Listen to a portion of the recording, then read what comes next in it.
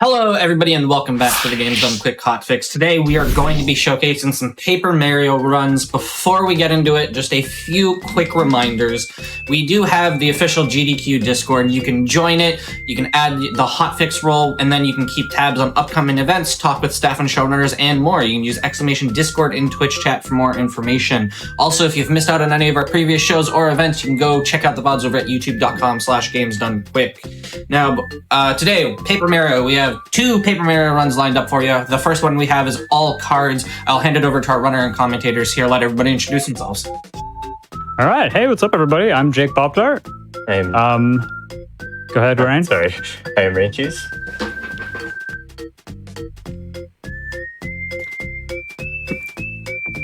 Sway. Well, I'm Swipe. Hi. All right, yeah. So I'm just going to go ahead and jump into it. We got plenty of time to talk about the runs, so I'm just going to go ahead and count us down. 3, 2, 1, and go. All right. So, yeah. You love prologue.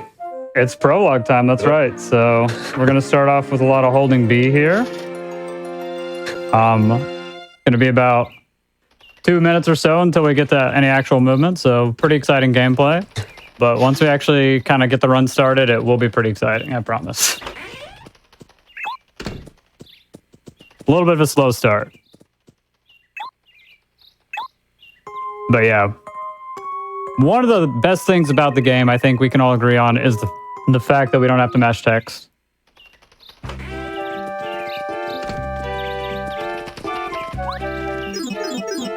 So this is the all cards category. So that means we will be touching all 7 Star Spirit cards. That is a very, very specific definition that the category uses, touching cards. We'll get into that later when we get to Chapter 3. But for now, you can just expect us to go to every chapter in the game and beat most of them. So get to see a lot of the game. Really fun category. Immediately starting off with some really good movement there.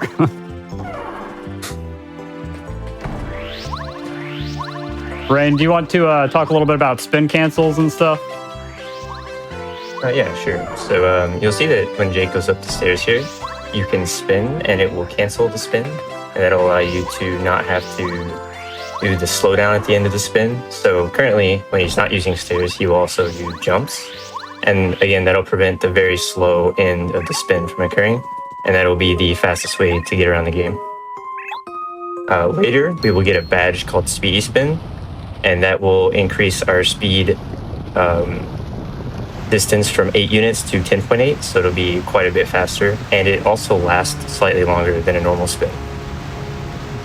And we will get that badge at the end of Chapter 1. Yes, that'll be kind of the first bit of RNG, so that should be pretty fun. Hopefully I will get 10th try Speedy Spin and break the Speedy Spin world record live on GDQ Hotfix for all of you guys. Still can't believe you what was it, 9th try? Ninth try, yeah. It was like a month and a half ago or so that I got that. Pretty funny. Had been a world record. 25. Sorry, go ahead. It had been a world record for what? 7 years? Yeah, a long time. It's a 25% chance, by the way, that you don't get the badge. And you have to retry. And it takes like 20-ish seconds every time that you don't get it. Yeah, another little bit of speed tech here. Anytime Mario goes to jump, we can save a little bit of time by pressing A. I'm not sure, Rain, you probably know exactly how many frames it is. Like, it is 6 to 8 frames. Yeah. Apparently it varies slightly, so that's interesting. I didn't know that until recently. Yeah, since we don't have any action commands yet, since we're in the beginning of prologue, we can just mash A the entire time to skip the squatting animation. And everybody give us your good luck so we can defeat Bowser and end the run really quickly here. You better not die, Jake. I'll try my best. Uh-oh. We dinked. Isn't looking too good. Okay, I think I got this. It was close. We tried. Almost. Run's dead. GG's. No. It was a good show. Hopefully that's the only time I die to Bowser in this run. All right. By the way, I have a very good strat of putting a rubber band on my GameCube controller. And that way I don't have to press the B button myself. Pretty smart stuff. That's fantastic. Holding the B button's too hard, you know?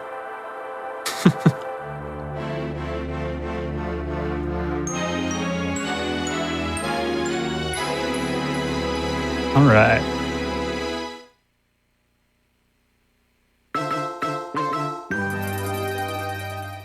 So, one thing that's not going to come up too soon, but Chapter 4 and Chapter 5, you guys are going to notice a lot of lag. That's because I'm playing on Wii VC. And Wii VC lags really hard in a few areas. So, that'll be pretty fun. I believe it can actually make it impossible to hit your action command on general guys sometimes. Yeah, the frame rate varies drastically in that fight from just going super slow to back to full speed instantly, and it makes it very challenging to hit the action commands sometimes. Yeah, if you're not ready for the speed up, because like sometimes I won't see it speed up for several runs in a row, and then all of a sudden it speeds up on me for the first time in a while, and I just miss the action command. So hopefully that doesn't happen. That kind of happens on Lava Piranha as well sometimes.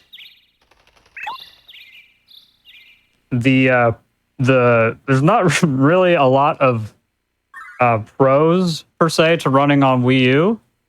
It's just very accessible, you know? Don't want to have to go buy an N64, so here we are.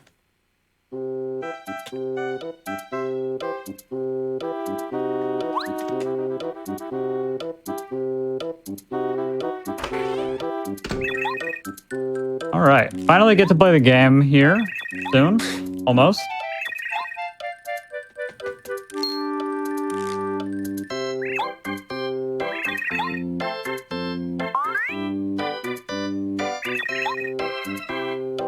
All right.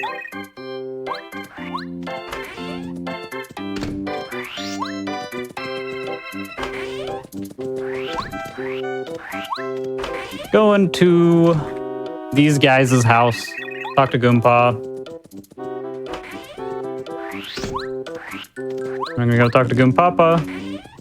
If you do your movement well, he'll be like just starting to turn around whenever you approach him. It was a little bit slow there.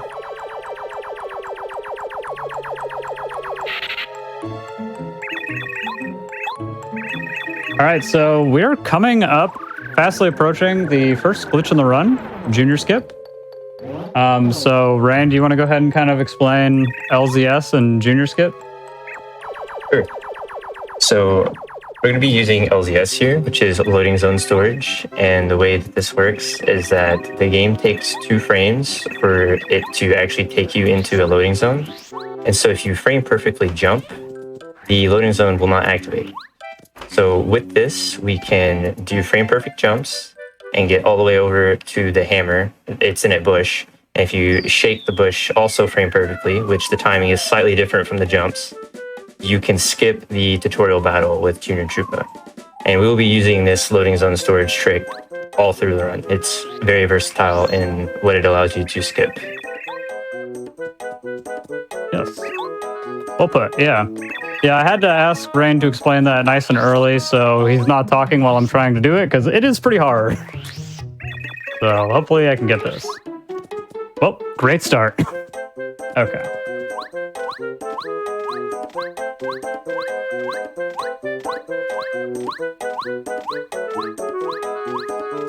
No! I got behind the bush. How did that happen? Oops. Almost. All right. We might be here for a little while. Pretty hard trick.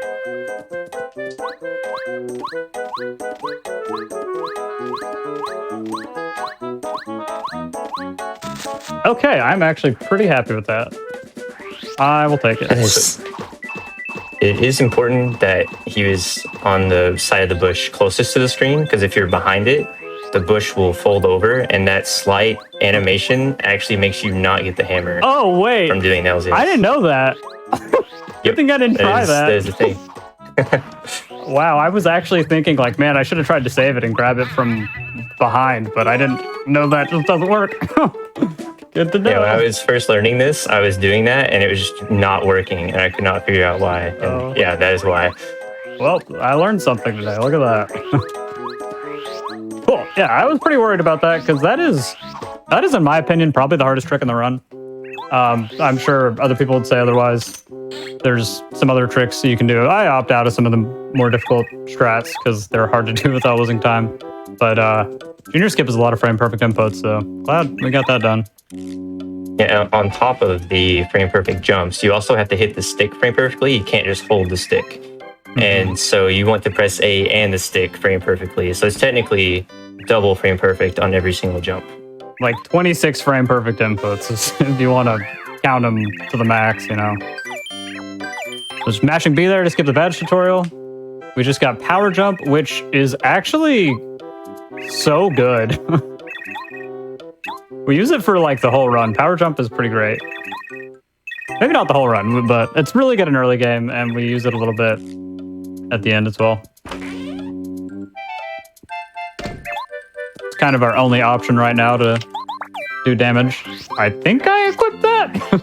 I just pressed B at the end, so I confused myself. I'm pretty sure that's on. All right, so avoid these Goombas, hopefully. Pretty tricky movement there. Basically, a lot of what avoiding encounters in Paper Mario comes down to is either hug the top or bottom wall. And that's kind of it. But occasionally you lure them a little bit to move them and then go around, which you kind of want to do on those Goombas there, or they'll usually catch you if you just try to go across the top. Okay, I do have power jump on. That's good. That's kind of important.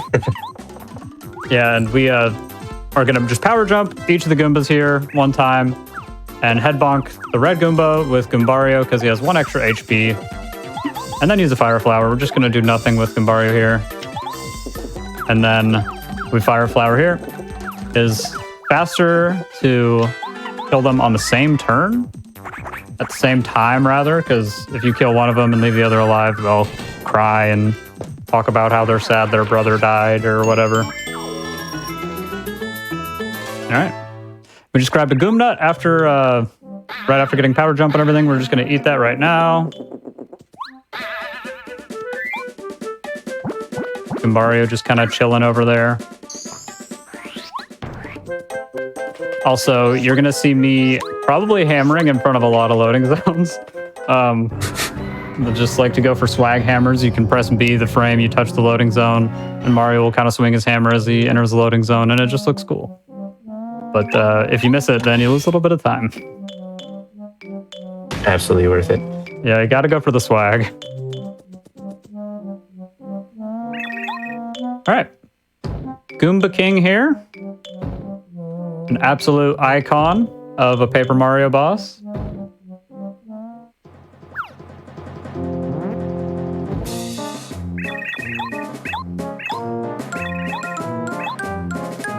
We can save a few frames. I think it's 3 frames, depending on the attack that Goomba King chooses here.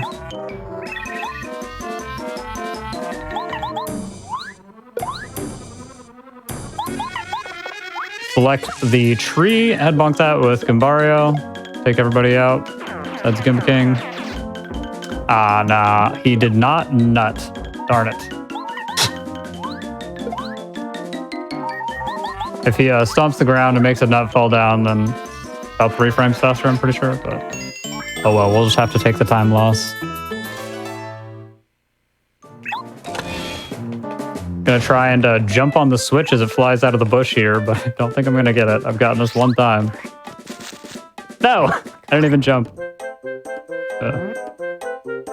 The Wii VC exclusive glitch crashes every other version of the game and saves what, like half a second, maybe a second? Yeah, probably something like that. Free time save.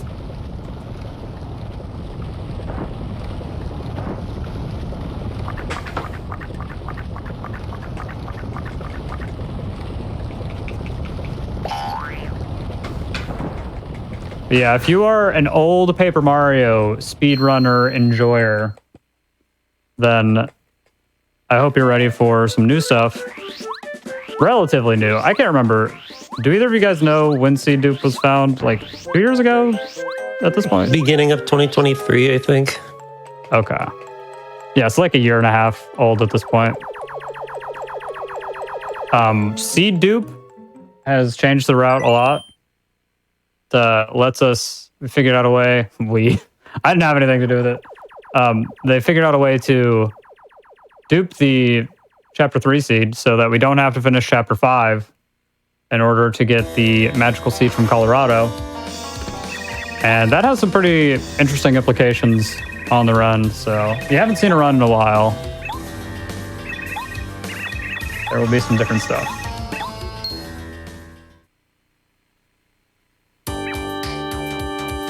Everybody's favorite Ninja Turtles here. Banger music.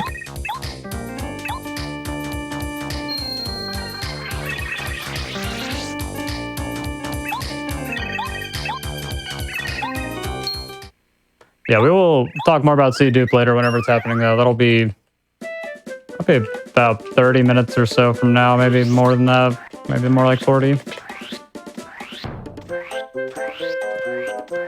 Do a bunch of spins there. So right there in that room, we do one spin down right so that we can kind of spin down fewer ledges.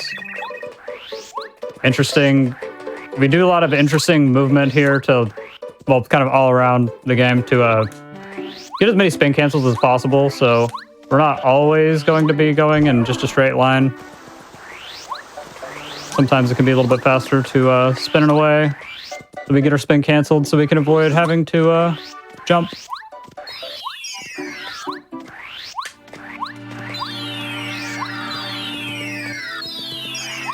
Oh. Nice.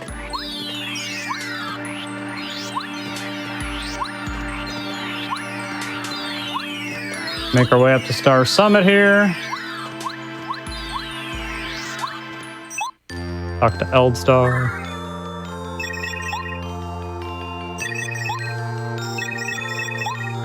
All right.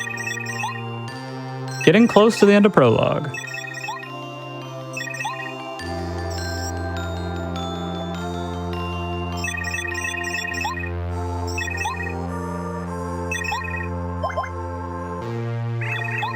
Yeah, Prologue can be pretty reset heavy when you're trying to grind out attempts, so definitely a bit of a meme, but definitely don't mind Prologue since, you know, you're just holding B most of the time. It's kind of chill. It starts with a pretty hard trick after all the cutscenes with Junior Tripper Skip, and then it also ends with a pretty difficult trick as well, which is about to come up. Yes, Black Toad Skip.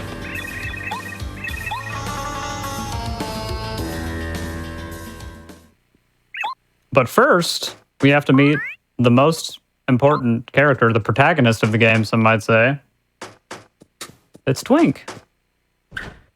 Look at him.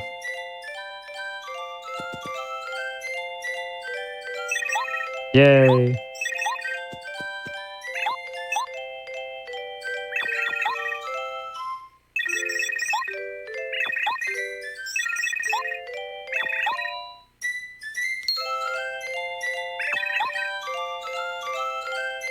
Get the Lucky Star from Peach here. This will allow us to do action commands. Actually, I'm pretty sure there's some technicality, right? Like, it's not actually having Lucky Star. It's like watching some cutscene or something.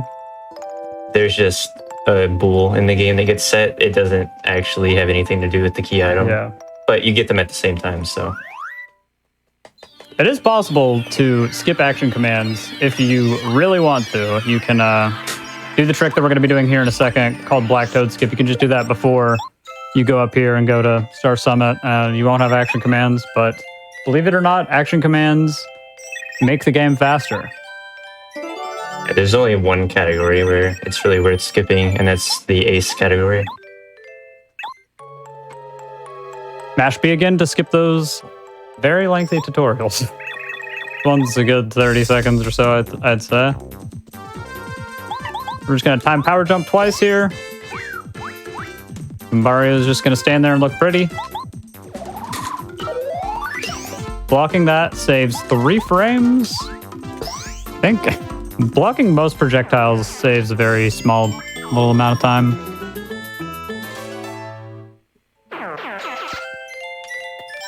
Pretty sure Rain probably mentioned this earlier, but for anyone who may not have heard, this game does run at 30 FPS, which is very nice. It's nice to have frame perfect tricks at 30 FPS versus 60 FPS. Yeah, if you had the LZS at 60, that would be very rough. Yeah, that would be really interesting to see if anybody would even do that. Like, I mean, I'm sure people would, but like, yeah, no thanks. All right, Black Toad Skip. So yeah, Rand, you want to go ahead and explain what I'm doing here? Sure. So whenever Mario hammers in this game, he does not have collision with walls, but he does have collision with NPCs. And so with this, we can hammer when the green toad is against the wall, and that will let him push us out of bounds. We can do some out of bounds C movement here, and we can get around the black toads here, which will skip a 40-second cutscene or so. Nice, that was very good. Yeah, that was very nice. The green toad has to help us out there and stay on the right so we can actually get pushed out. So very good RNG that he actually let us do that. Love to see it. He controls sometimes.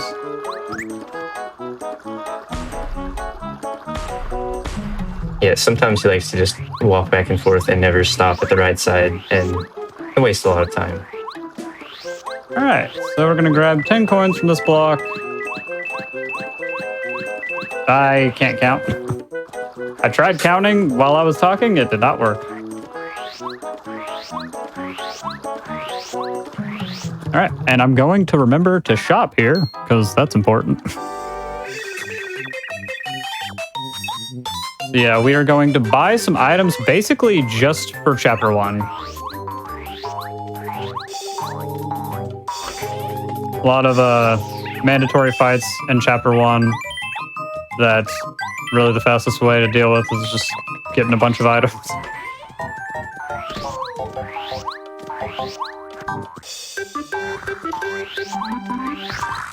All right, Koopa Village. This is a cool guy named Cooper. He's needs help getting his shell back. One of the hardest parts of the run here coming up, the fuzzy minigame. And this actually, it bothers me how hard this is, like, because it's not like, it's just casually too difficult. Like it's harder than you think. Yeah. The first 2 cycles are incredibly slow and easy to tell which tree it's in. But the third one, it speeds up a lot. I think most runners use the strat. I definitely like to use the strat where you just count bounces, and then you know, based on whether the number of bounces is odd or even, you know, whether the shell is in the tree next to where it started bouncing or 2 over. Oh. All right. Oops.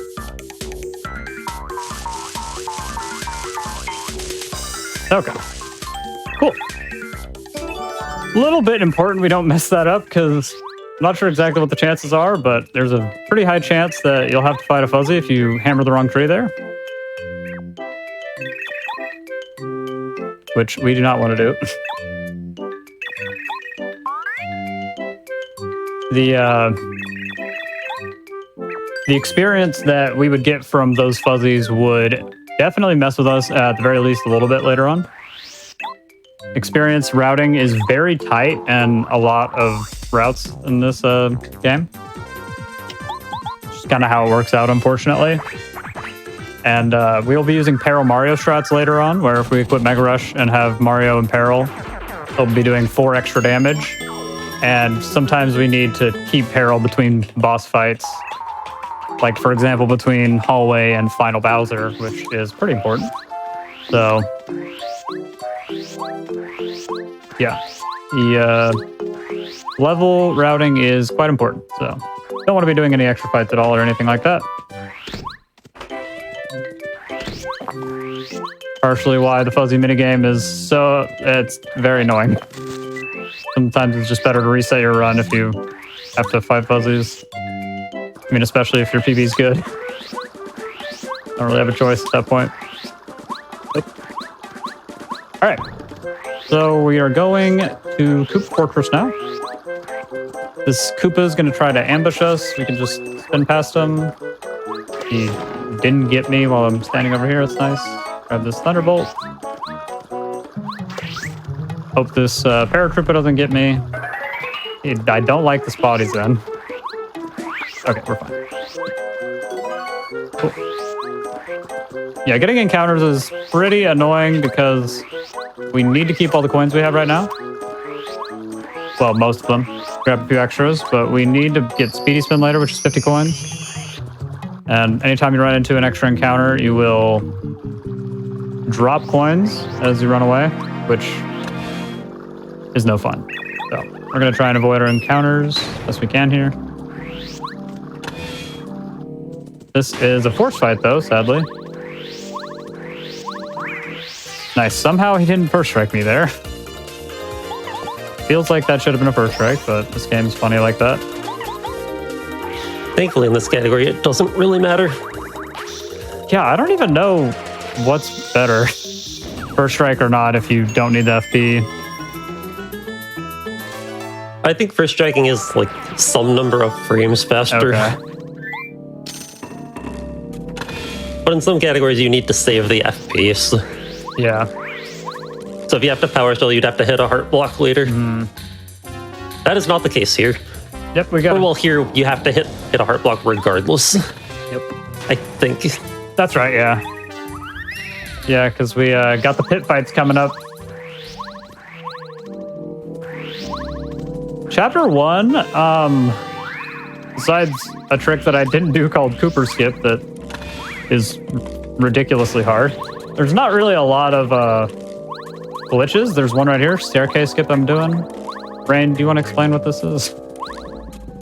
So there's just like a small gap that you can fall from the top of the stairs down to the bottom. And with that, we can do a out of bounds fall. And when you fall out of bounds in this game, I didn't cover this earlier, but after falling for a certain amount of time, your velocity flips. So instead of falling, you start going upwards, and you start going upwards very, very fast. And so that can allow you to get to higher areas. And that's what we did there. Jay clipped out of bounds, fell out of bounds, and then flew back up to a higher floor on the fortress. And that allows us to get here a little bit faster. Yeah, so we came in through the top door that's right next to the trap. Oh, also, by the way, oh no, I fell for the trap. Jake, how could you do this? I know, I'm throwing, guys. Please, somebody stop me. Even though we entered the top door, the game just kind of spits us out down at the bottom because it's not expecting us to take the top door. Just always puts us down there. Yeah, sorry about that, Rain. I should have given you a little more time. I kind of forgot staircase skip even exists. Yeah, it's a quick glitch. Right. Yeah, it just skips fighting the Koopa, hitting the switch, lowering the stairs, all of that nonsense. All right. We have Bombette. Very good partner. Very useful partner. We're going to Fire Flower and Body Slam. Bombs happen to be weak to Fire Flower. Pretty nice. Hello. All right.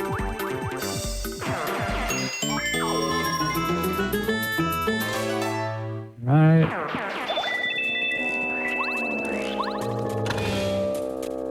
Okay. Now we have the pit fights.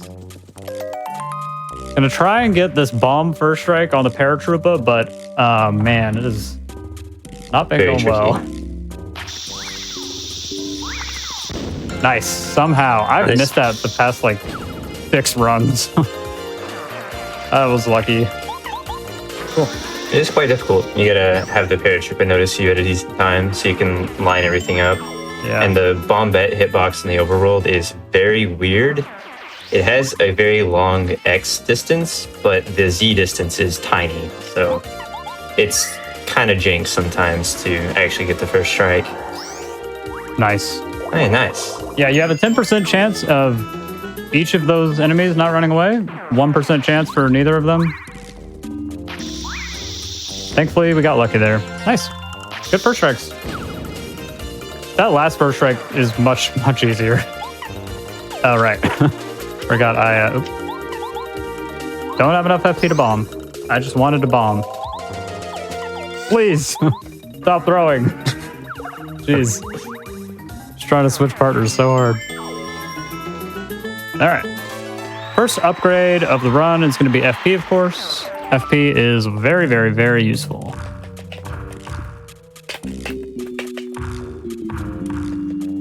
You can spam power jumps and bombs a little more freely now with 10 FP.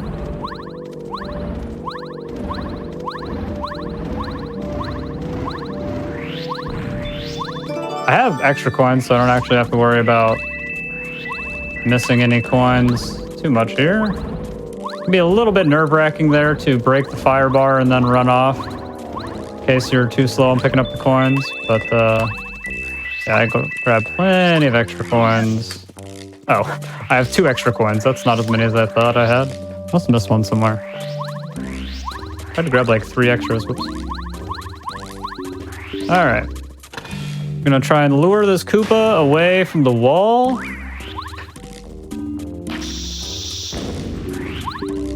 Yeah.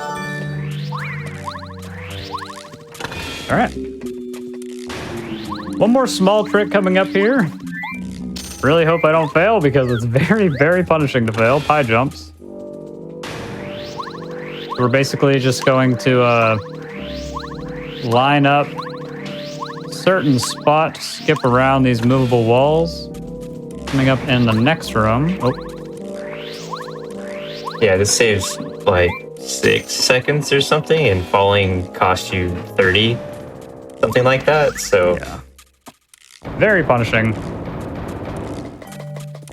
Let's see if I can avoid being punished. Cool. Basically just have to not press left and A on the same frame. Oh no, I did it! I pressed left and A on the same frame. Oh boy.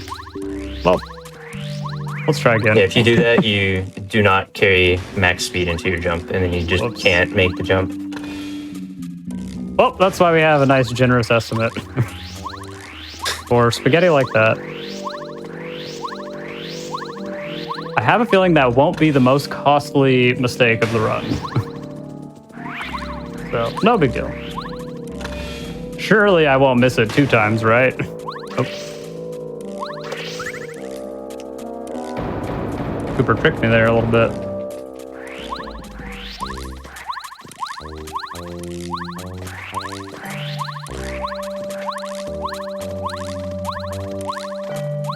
There we go. Okay. Totally save time with that. Totally. All right, just jump on the switch, lower these stairs here.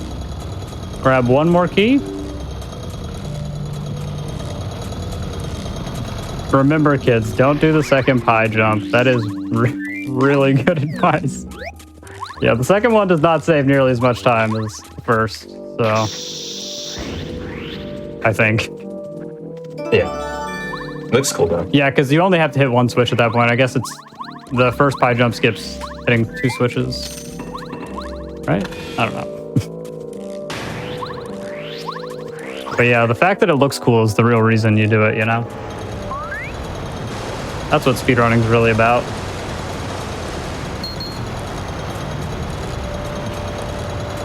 All right. These guys are freaking out. We're just gonna kind of run past them. I hope, yeah.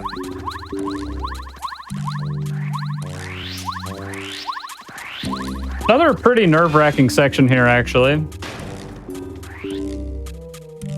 Jumping over these bullet bills. I noticed for the first time, actually, just the other day, that in the little demo footage that plays on the opening screen, the players jumping over the bullet bills like it's nothing, you know? It's scary. Whoever did that demo gaming was a gamer. But we are going to use 2 power blocks right here. Let these guys spit out some bullet bills so we can get a little bit of extra XP to kind of make up for missing out on some of that XP from doing Junior Skip. Because Junior gives you about, I'm pretty sure it gives you 20 XP in Prologue. Yep. And that is XP we have to make up for, so. That is, I'm not sure, I think that's like 9 extra star points right there we get from letting the bullet bill spawn. First chapter boss here, though. It's Bowser, oh my gosh. Who would have guessed? Yeah, we can basically take care of this At the end of the game already. That was fast. Second time fighting Bowser, actually. We can just take care of this first phase by spamming power jump and bomb. Nice block. Love the swag block. That's actually a hard block to hit. There's like no visual cue for it.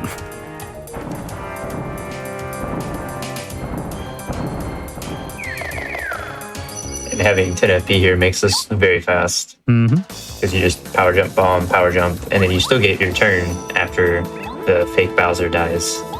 And you can knock over the tower with a single bomb. Pretty nice. And then 2 items will end the fight. Pretty nice of them to let us do that, you know, give us that little extra turn there. They could have not done that, but they did. Yep. And we just spam some items and win. Really good song. Too bad it's over now. Yeah, very short-lived, unfortunately. All right. And we get our first star spirit of the run.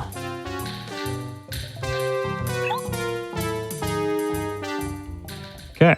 I just noticed the crack is in the wall still, even though the thing is patched up. Oh, I don't think I've ever noticed that before. Huh. I definitely haven't. I don't even... Yeah, I haven't even noticed that. I'll have to watch that cutscene again. All right. And we have Eldstar.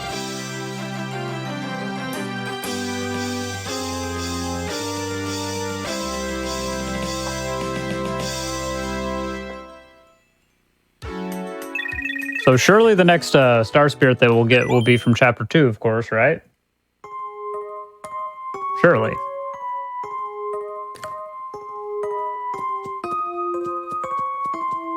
No, now that we are done with Chapter 1, we can actually have some fun.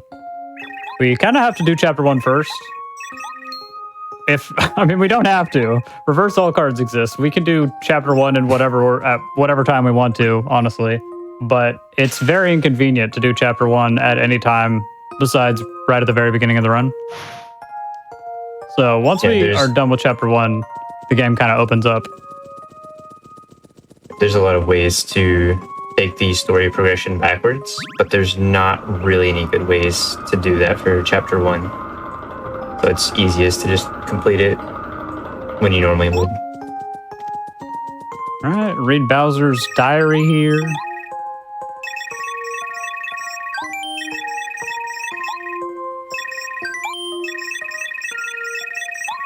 All right.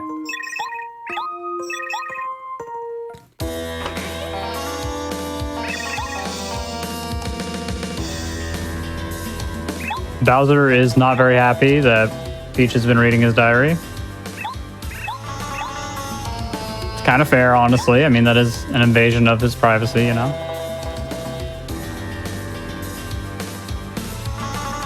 I always wonder, though, like, do they just not care about Twink? Or, like, do they not see Twink? What's going on with that? Like... He gets acknowledged once at the very end of the game. Yeah, it's in the... I think it's the chapter 7 scene. Oh, when he gets slapped? Yeah. Like, he's like, what is this, confetti? Yeah. I guess he just doesn't even... like, no one even registers that he's there any other time. It's kind of sad. Poor guy. Yeah. Skip the tutorial that Eldstar wants us to take. We know how to use special moves, so we do not need to watch that tutorial. It's pretty easy to stop paying attention and just press A there, so good that didn't happen. Boy, this guy, hopefully...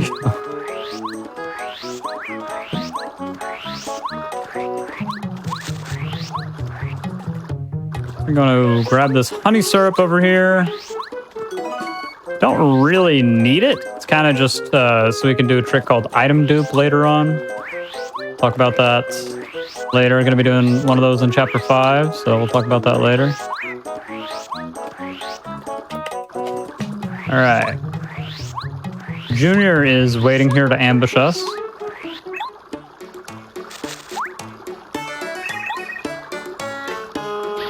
Oh, man. Thankfully, we get to skip most of the Junior fights. But we cannot skip this one right now. Oh, right. I almost forgot. Probably remember to look at the route. Thunderbolt right now.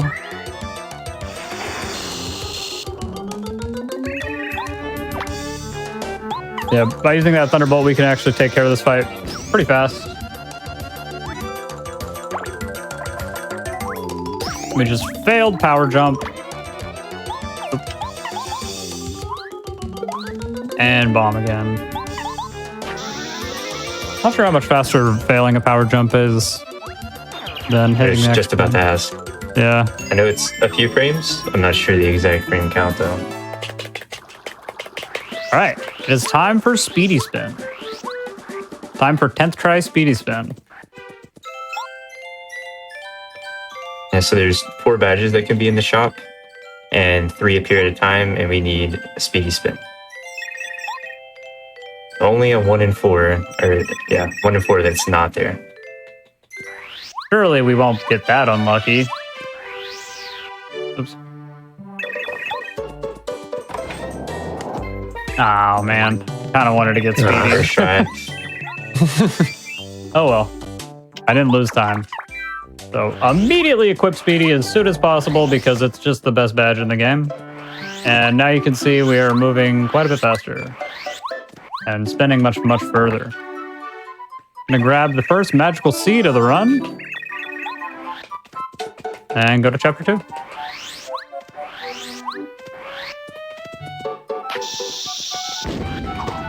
So we are going to chapter 2 right now, but we are not going to be beating chapter 2. We're basically just going to get Paracarry and grab the magical seed here and then leave. I grab some Whack-A-Bumps as well because Whack-A-Bumps are great, obviously. 25 HP and 25 FP is kind of crazy. Especially for chapter 2. Yeah. It is a very nice item to have this early in the game. It makes sense in T2ID when you're in chapter 5. Like, it's still overpowered. That's still an insanely good item, but like here it's just like that's just a crazy amount of health. It's just a full heal. I can't imagine anybody having that much FP and HP chapter 2.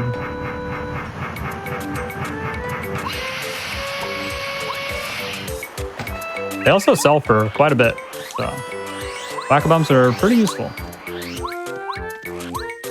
Gonna hit the there's 2 shops in Town, and the south one you can sell them for 50, and the north one you can sell them for 64 coins. Oh, I didn't know that. Yeah, so in some routes you can just pick those up instead of picking up coins at the beginning. And about the same speed. I think it's like a few seconds slower, but it removes all of the coin movement. So I didn't know you could sell them at 64 for the other shop. I only knew that they sold for 50 at the one. Right, gonna try rock climb here. Hopefully I get it eventually.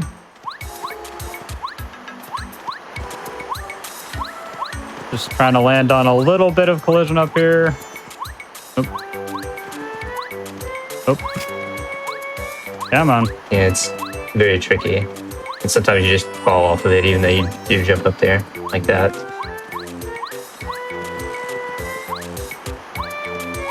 There we go. Yeah, you have to do a really weird, precise jump. That's not that precise. It's just very annoying. You have to make sure you're not holding anything on the control stick whenever you land up there, or you'll just fall off. And you just do a little tap jump to the left.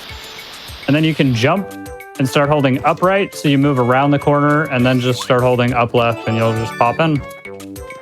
It does not save very much time. I definitely lost a good amount of time with that, but it's cool and funny looking, so gotta show off the cool, funny stuff.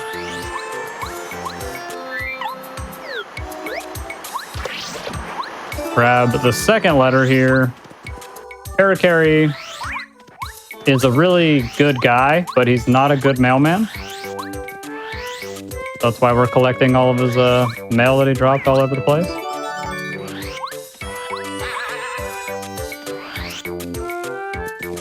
Might as well try early seed just for fun. Sure, this will work. That angle feels weird.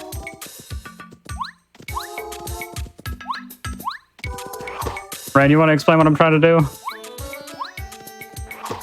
Sure. So there is a very, very tiny gap in this wall where Jake is currently. And the easiest way to do it is to reset your control stick so that when you're holding nothing, you will walk into this, very tiny gap. And you do a couple of tap jumps to the left. And you pop to it like that. And then you do another control reset so your control stick's normal. And from here, you're out of bounds. I forgot how to do it. Oh. Oh no, I forgot how to do it. It's been so long. I did the hard part and then failed it. Oh well. I did the hard part. That's all that matters. After that, you can jump around and still be out of bounds, and then you can fall to the seed. Yeah, that trick's really hard because you have to start holding left one frame after you start spinning. It is very difficult to do. Doesn't sound that hard, but it's pretty annoying. It's very tricky, especially with when you reset the control stick, you don't always get the same angle. So it can kind of change how you line it up. I'm honestly happy. I thought I didn't even think I was gonna get clipped in down there, so I'm happy with that, even though I failed it. All right with me. We'll just get paracarry and then go back. Because we do need the magical seed.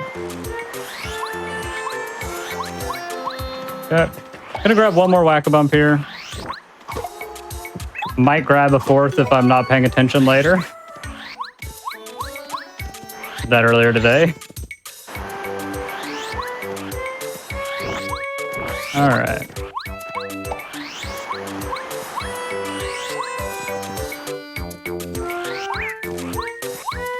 All right, yeah, so we're just gonna go over here.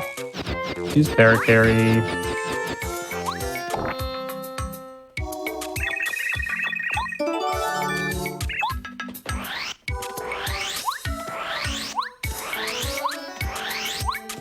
All right. And we're going to be leaving chapter 2.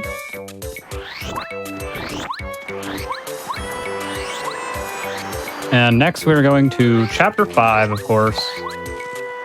Because 5 is just what comes after 2. Already hit the heart block.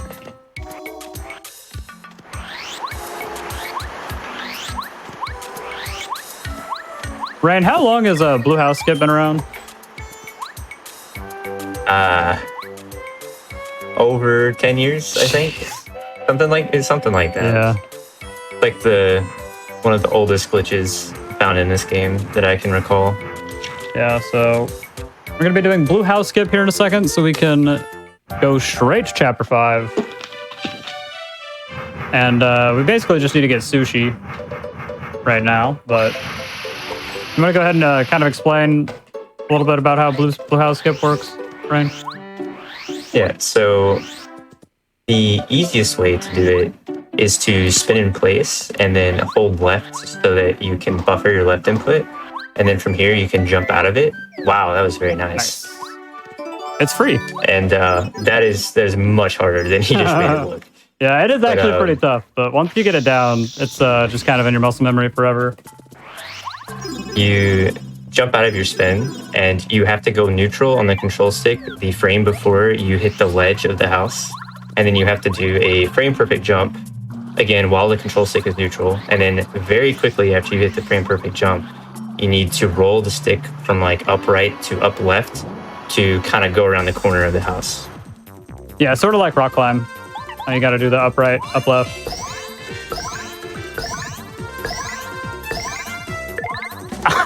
Okay. Now we're doing power bounces. I just dropped that at 6 because, you know, why not? But the way power bounces work, I believe once you get to the 6th bounce, it becomes a 2-frame window. And once you get to 8, you can get capped on blooper. We don't want that to happen, though. 8, 9. I just dropped it at 9. Wow. We'll just pretend that I got capped. All right. That's 9 damage remaining. 9 HP left. One more power bounce.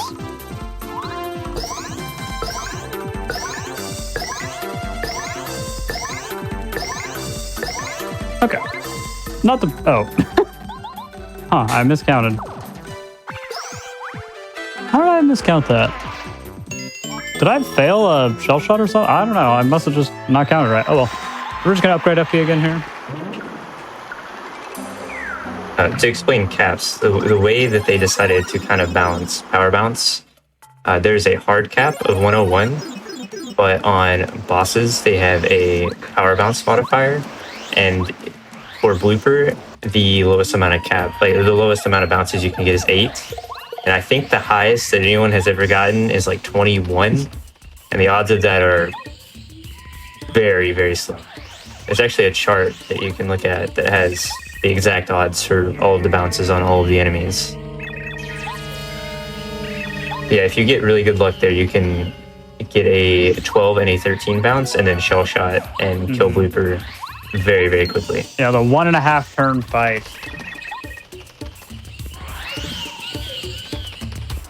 Hopefully we won't see any bad power bounce RNG later. Like 3 caps on bosses that we can't survive if they 3 cap us. Hopefully that doesn't happen. But I think it's about a 2% chance. I'm not sure on how many bosses is, but usually when I ask what a chance of a 3 cap is on a boss, it's 2%. It's pretty much 2%. Besides Bowser, huh? All bosses. Yeah. Okay.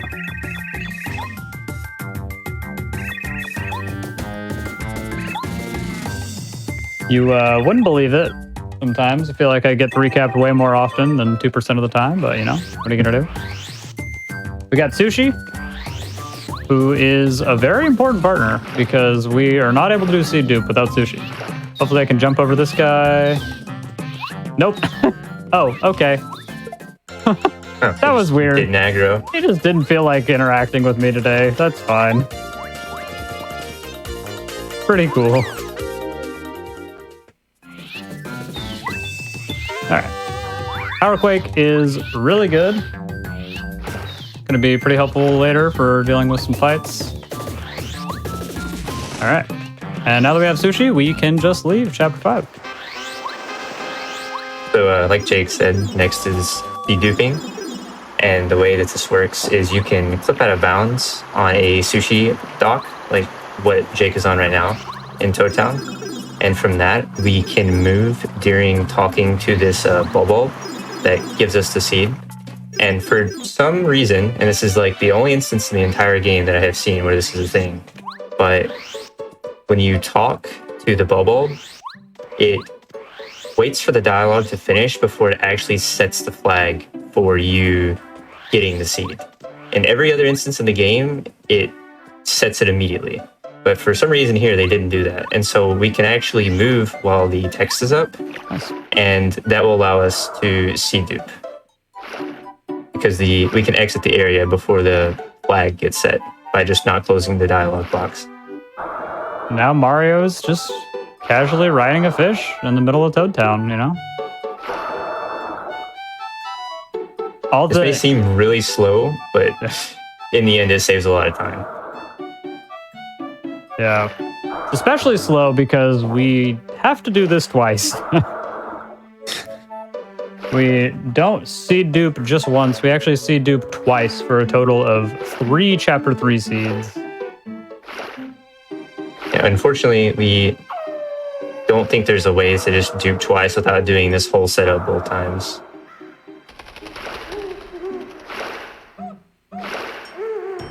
Yeah, so we're just going to move through Forever Forest until we get to the Chapter 3 seed here. We're just going to move upright through here. By moving upright, we go left. The camera's being pretty weird right now. Just kind of stays in one position, so kind of sits there, you know, and rotates whenever we hit the loading zone. We're going to run into this fuzzy and then just run away. That's going to force us off of Sushi. Then we're going to encounter this fuzzy again and swap partners with Sushi's turn and then run away. And it will give us the state we need to talk to the Bulber here.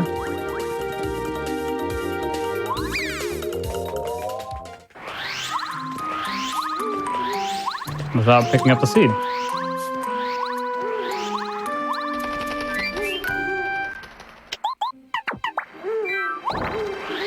Okay.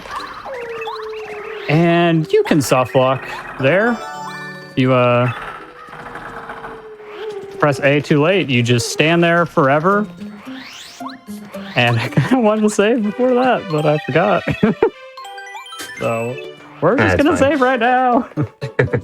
It's pretty easy to avoid soft locking there, but that was a little scary. Whoops. I will probably be saving every time I pass the save block from this point on. Because there's just a lot of stuff lurking around in Paper Mario that wants to kill you. Ugh. Especially when you're running around at 1 HP the whole time. Yeah. Yeah, that was bad. Setup is a little bit precise, but it's really not that hard.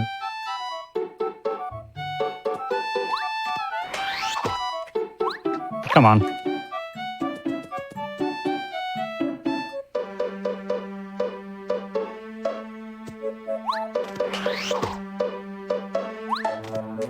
Oh, how did that work, man? I really thought I went too far down, but apparently not. Okay, cool.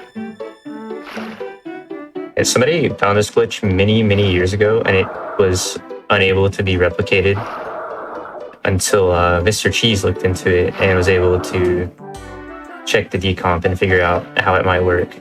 And turns out this is actually a lot more broken than we thought, given that you can duplicate the seeds. Yeah, somebody just walked up to the doll and just hopped on Sushi, and it just worked, and it was unreplicated for years. I can't imagine something crazy like that happening, but you weren't recording or anything. Like, that kind of thing. Recording. Yeah, that kind of thing is why I never do practice without recording, because you know the one time that you don't, you'll find something and it's like, well, I'll never be able to replicate this now. Yeah, if we just had a video of that, we probably could have replicated it in a couple of days or something. But we were just going on, word of mouth, and no one could figure it out. So, Sway, do you want to talk a little bit about why we need to get a 5th magical seed and kind of how seed dupe has changed the all cards route a little bit? Yeah, sure, okay. So normally you get your 4th seed after you complete Chapter 5, which you need 4 seeds to enter Chapter 6. Like by getting By doing seed dupe, we can get 4 seeds here, so we can get Lackluster early. That lets us get Ultra Boots early, which lets us speed up the chapters before 6. There we go. And by duping a second seed, or doing the seed dupe again, we can... That means we do not have to actually finish chapter 5. So.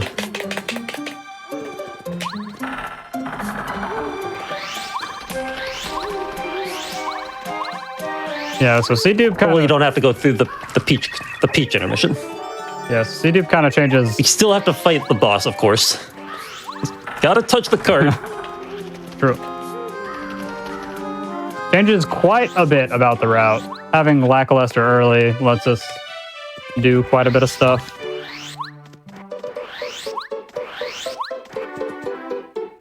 Because Lackluster is, I mean, pretty much by far the most broken partner.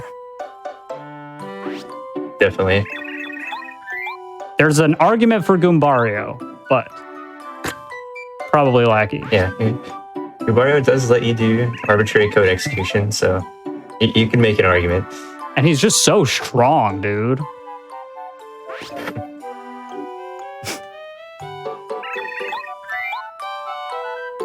All right, so we still have 1 seed left in our inventory. So we can open up chapter 6 later on. Yeah, luckily the game doesn't actually check that you planted the correct seeds, at least for the last one. So we're able to reuse a seed later on. All right. Cool. Another trick here coming up. We're going to be doing early Lackey. We just need Lackey. And normally if you want to get Lackey, you need to spend like 15 minutes running around, grabbing a bunch of different stuff, giving berries to flowers and talking to everybody. We'll do all that later, don't worry, but for now we just need Lackey, so we're going to be doing early Lackey. I'm going to give the LZS method 1 try. I didn't even think I had loading zone storage. Oh well, I said 1 try. I'm a man of my word. No more. Okay. Yeah, go ahead, Rain. So here, there's this very bizarre property with Bombette that we still don't really understand why this is a thing, but 1 frame whenever Bombette is falling after exploding, you can push NPCs. And with this, we are able to push this bubble plant down enough to where we can do the same kind of out-of-bounds clip like we did with the green toad for Black Toad Skip. And we can just hammer when we're squeezed in between the plant and the seam, and then we can get out of bounds from there and get to Lackluster without having to get the bubble berry. And getting the bubble berry is the majority of chapter 6, so this is a massive skip. You can LZS jump it, but it is extremely difficult in this area because the game lags, especially on VVC, it lags even more. And it makes it very hard to hit frame perfect jumps whenever the game is not a consistent frame rate. Oh, come on. Flip out. Whatever. We'll try some more pushes. Yeah, LZS Lackey early is pretty annoying. The fact that you have to hold a direction for a certain amount of time after clipping out of bounds, and you can like mess that part up as well, is really annoying. Sometimes they'll It's not even over. Yeah. Once you do like After what? you do. How many jumps is it? Like 15, 13? Yeah, it's something like that. Yeah. All right, so that's like early.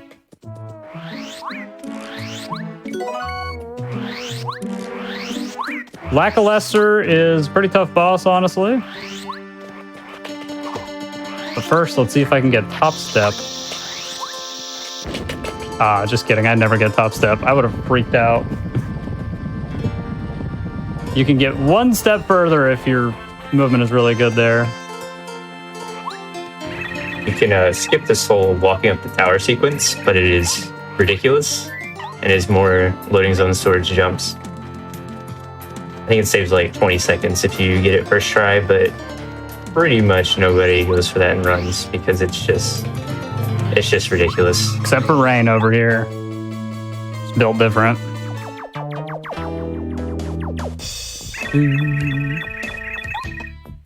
All right. So just gonna be spamming power jump and shell shot here. Lackey does 4 damage, so if we just block all of his attacks, we won't die.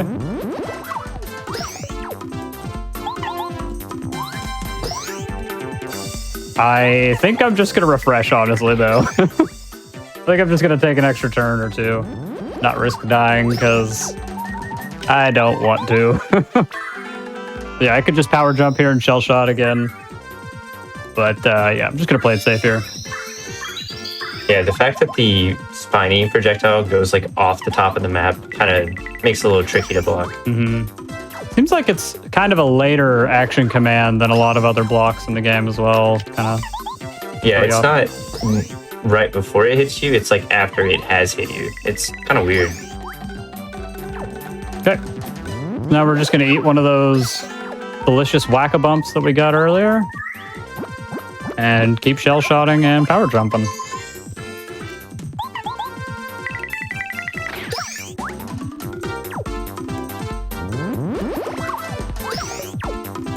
Yeah, I'm pretty sure. For some reason, I thought I heard that like blocking Lackey's projectiles specifically is like a bigger time save than most normal projectiles. Is that right? I'm not sure. Oh. Maybe I'm making that up. For some reason I heard it was like 12 frames or something crazy, but I don't know. That doesn't. Oh wow. It doesn't sound right. Sounds like a lot. 12 frames is like a year, basically.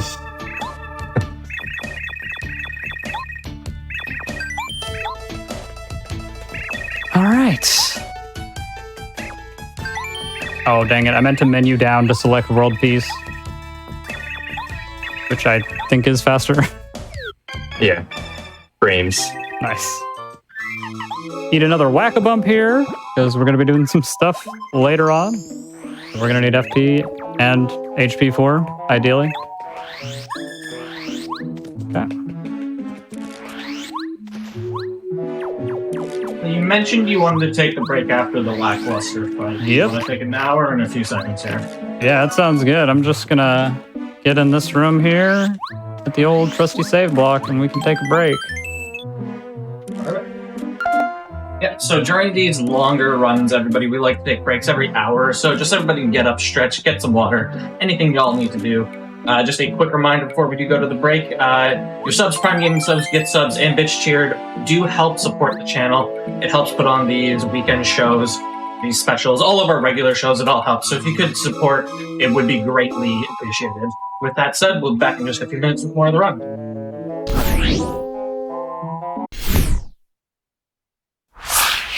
Hello, everybody, and welcome back to the Games Done Quick Hotfix. Today, we're showcasing Paper Mario. We're in the middle of an all-cards run, so I'll just hand it right back over to you whenever you're ready, if you just want to give a quick countdown.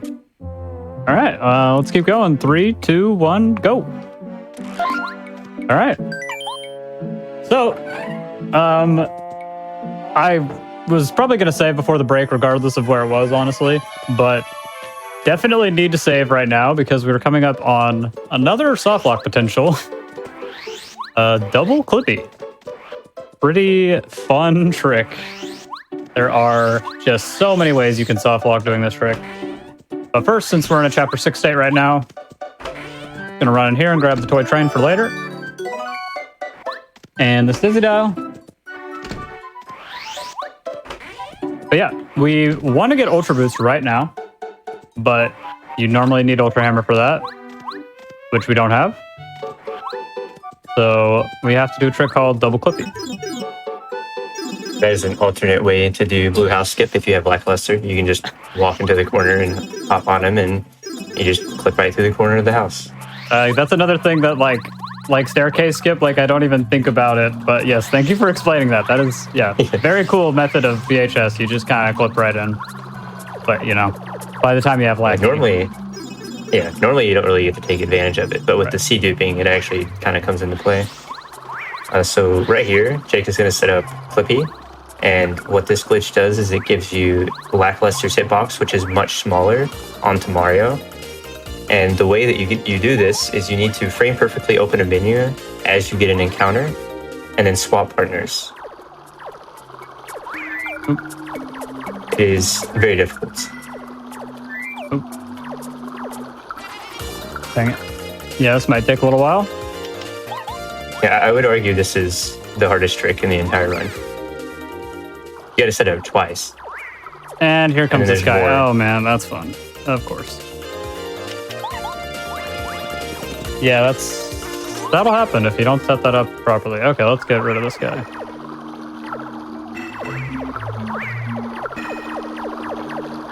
Okay, somehow got that one to work. Okay, so yeah, if you switch partners a little bit too early there, you will soft lock. You can also just switch partners after the encounter. You have to be very careful to not do it too early or you will just be stuck there forever. Yeah, to jump up on that block, we just kind of hold slightly up left. Oh my gosh, what is happening? Then just jump up left there. For some reason, you can just jump through that one, but you can't just jump through this next one. You have to do this very precise glitch called a lackey teleport. And essentially, what happens is whenever you set up Clippy and you go to jump on Lackluster, you jump on him in a single frame rather than doing the whole animation where he comes to you and you hop on him. And a weird side effect of it is that you actually snap to Lackluster's Y position. So we're going to position him down by the block and then do some movement on top of the block and then clip straight through it. Ah, man, I choked it. Dang it. Yeah, the angle there is quite precise, and the timing is pretty precise as well. Oh, well, I got the hard part. Yeah, and if you get off of Lackluster after missing it, the game soft locks. So it's very easy if you're not paying attention to just like hop off Lackluster because you know Lackluster is pretty slow. Oh no, that was a robbery. I was just trying to adjust my position a little bit and just slipped off. Oh well. Come on.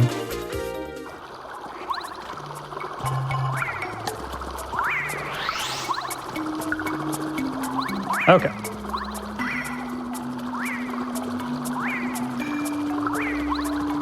No. Come on, man. I'm just rolling up left a little bit too fast.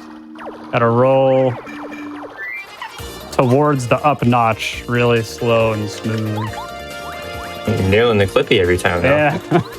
Getting the hard part. Just need to do the easy part now.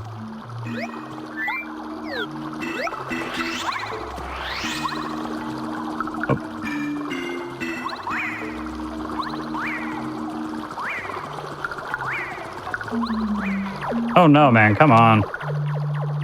Jeez. We'll get in there eventually.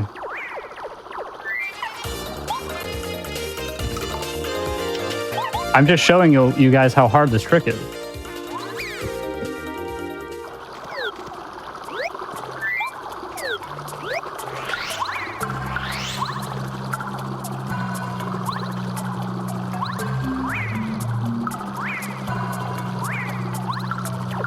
Finally, okay. Not too bad, honestly. I've definitely had worse. Yeah, Lackluster can also just not cooperate with you sometimes. And if he ever floats up at all, you just can't do the trick anymore and you have to reset. Not the whole trick, but you have to get him back down on the ground. You can definitely react to it, but sometimes if you're not paying really close attention and you don't react to it, you'll just accidentally use Lackey and then you gotta get Clippy again and it sucks. Cool, yeah. Well, we're done with double Clippy. Good stuff. Yeah, that is... a lot of people say that's pretty hard. I would probably agree. It is pretty tough. Switch to Sushi here, and now we're gonna do the Dark Koopa fights. We're going straight to chapter 3. Okay, let's see if I can do this. This game makes no sense. That works. How? Oh, I did switch to Parakeet. Yeah, so the first strike on the Ultra Boots is extremely jank. Like half the time you go to use it, you just go straight through the enemy and you don't get the first strike. This isn't gonna work, I don't think. I was supposed to switch to Paracarry before the fight. I don't think this kills. Yeah. It's fine. He didn't stun me. Perfect. Okay, that should kill. Cool. right, I was not expecting to get that first strike at all. That is a really weird, inconsistent first strike, so pretty cool I got that somehow, even though I messed up the rest of the fight. Sway, do you want to do me a favor and kind of talk about...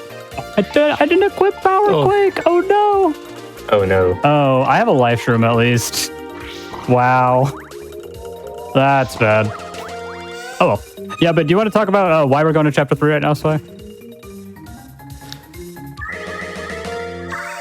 Yeah, so in Chapter 3, we get a badge called Mega Rush, which increases our damage output by 4 when Mario's at 1 HP. I was about to have to do double clipping again, man. Just to make some pretty quick work of the rest of the bosses. Oh no. That might be the hardest block in the game, honestly. That you just got. Yikes. Well, enough of that. Let's do things right now, please.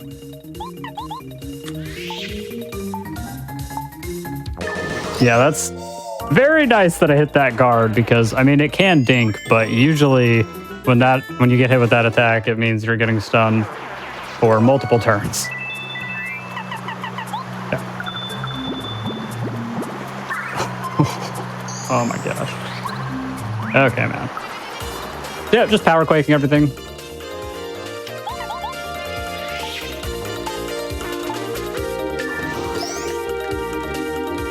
These guys are pretty much hard countered by Power Quake, thankfully.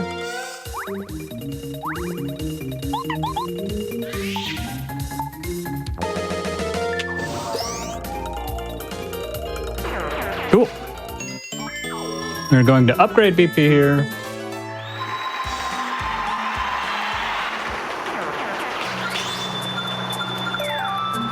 Get out of the way for the switch.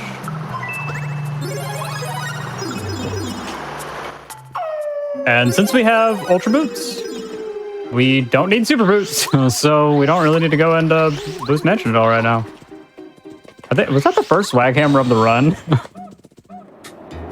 I'm kind of disappointed in myself that it took this long. Watch out for these guys. They like to hit me, and I'm not paying attention. All right. So yeah, these next couple of rooms can be pretty annoying.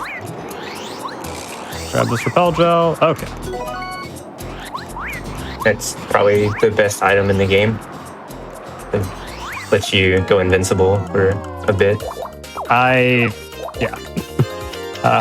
Meant to spin upright or downright or literally any direction that isn't straight right, but I just kind of forgot.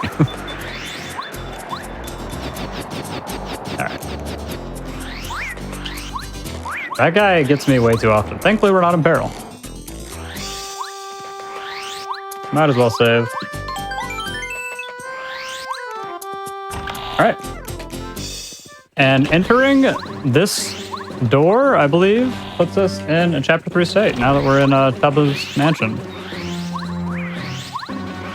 The UFOs aren't present in that first room because, like, the sequence doesn't update until... like after, how did I not get first struck there? What?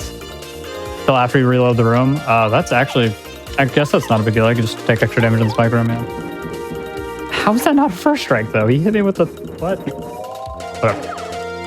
Yeah, we are going to get closer to peril here by letting these guys hit us a couple times. On our way through here.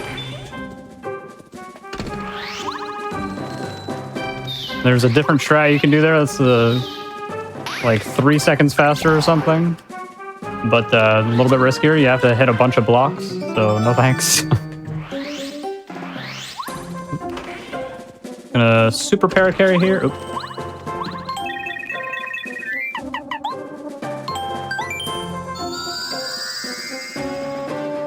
And then here we are going to just let the UFO catch us.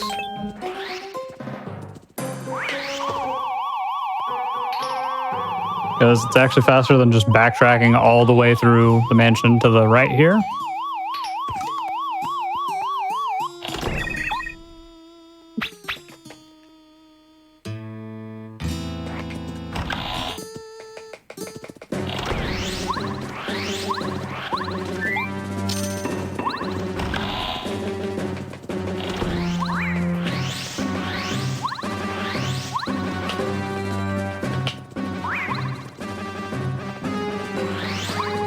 Okay.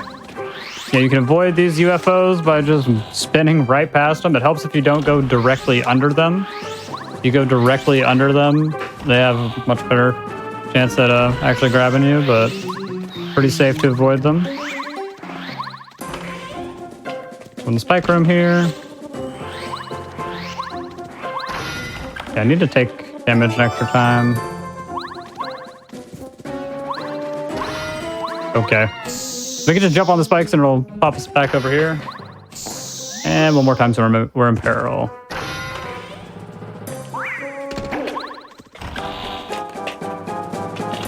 Really nice of them to just make it to where you just spawn on the spawn near the entrance whenever you hit the spikes.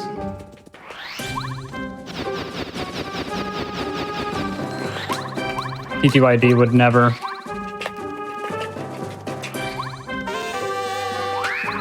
Equip Mega Rush instantly because it's the best badge. We need it for these clubbers right here. Yeah, you can get peril off these guys, but we need this experience, so you can just kill with quick Power Quake here.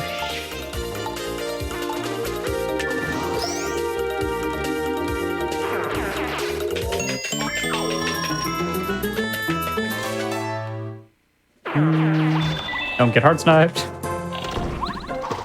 Yeah, if you accidentally grab a heart right there and get taken out of peril, it's pretty annoying. Thankfully, since we already unlocked the door, we can just open it really fast. So just gonna avoid Tub of Blubba here. Go into this room full of Clubbas. If we just kind of go in the middle, we can just kind of spin past everybody. Hang out up there for a second so they're out of our way, and then leave.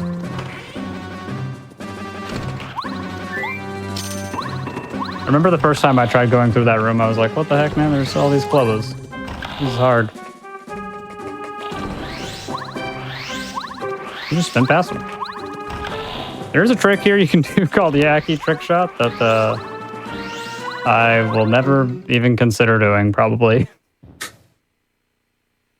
Believe it can soft lock you, and saves just like 10 seconds or something. I don't know.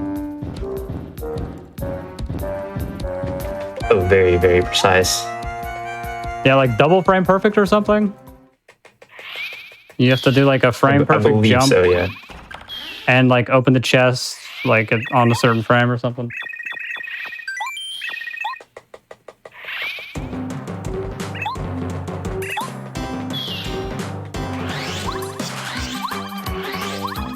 Another classic case of banger music here.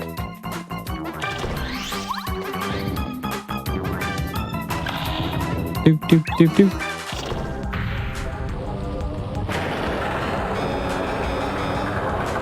So here we can take advantage of a weird property with paracarry.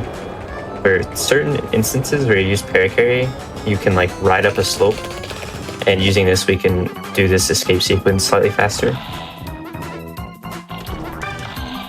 Yes, we just spin past Tubba, kind of move right there, and yeah, we'll just kind of do that. Pretty nice little time save there compared to exiting the mansion the normal way. And if you do this movement properly and also get good RNG, you can actually leave the room before this second cutscene starts. I like never get it. Maybe this time though. Oh, Nice. wow, amazing. Good RNG. Nope. Be careful to avoid all these guys since we have 1 HP right now. Just hugging the bottom of the room. Nice and safe. Definitely gonna save here in case a disaster happens on the heart.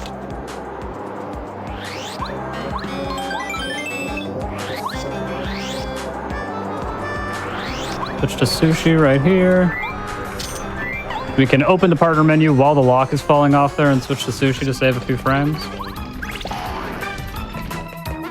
Probably a decent little time save. Probably more than a couple frames. I think it's like half a second. Yeah, seems pretty good. Not sure. kind of annoying having to sit there and wait for the lock to despawn, so pretty nice whenever you have a partner switch to take up the time. Right. Yeah, often you end up just jumping in front of the door because you can't open it yet. Hubba Blubba's Heart. So all we have to do is power bounce 5 times and then power bounce 4 times and we win.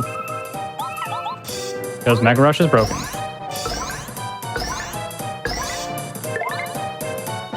And thankfully the heart doesn't attack us at all here, he just charges. Trying to teach us how to use Bo's ability.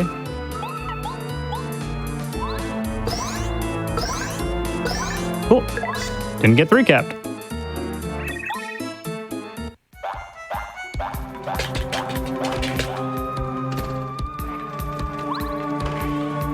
All right.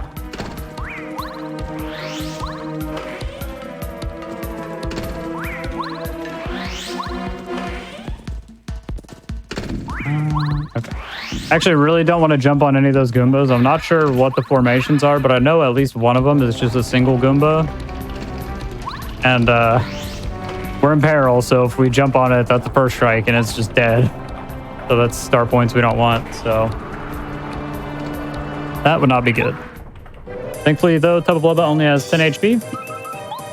So we can just jump to X. There you go. There's our second chapter boss defeated.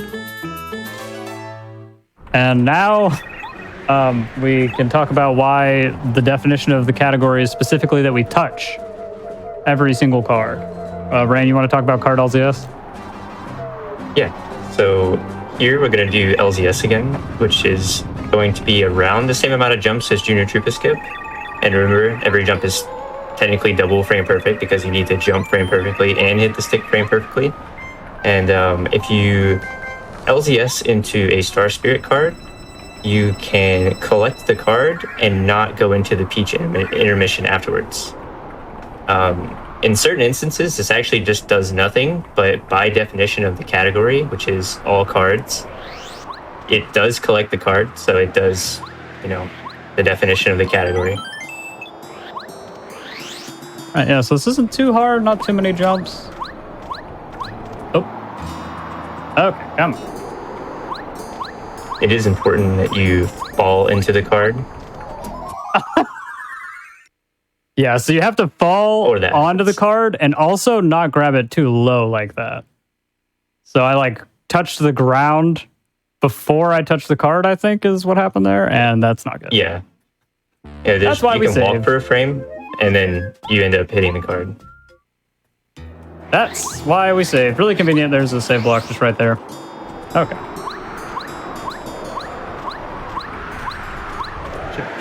All right, come on.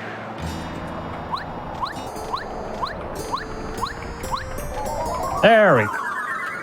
Good.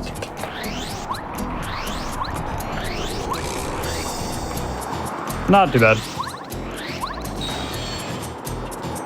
Yeah, it can be a little bit tricky just with the spacing sometimes. Don't know if I actually no, I got a pub block. I don't need that.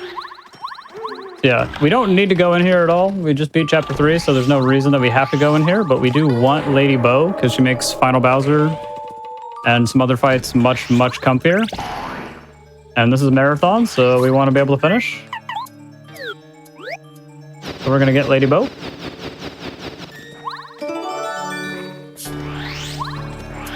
But yeah, card LZS is, it can be pretty tricky. You got to do LZS and then got to make sure you are descending as you touch the card. So it's pretty easy to mess it up if you're not paying really close attention, making sure you grab it at the right time.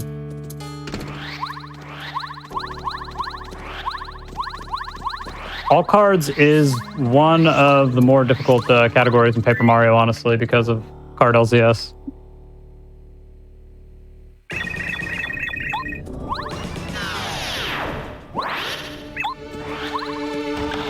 From a beginner standpoint, something like any percent no ace is really, really beginner friendly in this game. I would highly recommend it to anybody that wants to get into it. There's lots of really beginner friendly strats that you can do and still get pretty okay times with, But all cards, it's like, oh, well, you know, you feel like you have to go for all the card LCS and stuff, so it can be a little bit tougher to get into. It saves multiple minutes to do all of the card LCSs. Like individually, each of them saves multiple minutes, so you're losing a lot of time if you don't go for them. Yeah.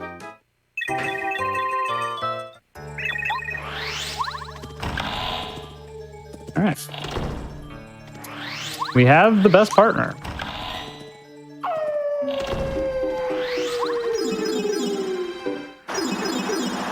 Now we're going to chapter 5.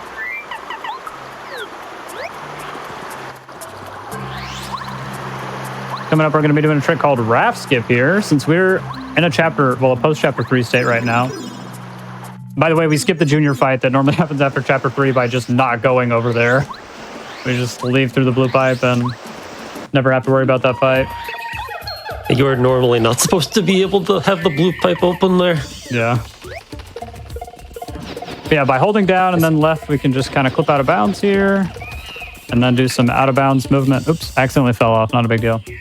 We can just do some out of bounds movement to avoid the loading zone. Oh, does that clip back in? How did that not clip back in? That trick's very easy. As you can see, I feel like I should have failed there, but I somehow didn't. Cool. The clip out of bounds with the tree is actually Japanese only. They somehow patched it on the English version, but there is still a way to get out of bounds. It's just a lot harder. Yeah, you gotta do tree climb. Is that what it's called? Tree hops? Something like that. Yeah, I don't know if it even has an official name, but yeah, you just hop up the tree. Not fun. Either And that or just LZS in the previous room. Oh, right, yeah. That room does lag a good bit on Wii VC, so it's kind of tricky to LZS it, but you definitely could do it. Made that little cycle there by doing some decent movement, not accidentally spinning into the lava. And now that we have Lackey in Chapter 5, it's pretty nice because lava just basically doesn't exist at all. We will be grabbing Fire Shield right here. Very useful for Final Bowser. Oops. We're actually doing an item dupe right here. Let me just make sure I have full inventory. I do not. Okay, well, we're not doing an item dupe right here. Good thing I checked. We'll do that later. I guess that's because I ate the other life shrimp. What am I doing? Forgot I have Lackey. We can just ride across Lackey on the lava. No need to push the block.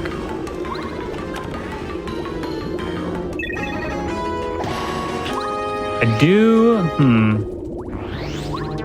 Gonna have to do a little bit of a on-the-fly routing here. What's the nearest item? Is it past... There's... like where you go to do a paracarry skip? What's it called? LP skip? Yeah. Yeah, okay. Yeah, I think I'll just go dupe on that. Talk about item duping here more in 1 second when we get a little bit closer. Just gonna ride this zip line down here.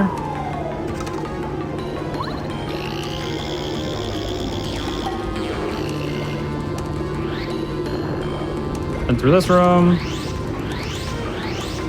You see I'm doing spin cancels there. If you hold about a 45-degree angle against the wall and just spam the Z button, you'll just kind of continuously cancel your spins against the wall.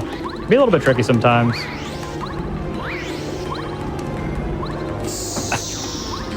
Okay.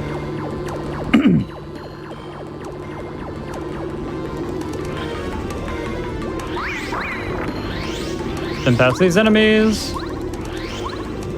Do a trick called Flare Carry here to skip pushing the block all the way to the left and releasing what's it called? The tromp? It says it somewhere in the route. Yeah. I'm not sure that I even know the name of that. Yeah, we can just kind of stand in this corner and hold up right after using Flare Carry, or Flare Carry, Paracarry, and we just kind of go.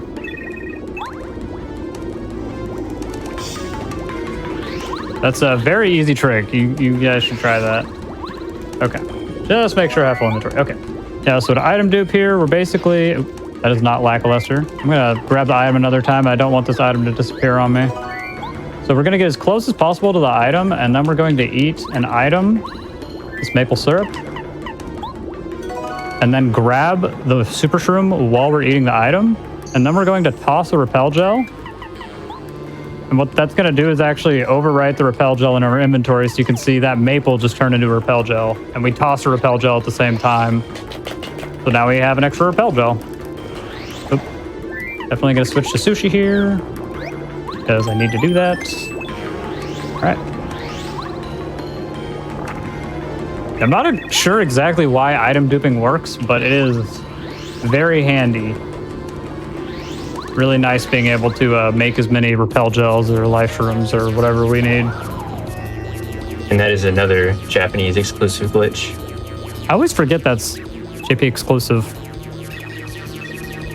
All right, Lava Piranha. Very cool boss. Personal favorite of mine. He's a cool guy. Gonna do a 4 bounce here, hopefully. Yep.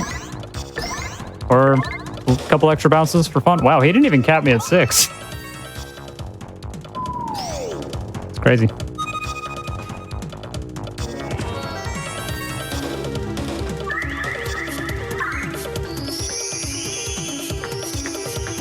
So yeah, this peril strat's pretty nice. We just let the first attack kill us, and then we just don't guard anything, and we have peril again.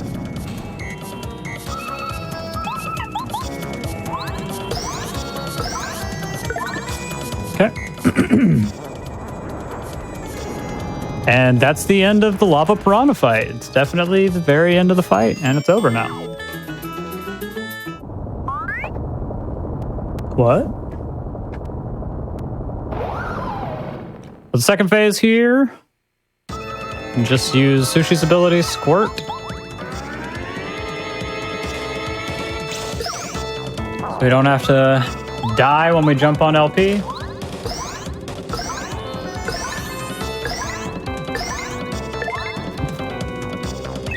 Man, he's feeling generous. Caps. Yeah, I didn't need to do that many bounces. I only needed to do 4, but I felt like doing 6, I guess, you know? And yeah, thankfully they don't attack us directly. They just send out the little guys. We can just kill with jump 2x. Or fail the jump action command, I guess. And do a 6 bounce on the previous turn. That action command always throws me off. Every time. Yeah, it's laggy here, and the action command is just kind of odd to time. Yeah, the lag, it gets me every time, man. But thankfully, that one usually doesn't matter. Usually just kill if you squirt after, even if you don't get crazy caps on the first turn. Okay, so more card LZS right away. This one's really hard. It's like 13 jumps or something. Like as many as Junior Skip. So this is probably the most arbitrary one too, because when you LDS into the card, you get the card, but it doesn't actually despawn. It's still there, but you technically collected the card. So we are going to save, just in case I fail it.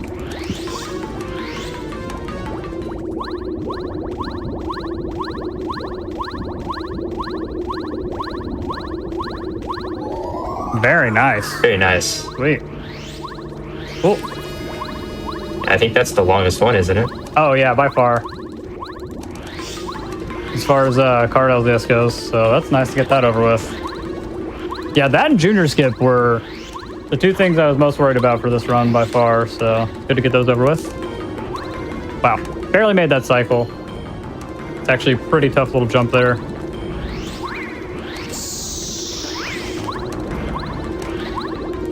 Okay, that's fine. Yeah, so we need to take damage a few times here anyways. Yeah, one of the annoying things about this run is that whenever you don't have a certain partner in your menu, you get a menu glitch, I think is what it's referred to. And it'll make it to where even though we have sushi out, instead of the cursor being over sushi, it's on lackluster. And then later we get wa, and that changes, so it's... I do a lot of mismenuing sometimes. It gets pretty confusing with this category specifically.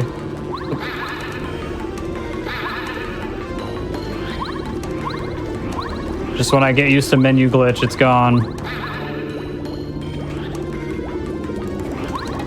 All right, yeah, I'll just take one after passing here. Okay. Yeah, so we want to be at 5 HP. So We're about to fight Electro Blooper.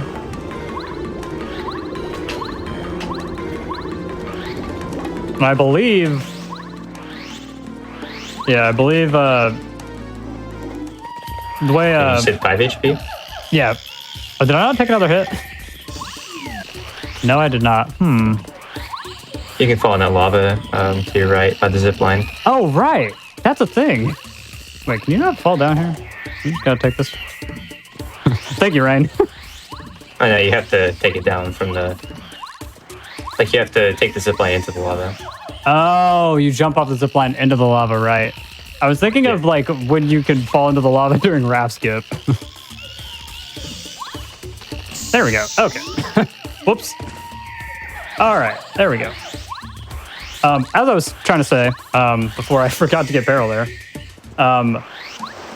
Electro Blooper, if we power bounce on the second turn, they'll just become electric, and we can just kind of sacrifice Sushi and then power bounce again. So that ends up being really nice and fast, convenient. We just let Electro Blooper attack on the first turn and then power bounce. Whereas I believe if we just come in with Peril already and we power bounce on the first turn, it's still going to try and attack, so we'd have to power shock or something. Yep, we just don't block anything here.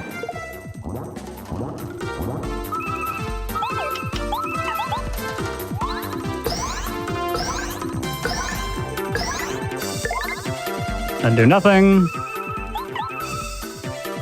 And then sacrifice the fish. 07.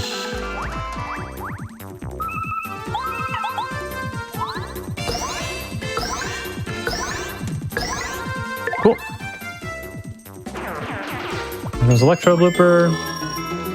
We need to get rid of this guy so we can open these fast travel pipes so we can get straight to chapter 2. I guess, I believe, please feel free to correct me if I'm wrong, Sway or Ryan, but I believe if we were to enter the desert from the left side, that would actually put us in a chapter 2 state. Entering the desert from the left, I believe, puts you in a chapter 2 state for the first time. Yeah, I believe it sets it no matter what your story progress is. Yeah. But it's only when you enter from the left side of the desert. Yeah, so by taking the blue pipe, we can enter the ruins in a chapter... what is it? What we just do? Chapter 5? Post-chapter 5 state. Or chapter 5 state, I guess. And then we can do a lot of things much faster. Skip a bunch of stuff since the game already thinks we all the completed puzzles. the chapter. Like this right here, we just grab the key. Don't have to lower the sand or anything. It's already lowered. Grab this one other key. And since we just got the Ultra Hammer from Chapter 5, we can go straight into the Stone Chomps and fight them. Want to first strike this guy or not, I guess. That's what you call a scam that just happened right there. Not really any other way to say it.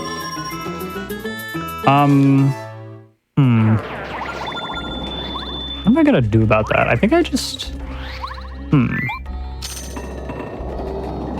you still have the extra honey syrup? Yeah, I'm thinking I just eat that. That is for a dupe later, though.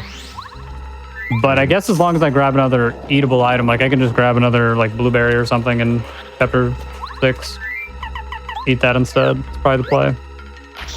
Yeah, we're just gonna detonate bomb bet there as we go over here, so we don't have to wait on her while we're blowing up the wall later. Fight these chomps. I need to be careful about avoiding heart drops here. We are in peril. Want to keep that for a little while.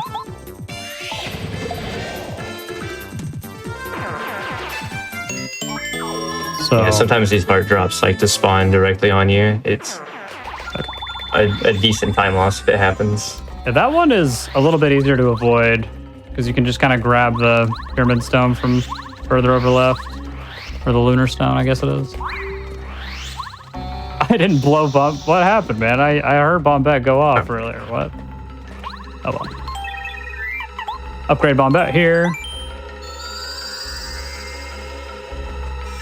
I guess I will go ahead and eat the honey.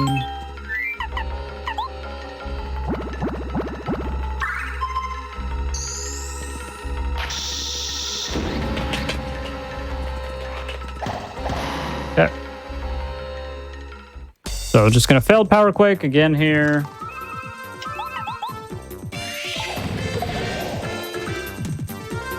And hopefully don't get heart sniped.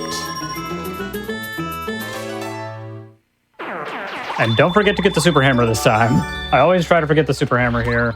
And when I try to go fight Toot and Koopa, I'm just like, wait, hold on. Can just clip in over there with Ultra Boots. Skip using Paracarry. You don't even have to use Paracarry there. You can just jump across. Pretty funny strat. Switch Paracarry.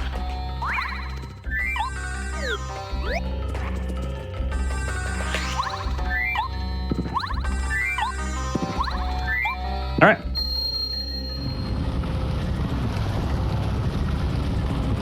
Now we fight Toot Koopa.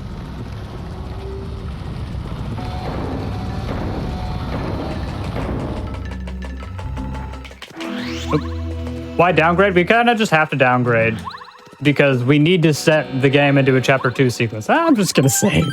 Why not? We need to be in a Chapter 2 state right now so we can fight Toot and Koopa and get the card.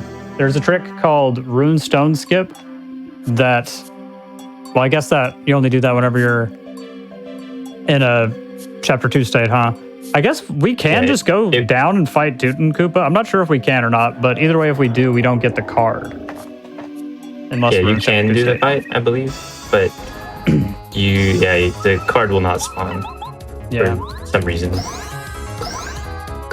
So we have to collect all the rune stones and place them and grab the super hammer so we're in a Chapter 2 state so we can fight Toot and Koopa properly and get the card.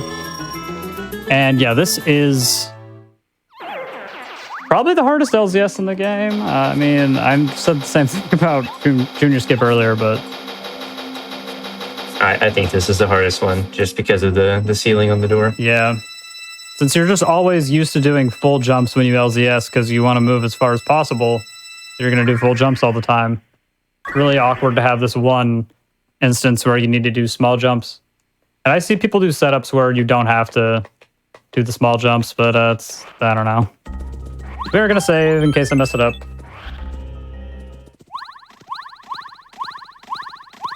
That was a weird angle. Okay. No, come on. No. All right.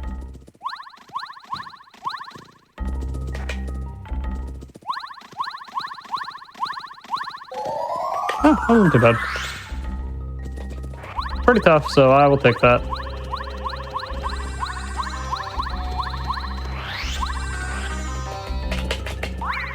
Now we just leave normally. And Chapter 4 is next.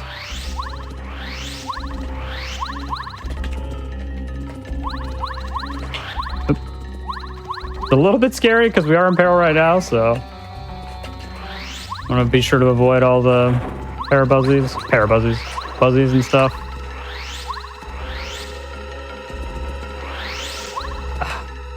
These rooms are pretty annoying because they're slightly curved, which makes it to where you can't just hold a straight angle.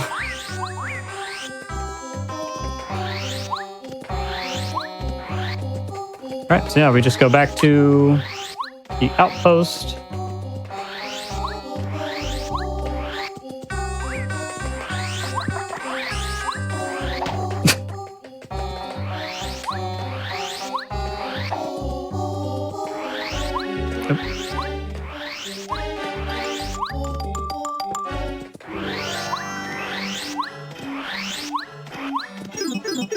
Okay.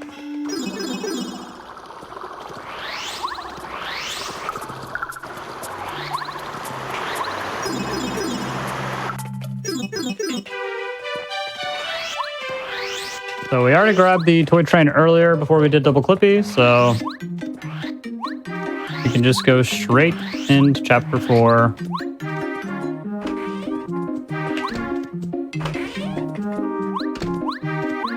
There's some unique like story trigger here. I'm not sure how it works exactly. I think it's that like if you have the train whenever you enter this room, it puts you in a pre-chapter 4 state. Is that right?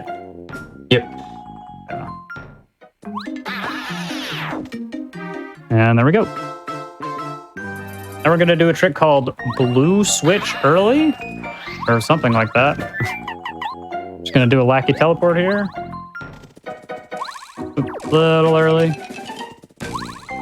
Yeah, just by. So if you Go ahead, if you Ryan. hop on Lackluster after hopping off of him, he kind of just floats away. And for a frame, he's going very fast. And combine, he tries to like go to your position, but it actually accounts for his speed as well. So his speed plus your position makes him overshoot the position, and you can actually just go straight through that wall. We can just kind of get in the corner there and just use lackey, and we just kind of pop out of bounds, and then we're out of jail. Very nice. Yep. So yeah, we get to skip a lot of stuff with that, actually. We just get to go straight to the boss fights now. This is a pretty exciting part of the all cards run, honestly. It's kind of just like a little boss rush right in the middle. Definitely going to be saving here before Lantern goes. We need to refill our FP and swap to Goombario. Yeah, this is one of the very large lag sections because these two boss fights, the FPS on VVC is just very unpredictable. Yep. This is a novelty you guys get to see right here. You get to see what makes VVC so special. Whoa.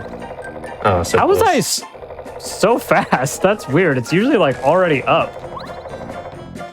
That's weird. I wasn't ready for that. I might have made it if I tried a little harder. I was just expecting it to be higher already. I'm used to like having to do the tornado jump to clip in through the bottom of the platform. But anyways, just gonna head bonk twice here, hopefully. There we go. And then 4 bounce.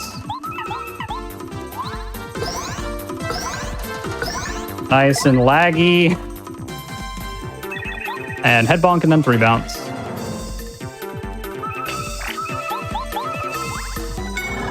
All right.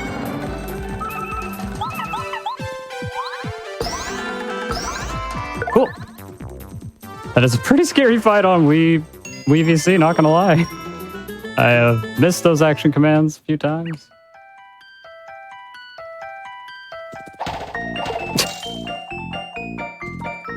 All right, Watt. Watt is really good for the general guy fight, actually, since he pierces defense and everything. He's not really super necessary. I don't think we even use him in this route optimally, but I'm going to be using Watt with extra turns just to do more damage with Electro Dash, so I can get bailed out even if I drop a power bounce.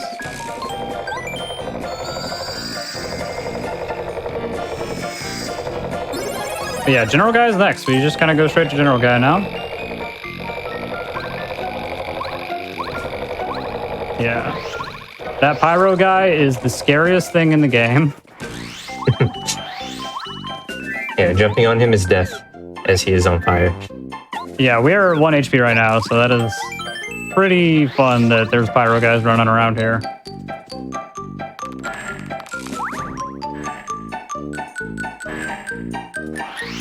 Use Bombette to blow up this wall here.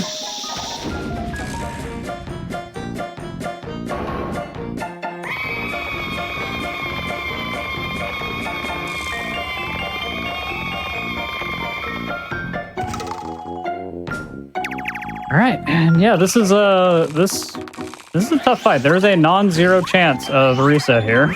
That was a little scary. Like I said, it is possible that your game just actually eats your whole power bounce input. Doesn't usually happen, but it can. So hopefully that we don't see that. Oh, jeez. Somehow open the partner menu there. Having to use the C stick is like the only downside of using a GameCube controller to play Paper Mario. Having C buttons seems really nice.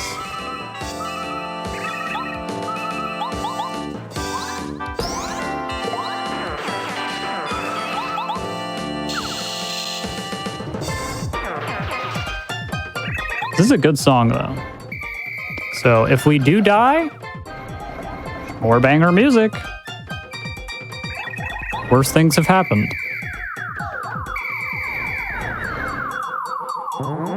Yeah, the waves here are pretty easy to take care of. We are a little bit OP for Chapter 4 right now with all the stuff we have. Just a little bit.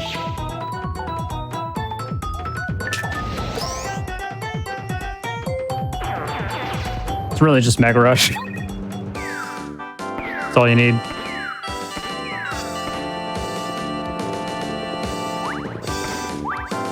So we're just going to jump 2x to take care of one stack here and then Power Shock the other.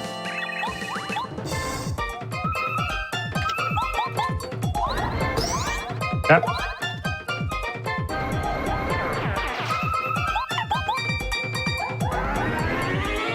Actually very easy to fill that Power Shock, unlike a lot of other Power Shocks in the game. It's a very easy one to 100%.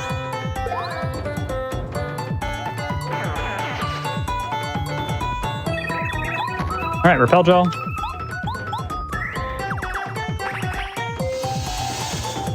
Yeah, so I'm just gonna do an extra little Electro Dash here just a few times for insurance. See if we get Bomb. Oh, that's a Lightning. Lightning is quite a bit slower than Bomb. I'm not sure what the difference is.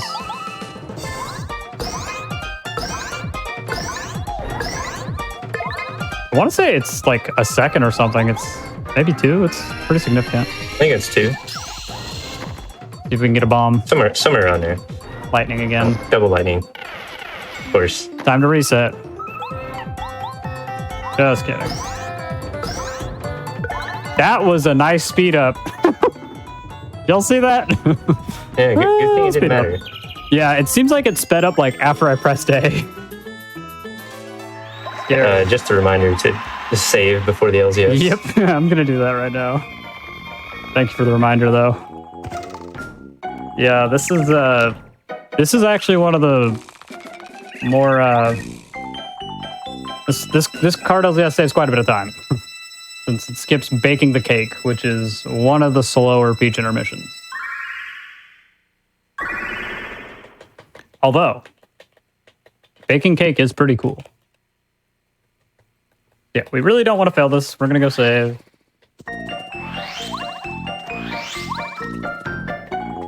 Avoid this guy. We're not in peril anymore, so it's not quite as scary, but still don't want to get hit by anything.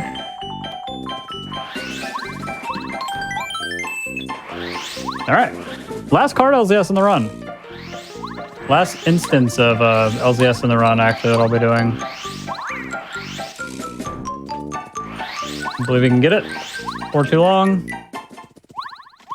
Oops. Come on.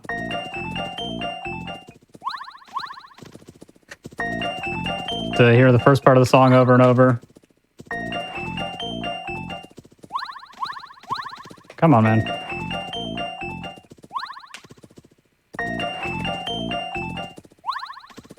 Jeez. Struggling right now.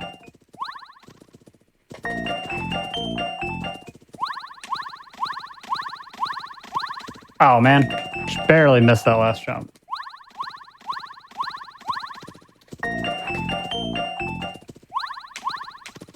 Man. Come on. There we go. Took that nice and slow. Made sure to grab that card while I was descending. So we don't have to bake any cake. Cool. Nice miss spin cancel there. Grab that shooting star.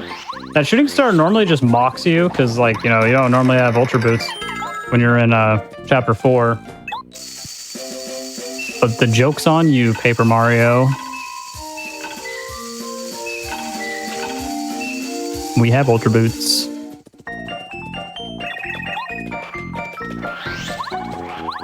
All right. So with chapters 1 through 5 done now, we really don't have anything else to do but go to chapter 6 and beat that, and then chapter 7 and 8.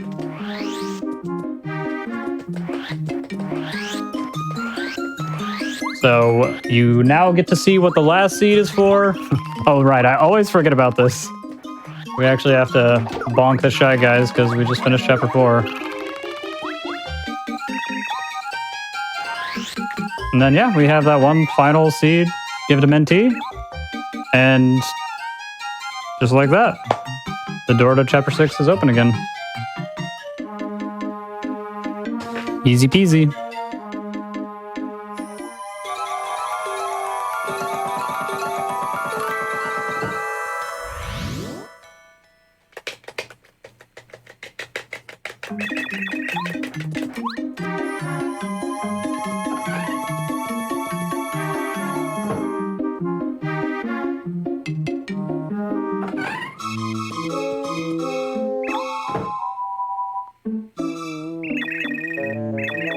Do we want to go ahead and take the next break? Seems like a pretty good time right here, right at the beginning of chapter 6.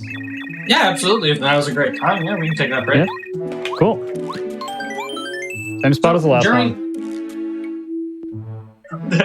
Just lined up like that, huh? So yeah, during these longer breaks or runs, everybody, we like to take breaks every hour. So just so everybody can get up, stretch, get some water, anything y'all might need to do. Just before we go to the break, a quick reminder. If you want to keep up on all of our weekly shows, our weekend specials, see what's going on there, you can always go to gamesdonequick.com/hotfix for more information. You can see the schedule there and everything like that. With all that said, we're going to take a quick break. We'll see you in just a few minutes, everyone.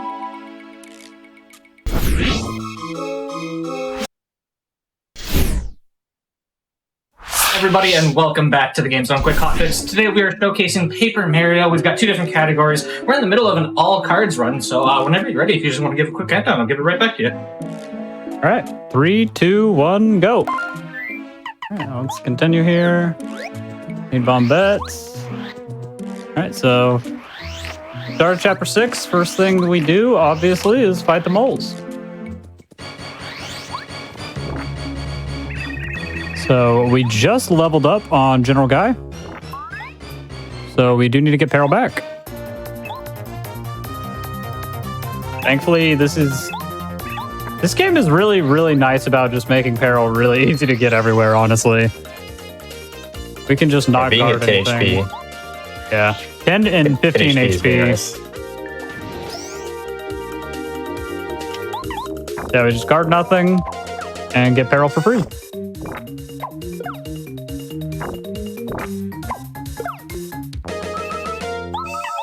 Chapter 6 is a little uneventful in terms of glitches.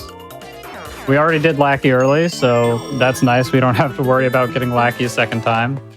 Run over here, grab a red berry. Ah, no. Yeah, So close. this chapter is quite linear, and any ways to break it end up just pretty much soft locking. So you kind of just have to do things in order. Gotta get the fertile soil and the magical bean and the miracle water or the mystic water or whatever. Oh gosh. I need to first strike this guy. Oh no. Why? Thank you. He can be a little bit of a pain sometimes. Failed jump and then power bomb.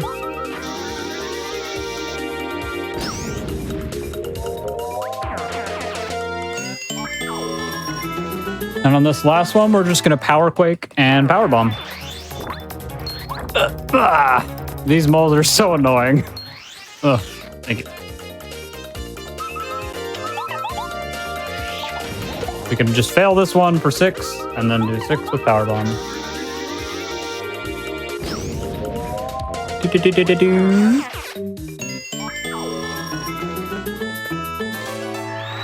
BP. All right. Okay. Get the bean. We do get to do one trick. At least one trick. And chapter 6 is called Yellowberry Skip. Coming up right now. We're basically just gonna get wedged between the wall and the yellow flower here, and then hop off Lackey, and it'll just kind of pop us up onto that ledge. If we do it just right, we'll be in front of the fence. Oops. Yep, there we go. So this way we don't even have to worry about encountering the daisies, just spin freely. And yeah, so it skips us going all the way over to the other room to get the yellow berry before going to talk to Lily.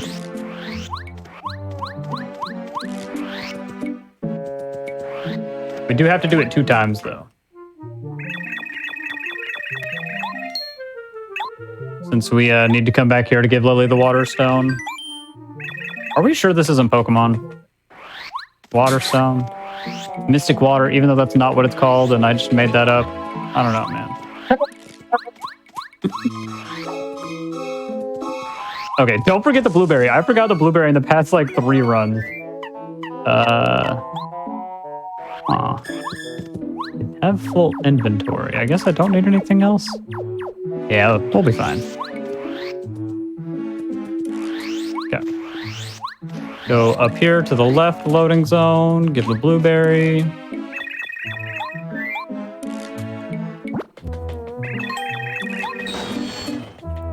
This chapter is really mean about putting enemies in places that will just hit you if you're not paying attention. Kind of not cool. Those spinies are a really good example. If you just forget what you're doing and just try to spin straight right, they will just hit you. Lakitus are very susceptible to dizzy dials, thankfully, so we can just dizzy dial, might dink on the spinies. Yeah, we got a dink. No big deal.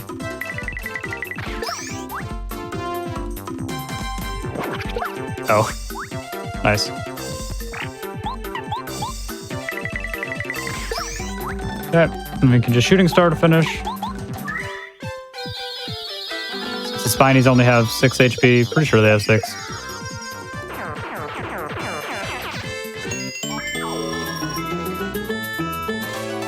Alright, let me go talk to Rosie, who, hot take, my least favorite flower.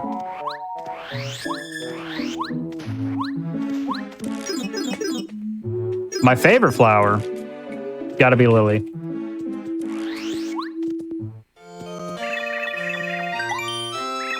Rosie's mean though.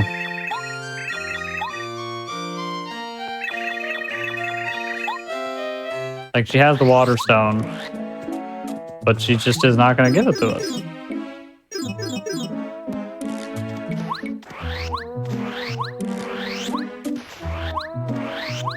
Makes us do all this stuff. Oop. Okay, so now we go down here. This guy, the red berry.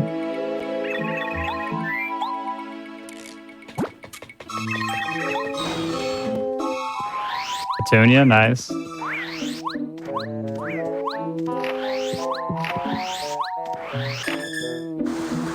That room is also quite difficult to avoid the encounters in. Yes, it is. Very easy to run into one of them or get first struck by the bee, which is very scary as it does 6 damage. You just reminded me I should heal. So thanks. Oh, nice. 6 HP.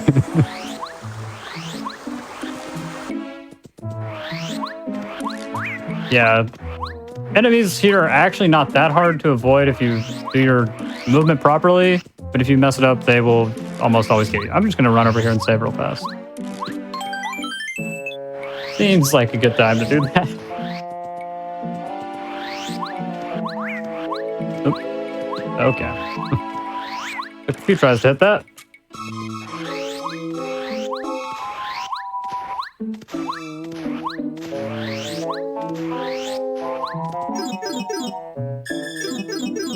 Go back to Rosie here. Hello. I also don't like Rosie because of that. Yeah, that's strange. Happens every time. Why I usually get like really close.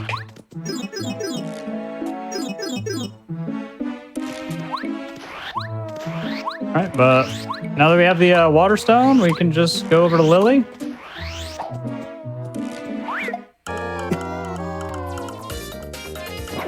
Remember that thing I said about not paying attention to what you're doing? Yeah, that just happened. I wasn't even not paying attention. I just kind of forgot. Whoops. Okay, so this way now. I'm gonna grab an extra bubble berry so I can heal. Gotta do yellow berry skip again.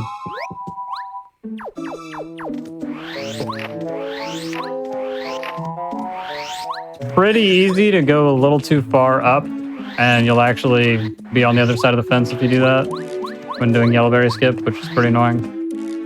Might result dodging in those. Dodging those enemies is nearly impossible. The path is just way too narrow.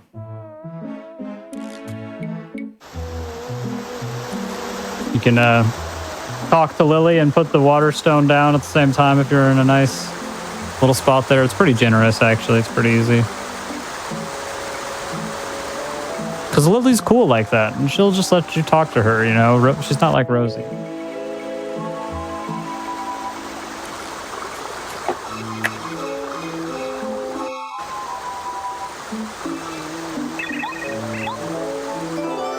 All right.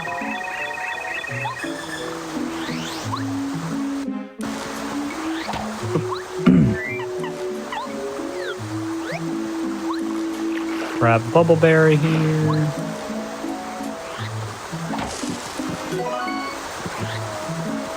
Make sure you grab second for full health. I don't need the first one for anything besides health. Right. We already have forgot. Lucky. Not updated with the times.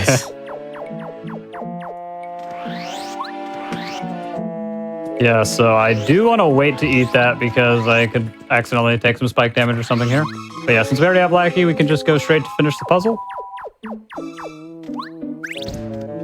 No need to go talk to the sun.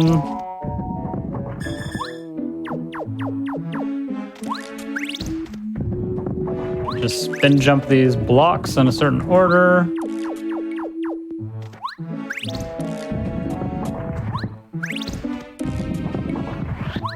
I don't know if you're like expected to like leave and go get Ultra Boots, or if they just expected you to like finish Chapter 2 with Super Boots. I think it really makes a difference, but I wonder about that. You can do either. You can hit the puzzle with the Super Boots as well. Yeah. But you do have the option to leave and go get the boots if you want to, or if you know. Right. Yeah, I guess that's the thing. Like, I guess you wouldn't know as a casual until whenever you're supposed to get it, whenever that is. Imagine not doing double clippy in your casual playthrough, you know? All right. So yeah, just Dizzy Dial and double shooting star here. Shout out to the Dizzy animations of all the enemies in this game. They're pretty funny.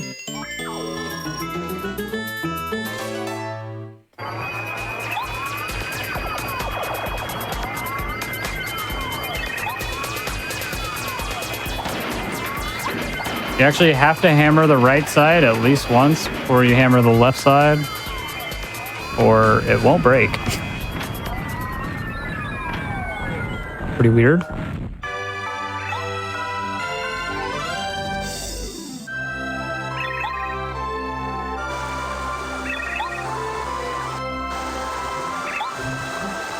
Supposed to get Ultra Boots during Chapter 2. Oh, right, yeah.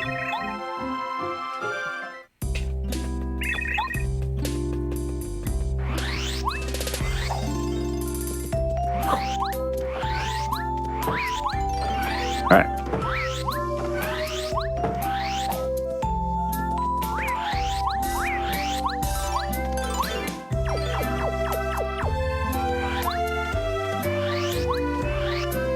All right, so we got to talk to the tree first here.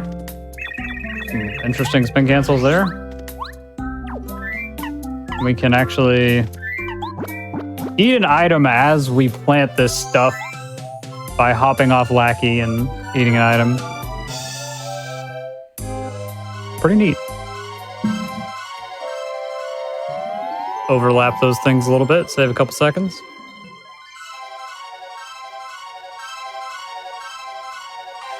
Just another example of Lackey being broken for no reason. Get to watch this nice, long cutscene.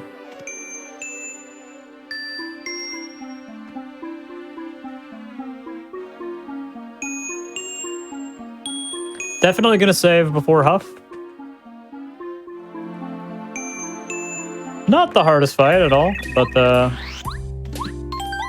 definitely possible that I die here.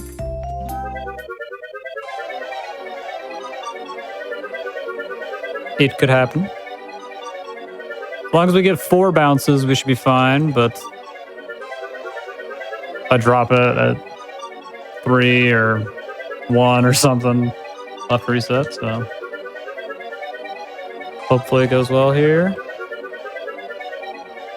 Actually faster to take this loading zone over to the right instead of waiting on the cloud at the part of the cycle it is currently in when we enter the room. Nice. And then yeah, you can just kind of hop off and do tornado jump to clip through the bottom. Go ahead and equip that.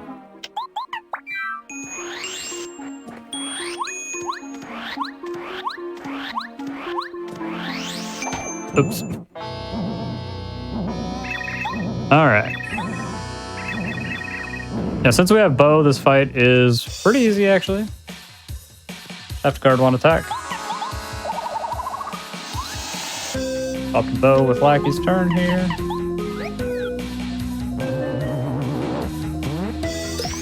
Okay.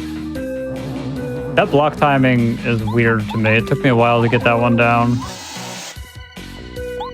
Pretty late.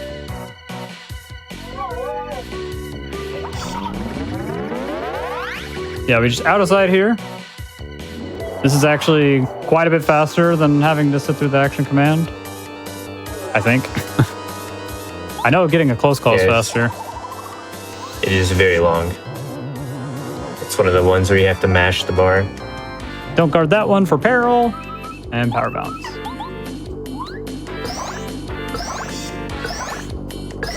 All right, no 3 cap, no 4 cap. Very nice. 5 cap is pretty fast. Don't even have to use bow. We just use bow and smack twice. We kill with 4 cap there, but nice to be able to skip that. Upgrade HP to make Chapter 8 a little bit easier with getting peril. Having 15 HP just kind of works out a little bit better. And we won't be doing card LZS for the Chapter 6 card, unfortunately. We just have to watch this Peach cutscene. I hate to break it to you guys, but doesn't really work out. If you LZS this, it actually soft blocks you because you can't progress the story. You can't just do a Peach warp. But yeah, you'd have to go Peach warp. So it would just, be pointless because you still have to watch the Peach cutscene anyway. Right. Yeah, you could do card LZS for swag and lose like 10 minutes or something, but yeah, it's also like would be the worst thing ever to do in the world because the ground is weird there and you like can't really see the ground because the clouds are weird and there's stairs and oh god. There's also a lot of lag. And it's also 30 jumps, I think, to get to the card. So yeah, and you have to go upstairs as well while trying to LZS. So if that was a big time save, that would be very unfortunate to have to do in a run. Yeah, reverse all cards runners have to do it, but just kidding. I don't think anybody's done that on a rack run, but it's possible. Since you don't need to go to Chapter 7 after Chapter 6 and reverse all cards. Well, I mean, you do, just not directly after. Yeah, we haven't watched many Peach cutscenes. The last one we watched was after Chapter 1. But we still have the Parasol.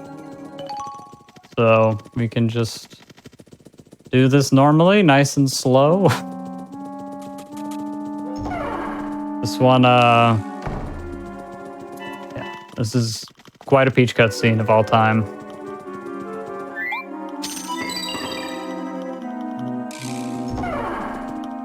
It sure is a Peach cutscene. Actually getting to transform into the club was pretty cool, though. I mean, come on. Look at him.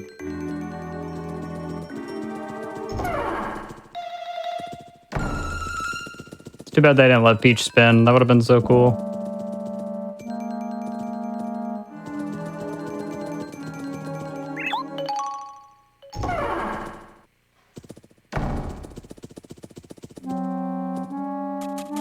All right.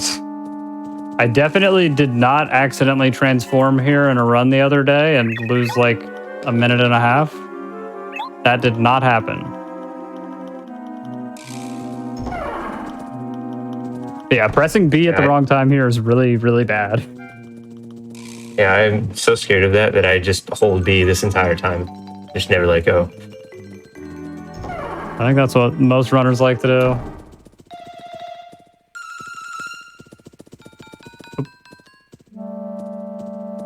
Again, this bothers me so much that we're just walking around with Twink and nobody notices. They just don't care.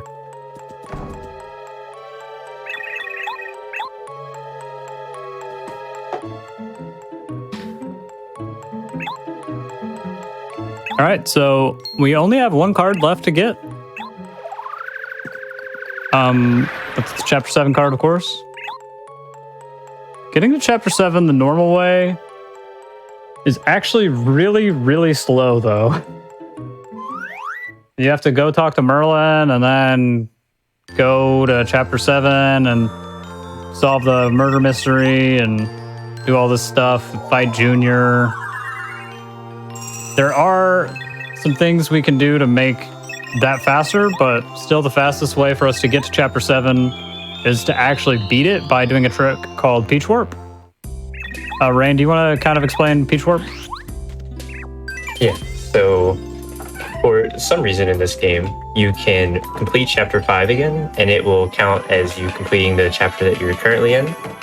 And so by doing 2 tricks with Lackluster, we can complete Chapter 7, which will put us right in front of the entrance of the Crystal Palace.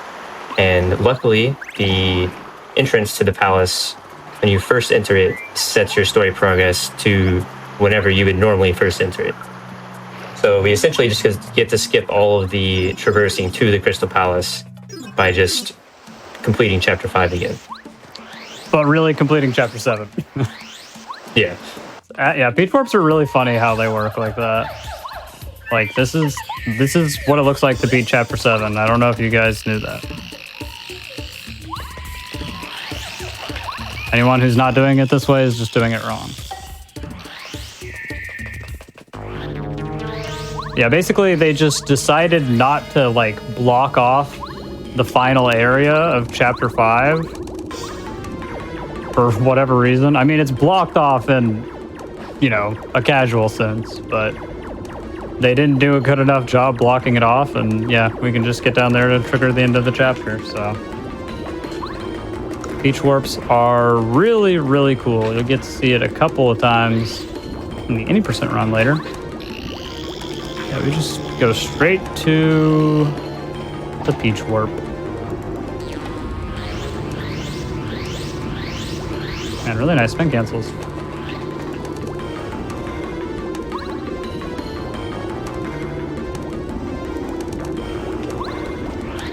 Okay.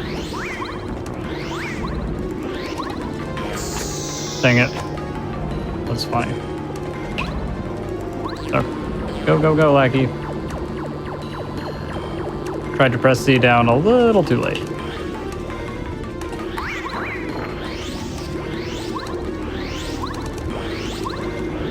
Okay.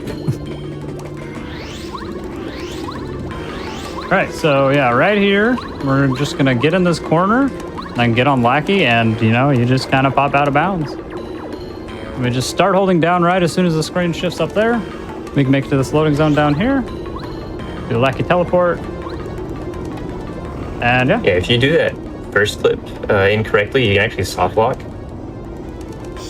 But it's pretty easy to avoid if you've already watched the Piranha cutscene that happens when you fight Lava Piranha. Yeah. This is actually a few frames slower, but that looks funny, so I like to do that. Mario touched the lava, haha. Yeah, it was a good Peach Warp, though.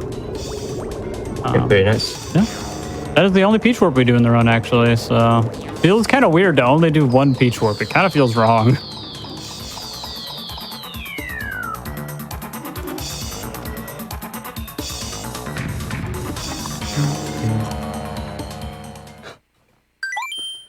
Thankfully, this Peach cutscene is much more enjoyable. Best one. Just hold B. Or hire your rubber band to hold B for you and relax your hands.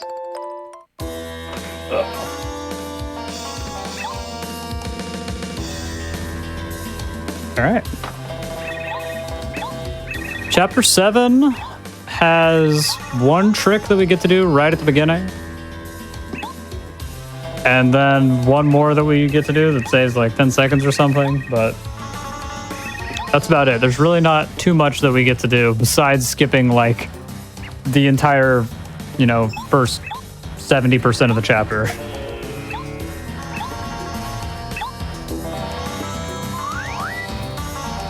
Yeah, here we are in front of the palace.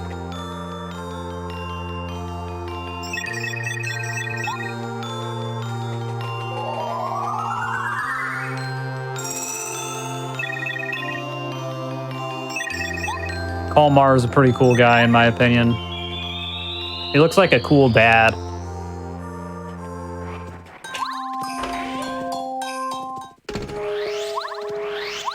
All right, we're gonna go grab the blue key.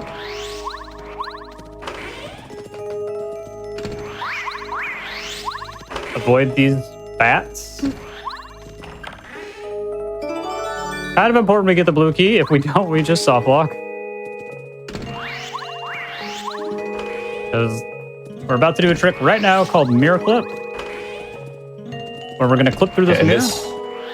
This is a wacky teleport, but to the extreme. By pushing Blackie, you can make him try to run back to his original position once you get too far away from him, and that will cause him to build up a lot of speed. No. And with that, you can flip the mirror. I tried to anticipate it. I don't know why I did that. This is actually really easy. It's like a 3-frame window for the teleport. You just have to wait until Lackey flies away. There we go. Free every time. This also has a fun property of breaking the reflection for the rest of the palace. So the reflection appears when it shouldn't. Also, yeah, we just come over here to break that floor panel so we can open up the hole on the other side. All we need to do.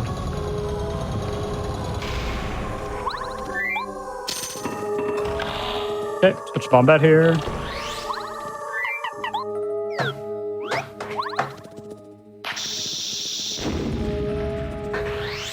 But yeah, mirror clip there saves a little bit of time. It skips a fight that you normally get whenever you enter this room on the other side of the mirror. You normally have to fight some duplicate ghosts, but doing mirror clip skips all of that. And just some movement through rooms, I believe. Oh. Time for this very difficult puzzle. Thankfully, it's always just the second bomb from the right.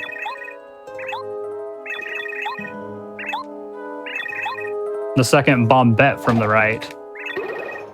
You're not just a bomb bet.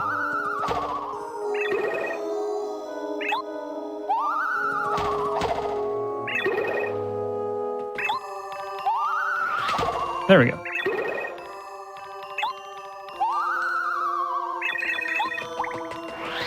Oops. Oh my goodness. The red key.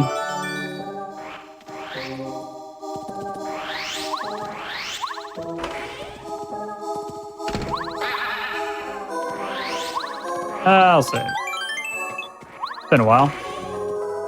Make sure to hit the switch here. All right.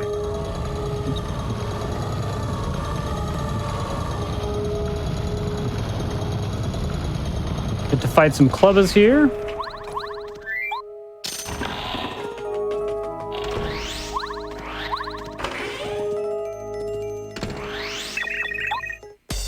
Take care of this one by jump to Xing. And then bombing the clubber. And the Magikarp, I believe, will just always run away. I don't think I've ever seen him not run away.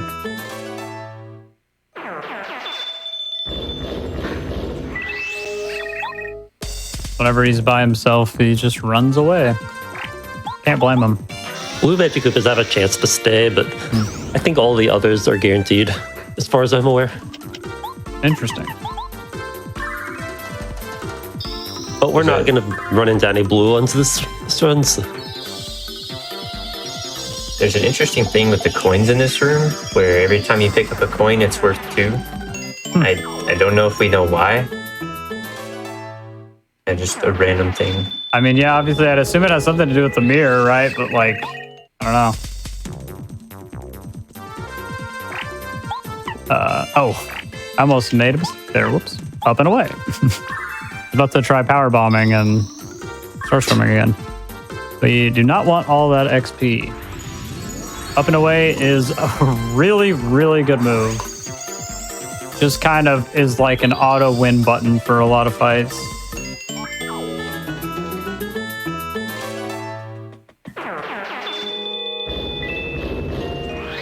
All right, so now we're just gonna go back through to the other side.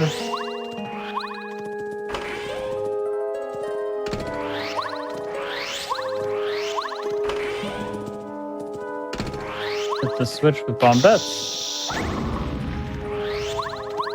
Try Cooper puzzle skip here. Not gonna lie, I have no idea how this works.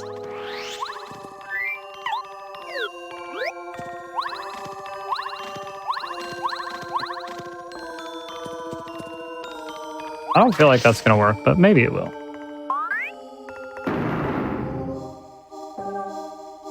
Hopefully. Yeah, we just kind of line up in a certain spot and then spin, and then just hold right, mash Z, and yeah, it worked. There we go. Saves a good 10 seconds or so. Not sure exactly how much, but obviously skips that incredibly difficult puzzle.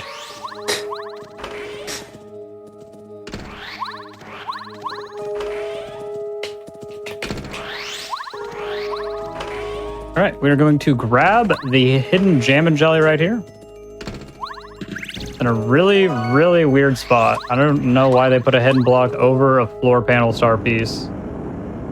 Kind of weird. I don't know what they were cooking.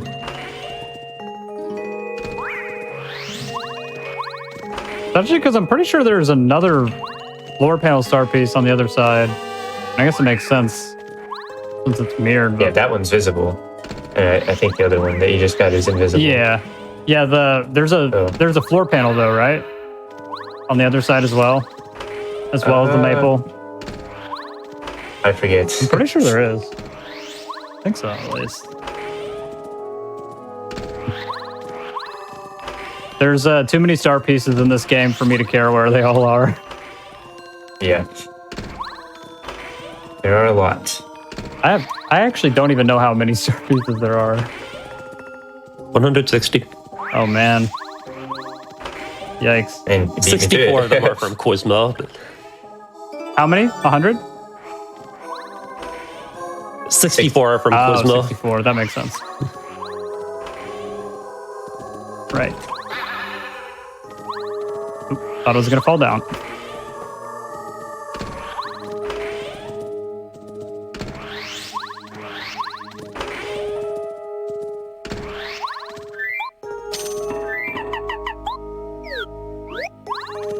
Okay. Push these statues a few times here. Talk to him from the right, talk to him from below. And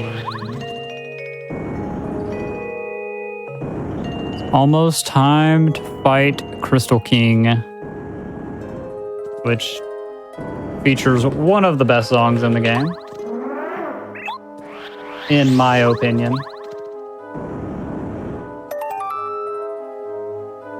And I gotta do the funny swag strat here.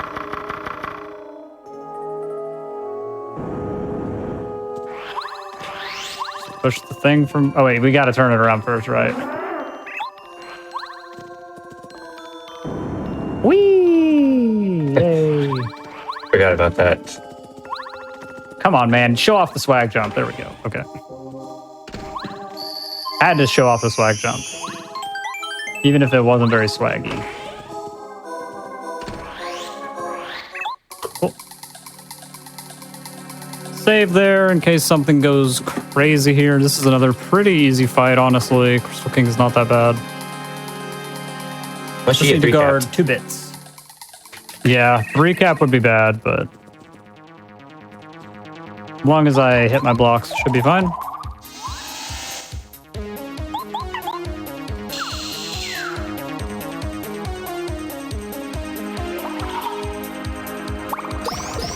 Okay. Yeah, so we will get attacked with a total of 4 crystal bits during this battle, and we only need to guard 2, so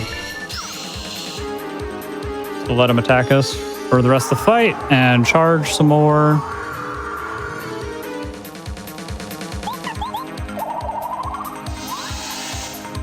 Failed E-dash on a bit to control the damage here. And free barrel. Crystal King's first phase is incredibly generous. He just kind of lets us set up on him. Kind of a bad strategy in my opinion, but whatever.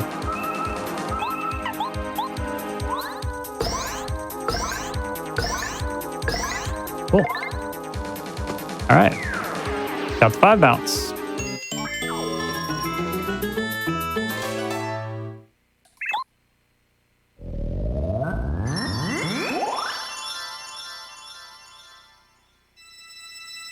Okay, and that is the last card. Sadly, the run is not over yet, though. We still have to beat the game. But on the bright side, we get to watch the best Peach cutscene again.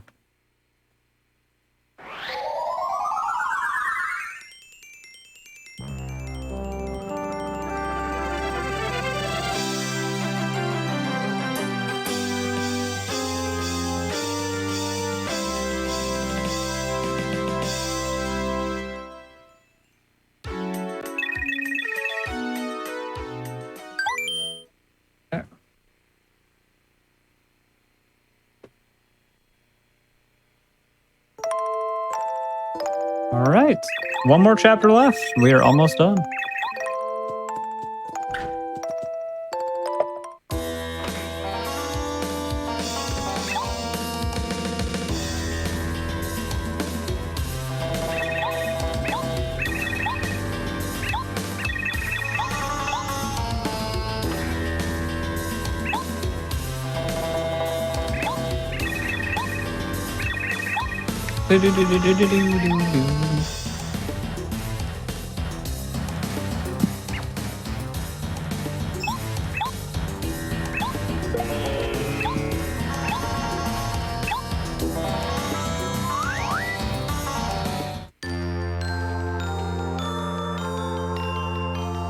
All right. Make our way out of chapter 7 here.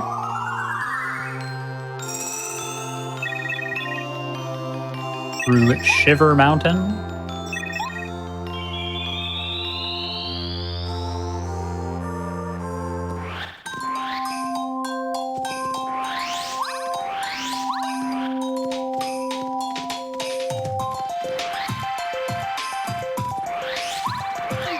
Okay. Don't really need this shooting star. Just gonna grab it for full inventory. We can dupe another repel gel later.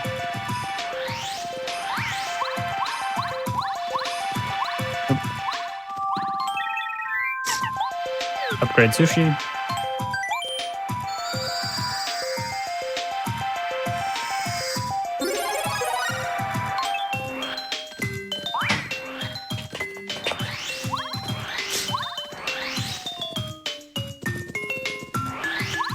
Okay. Grab this Ultra Shroom to fill up our inventory. Oh god. Okay. Those are one of the many enemies that I like need to learn the proper movement for. A lot of enemies I just kind of like to wing it because they're easy enough to avoid most of the time. Yeah, the piranhas have very unique movements. They're strange. Like these guys, we can just go under this guy and then above this guy. I think you could even go above both of them, but...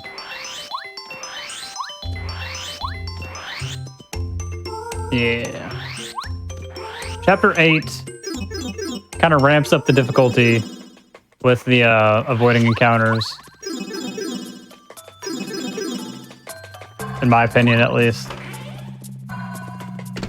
Pretty tough encounters to avoid.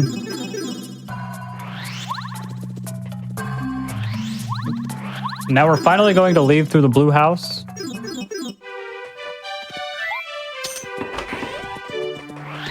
Been in this house a few times this run. First time going out that way. We are going to not forget quick change because it's very useful.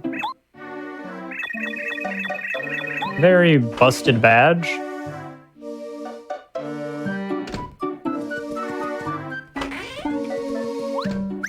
Then jump 3 times.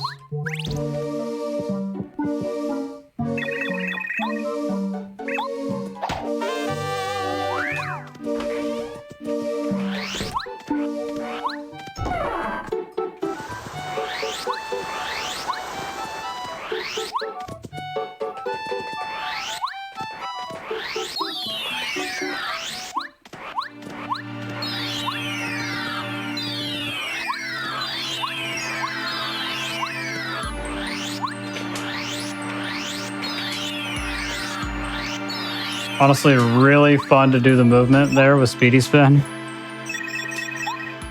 It's just a series of spin cancels.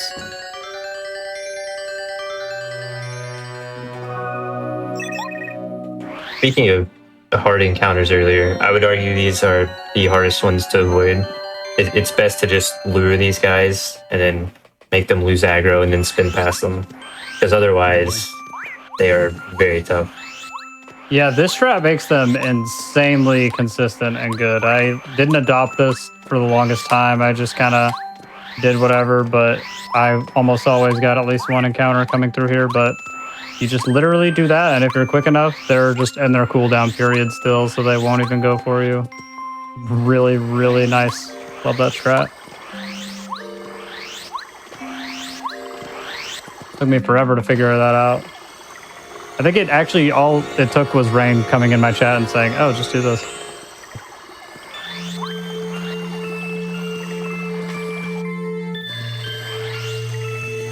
Always fun to mash the spin button going upstairs.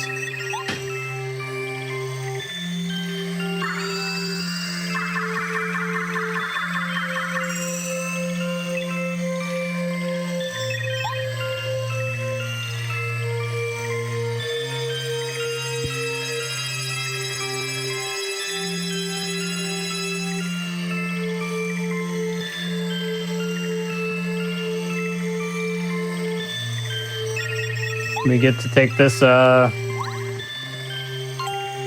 beautiful chariot.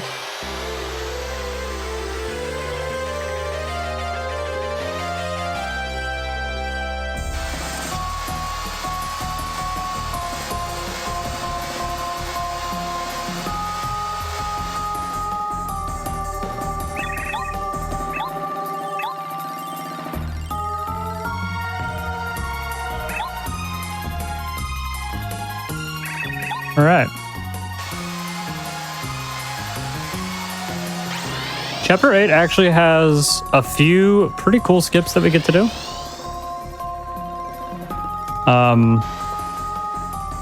First, we're going to go over here and fight the Koopa Troll so we can get the key. And then once we get sent to the basement, after we talk to the first door, we're going to do a trick called Block Clip with Paracarry. that there's a more difficult version that you can do with only Lackey if you feel like skipping Paracarry.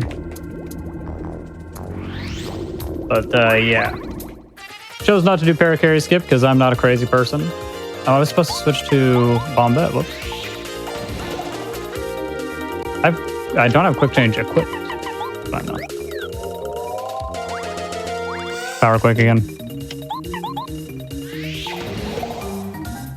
I should have just charged both of those now that I think about it, but that's fine. Don't think the FP matters. Oh yeah, because we level up right now anyways.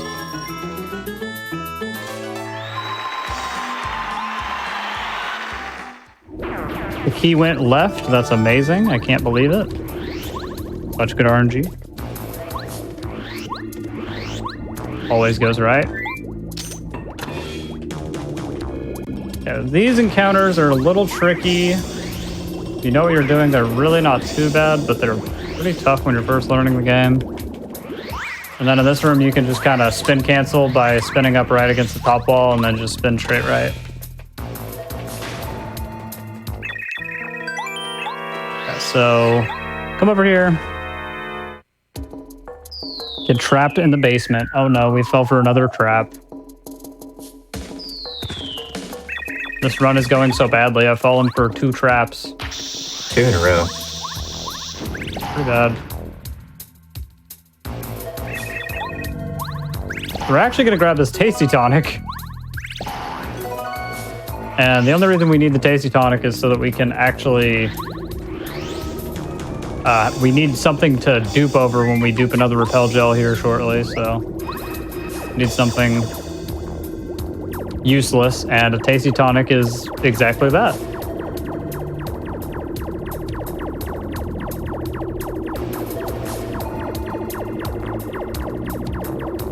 Grab this life shroom as well.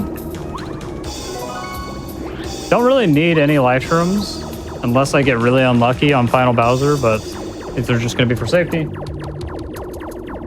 As well as the 2 Repel Gels that I'm duping. They ideally won't ever be used, but I have them in case I need them for some reason.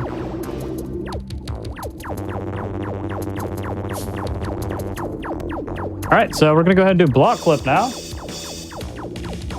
We can just use Paracarry. Well, first we do a Tornado Jump. Oops. We do a Tornado Jump under a certain spot under this block here. And since it's at an angle, it's really easy to just flip right through, and there you go. Paracarry puts us on top of an invisible wall, and we are out of the basement. Very easy. Pretty cool trick. That skips going in the basement and going through the dark section, all of that. All the lava rooms and stuff. Skips a fight, skips a lot of stuff. It's a good chunk of time save for how easy it is. Absolutely. Save there for safety. We have another pretty cool trick coming up here called Flood Room. It is definitely possible I soft block, but it's pretty much like it's probably not ever going to happen. There's a much riskier method. Well, maybe not much riskier, but a riskier method most people choose to do that I just opt out of, so I don't have to worry about soft blocking in Chapter 8. Not sure how much time it loses, but yeah, so first we're just going to use Lackluster and stand inside this fence.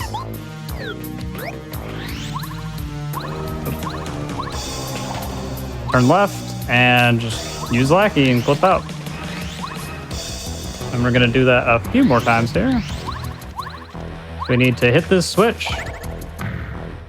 And we need to clip back out. Oop. Oops. Come on.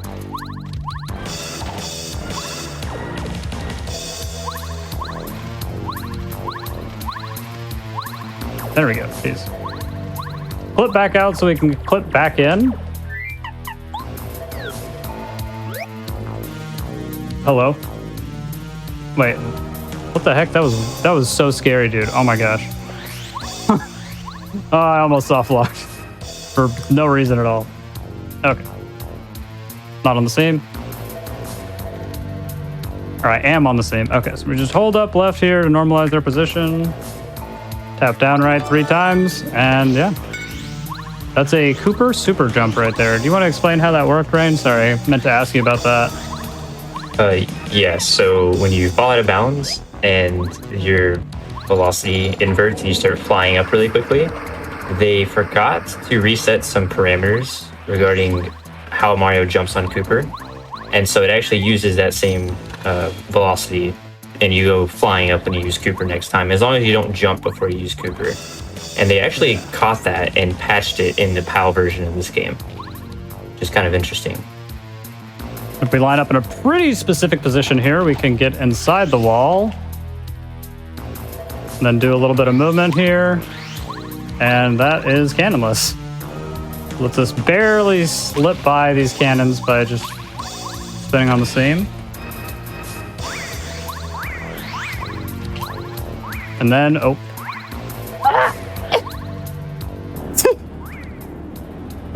That's the RNG manip right there, so I don't get hit. Trust.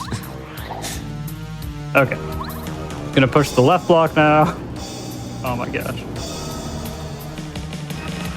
Hopefully I can get this Strat right here to avoid the Hammer Bro. Or not. That was a little sketchy. Cool. A little bit of a weird lure there. A little finicky.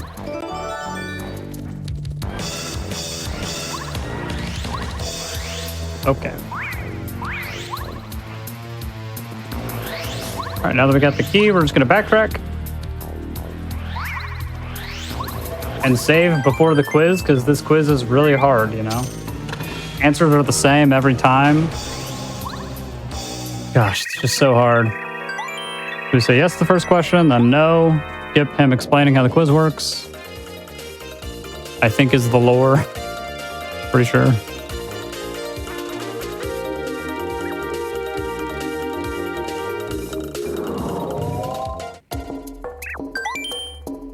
So yeah. First 5 answers are all the first option, except for the third one, which is the second option. So we just mash A, except for the third one we menu down once. And just kind of sit here and chill out.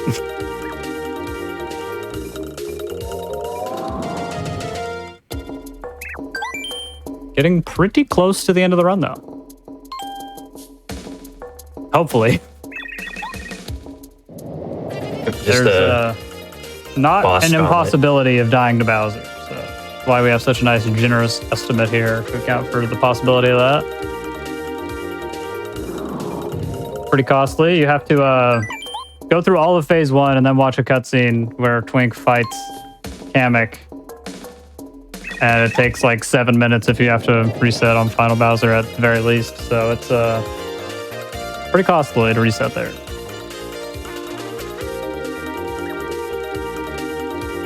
Sorry, Rain, were you going to say something? Oh, I was saying this is the boss gauntlet. You have 3 bosses all in a row. Yep. Something definitely can go wrong. Might get 3 capped on Junior. You never know. Hey, you never know. You might see the lucky 3 cap.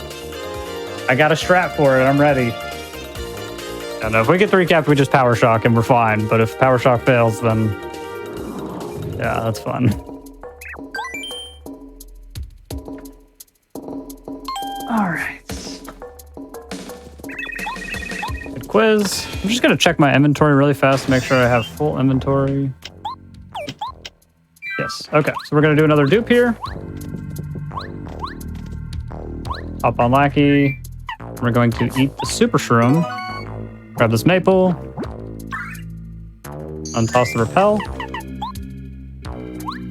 And now that Tasty Tonic is a repel gel. That hopefully we don't need to use. But you gotta show off item duping. There wasn't any item duping in this route, so I just had to dupe some items, you know? Go ahead and save here.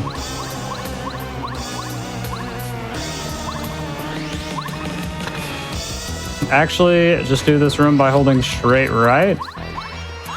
You get lucky. Sometimes that guy can notice you really early.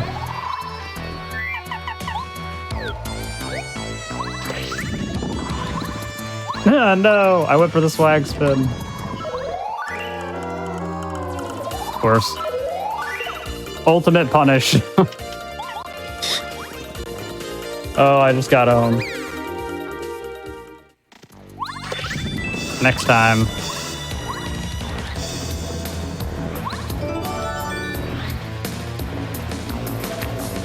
All right.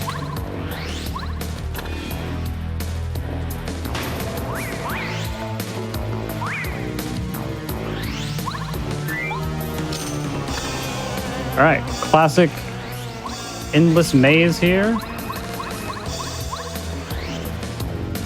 Except it's not endless.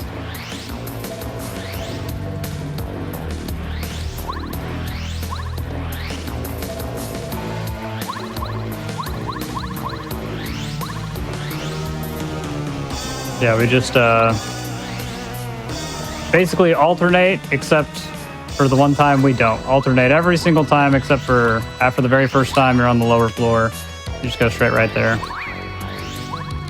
And just switch back and forth the whole time. Definitely need to hit this. Switch to paracarry. That's not paracarry.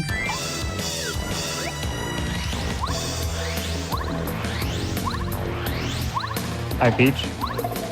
Oh, I'm sorry. I didn't mean to do that. Whoops.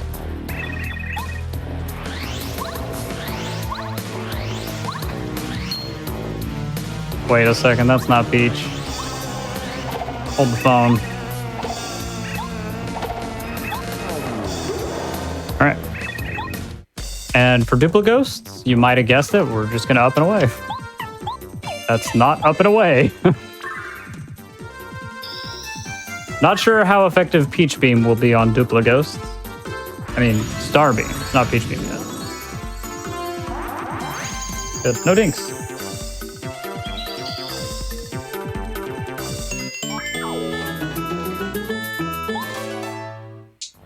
Unequip Power Quake, equip Quick Change here. That is not Quick Change. That is not Quick Change. Glad I was paying a little bit of attention there at least.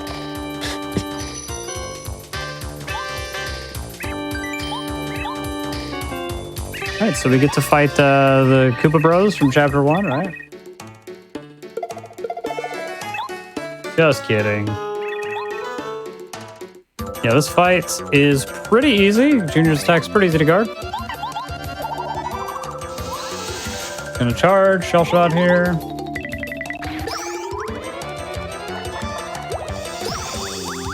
Charge and then out of sight. Quick change just being so good right here. You'll love to see it. Another charge.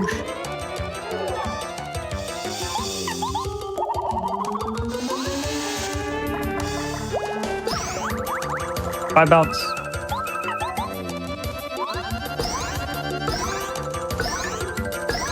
Nice.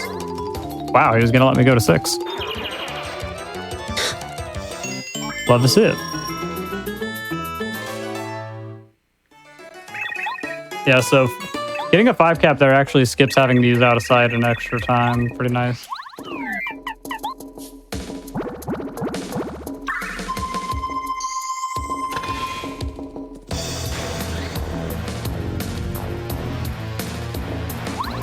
Alright, there's probably nothing that could realistically go wrong here, but I'm gonna save anyways.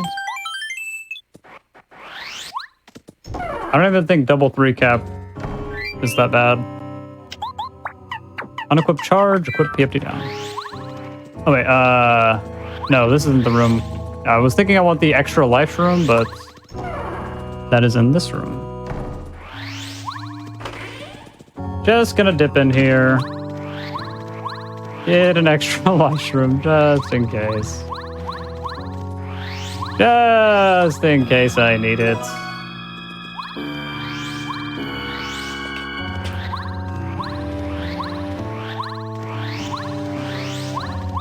Hello.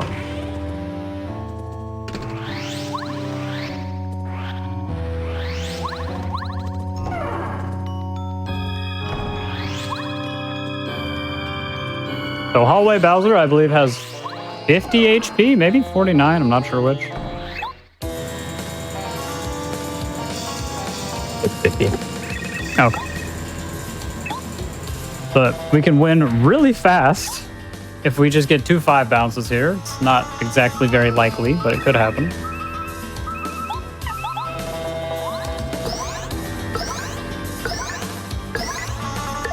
Nice, 1 5 bounce. Maybe. Not sure exactly what Might the odds are. Could happen. There's a chance. Come on, give me the 5 bounce.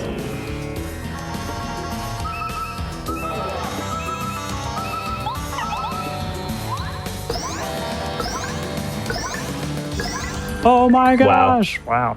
He's gonna let me have 6.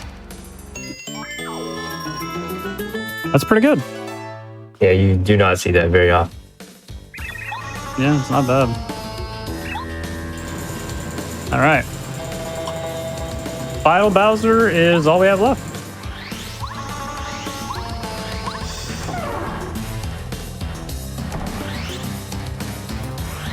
Basically, just going to be a bunch of power bounces.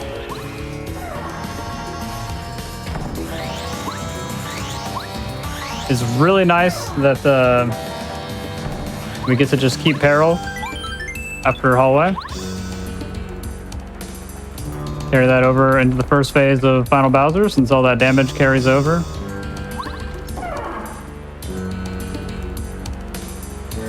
And then we have one badge equip we have to do right here. We want to do it as close as possible to the trigger because we take Speedy Spin off. And just wanted to take an extra second to make sure that I did that correctly. Looks good to me.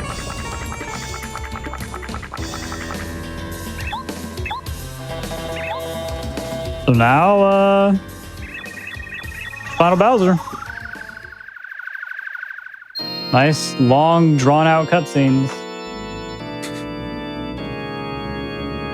And if you haven't seen the Final Bowser cutscene on WeVC, you're in for a treat. A lot of lag. I believe it's you lose 30 seconds to lag. Pretty crazy. Specifically, the part of the cutscene where, like, right after you finish the Twink fight, and all the Star Spirits are, like, attacking Bowser or whatever's going on there.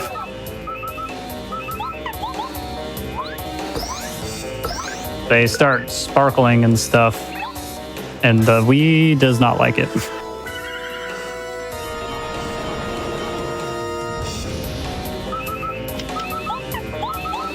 Alright, Starbeam here to end the phase. Break out the old trusty rubber band.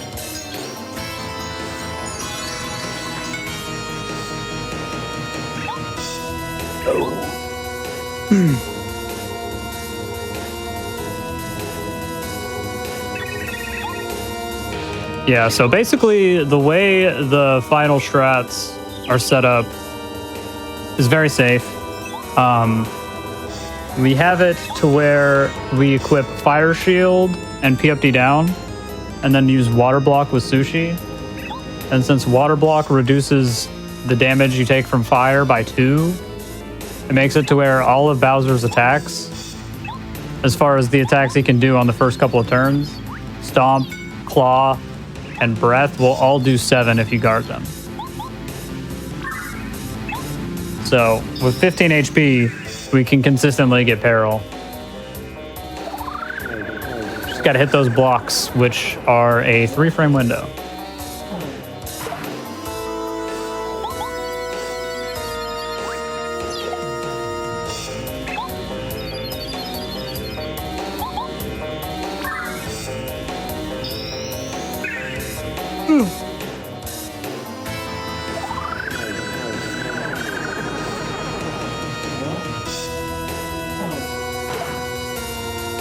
Link is putting in work here.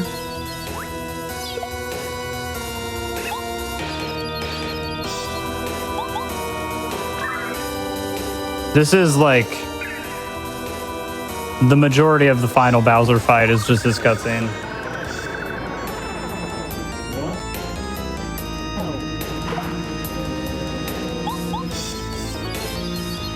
Almost done.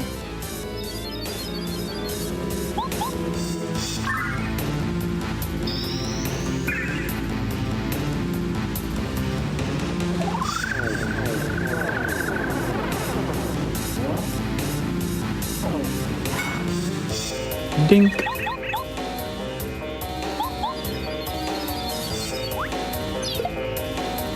Yeah.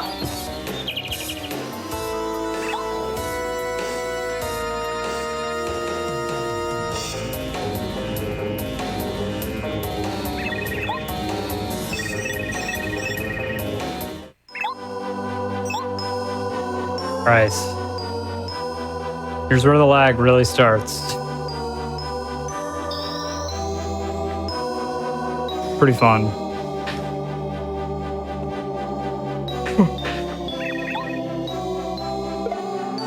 Kinda bad.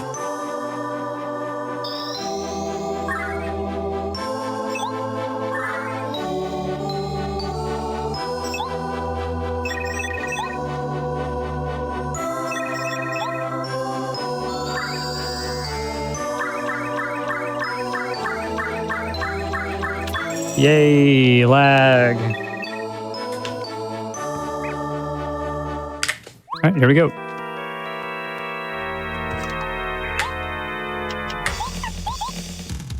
Peach Beam, and then use Water Block here.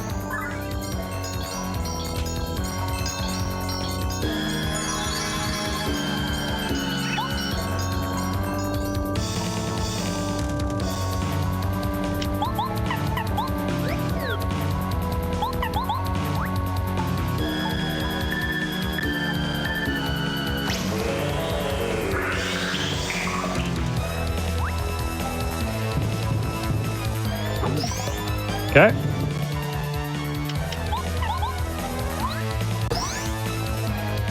Hell shot.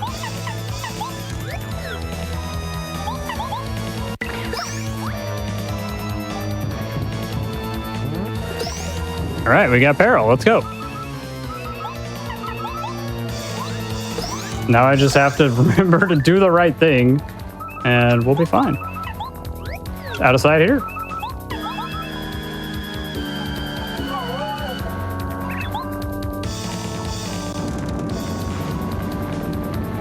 Okay, now we repel gel.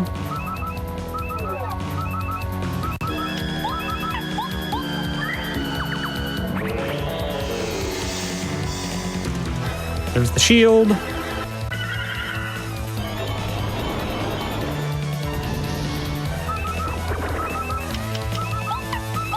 There's Peach Beam.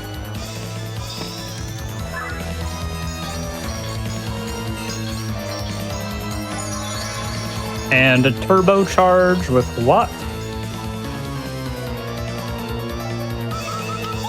Don't really think I can skip it. I mean, I probably could, but I'm not going to.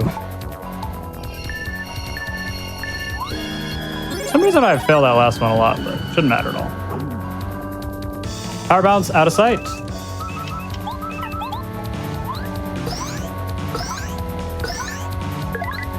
Okay.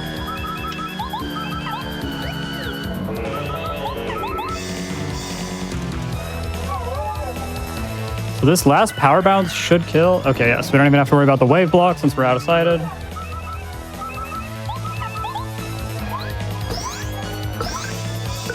Yeah, so we may not. Okay, cool. Sweet. GG's. All right. Run is not over yet. Got to make it to the end of epilogue, but that's a dead Bowser. Very nice. Not the worst run I've ever done.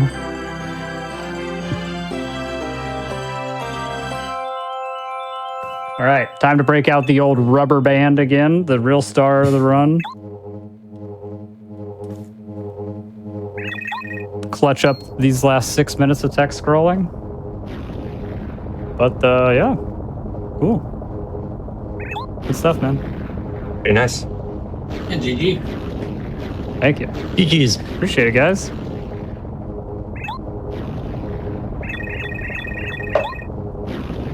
The claw block, specifically on Wii VC, is a little bit spooky sometimes. It's kind of hard to react to because the Bowser fight can kind of lag unpredictably, so it's I miss that quite often, so I was glad to hit that.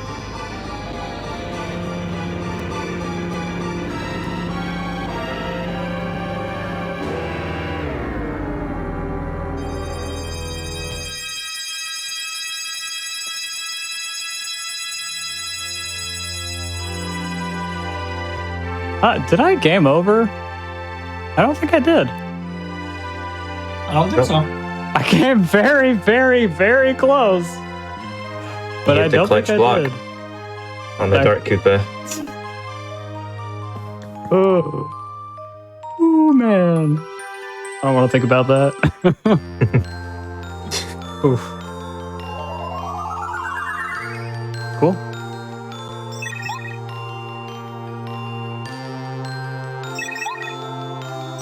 Yeah, that's pretty much the run, though. You are interested at all in learning Paper Mario? I would highly recommend it. This game is really very fun to speedrun. Doesn't have... I mean, once you get to a higher level, you have to start dealing with stuff that isn't always fun, like RNG and lots of loading zone storage jumps, but as a beginner, very, very fun. And if you just want to run the glitchless category, then you don't have to worry about crazy tricks, but still pretty hard. Yeah, everybody should speedrun this game. It is very fun.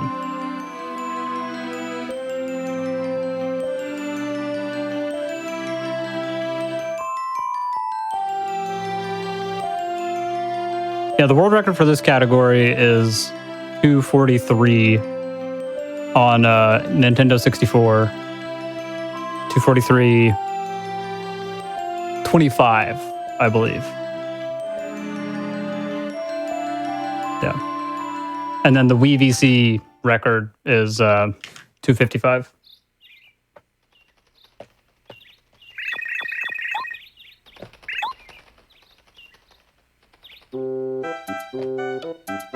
There's one thing I have to try and remember to do. We gotta skip Luigi. We'll see if I remember that. Just have to hold down as Mario goes into the pipe at the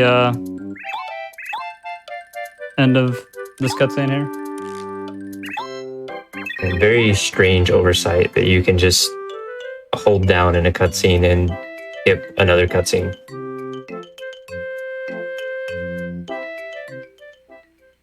My dog's coming over here because she knows that the run's over. She somehow knows every time.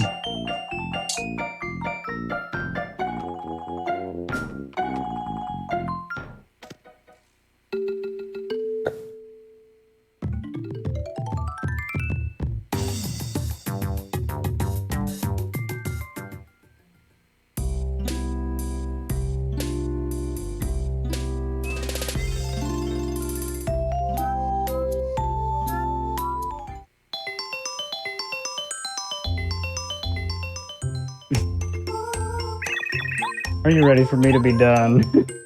It's almost over, I promise. I know.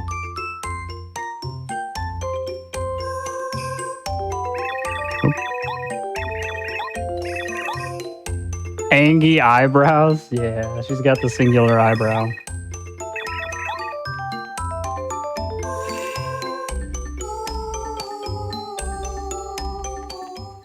Do you want to see more of Hadley? Check out my stream. She shows up sometimes. Sometimes. She usually just sleeps. And then when I'm not streaming, she goes crazy.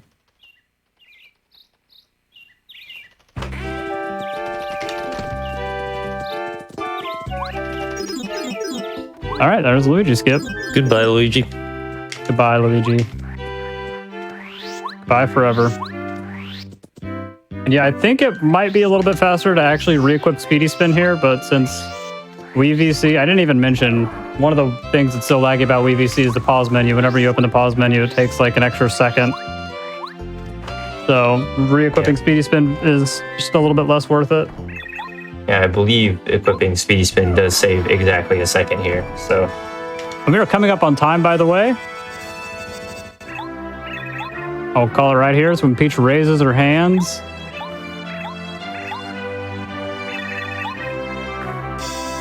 And time. GG. very nice. GG's. Very nice one. All right. Nice. Came in underestimate by a little bit. By a lot. That was a 3:13:35. All right. I bet that would have beaten my PB like a week or two ago. That's a very solid run. Heck yeah.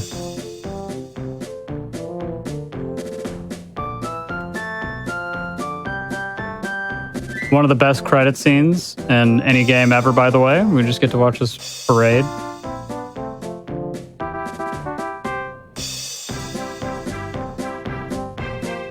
Thank you for the GGs, chat. Appreciate you guys.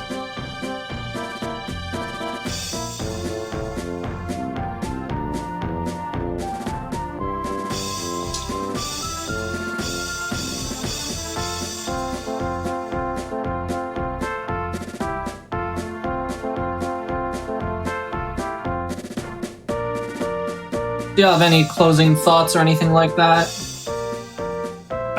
Just want to say thanks to Sway and Rain for commentating. Yeah, thanks for having me. Of course. Shout outs to the for whole having me, Team too. 64 community, yeah.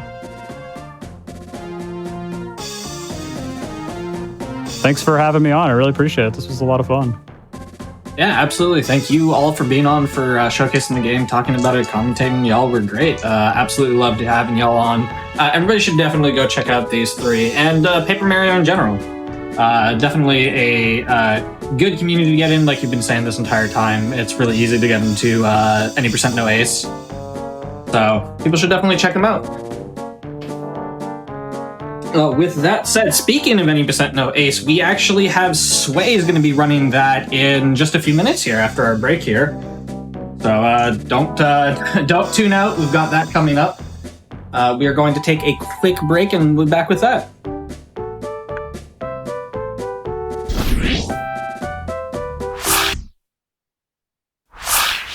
Hello, everybody, and welcome back to the Games Done Quick Hotfix. Today, we are showcasing Paper Mario games. Before we get into our second run of the day, just a few quick reminders for you all. We've got a bunch of upcoming events in the next few months. GDQ's next all-women and femme speedrunning event, Flame Fatales, returns August 18th through 25th. You can use !FF in Twitch chat to check out the schedule and let us know what you're looking forward to the most. We've also got PAX West coming up. That's August 30th through September 2nd.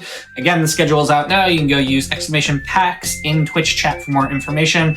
And, just let us know what you're excited to see for that. We've also got Games Done Quick Express returning to TwitchCon September 20th and 22nd. You can use !GDQ X in Twitch chat for more information there. With all of that said, I'll hand it over to our runner. Let him introduce himself.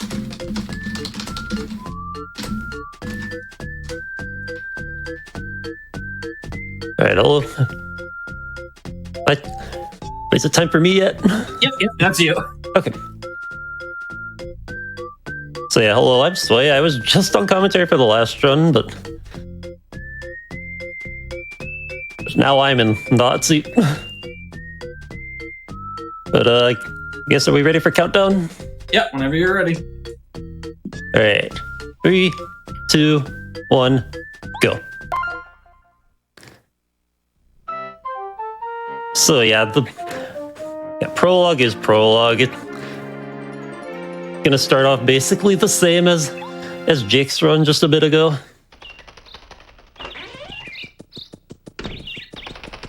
Yeah, just a bunch of holding B to advance the text. Very nice.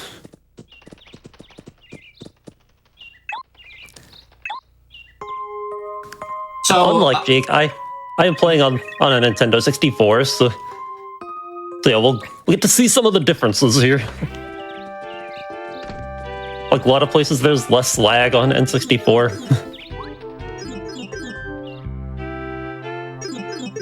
The Wii does have faster load times, but like all the lag adds up to more, makes N64 faster. Except for reversal cards, which, because of an exclusive method of retrigger prologue that only works on Wii.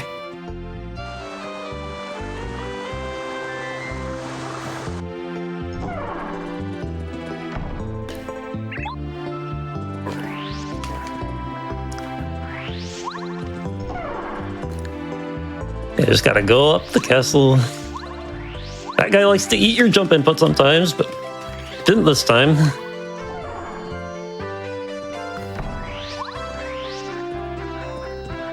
Yeah, to go back, like for anyone who missed the previous run, like the way you want to move is you spin and like normally you stop for a bit at the end of your spin, but you can cancel that by jumping or running into a small step. So you ideally want to cancel your spin near the end with just by jumping. Ideally, you tap just for 1 frame to get the minimum height or minimize airtime.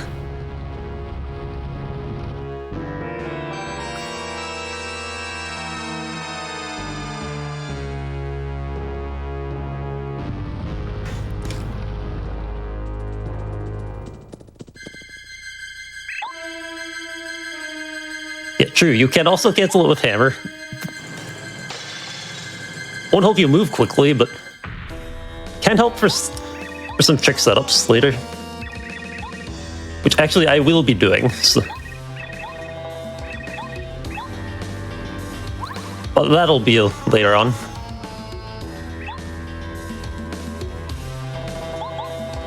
Anyway, let's see if I can avenge Jake here. He was not able to win this fight in prologue. See if I can do any better.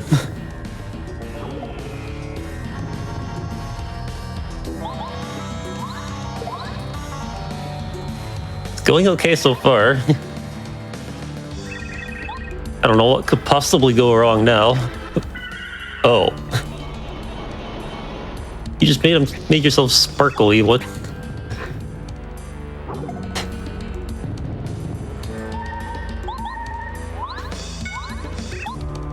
Well, it turns out the sparkles have power.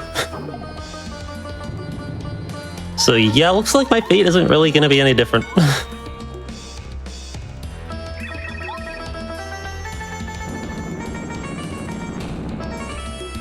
Also, you gotta love how that fire does exactly 10 damage, which would one-shot you, but Bowser just wants to play with you a little bit. Anyway, yeah. Unfortunately, I could not win this fight, so yeah, it was a good show.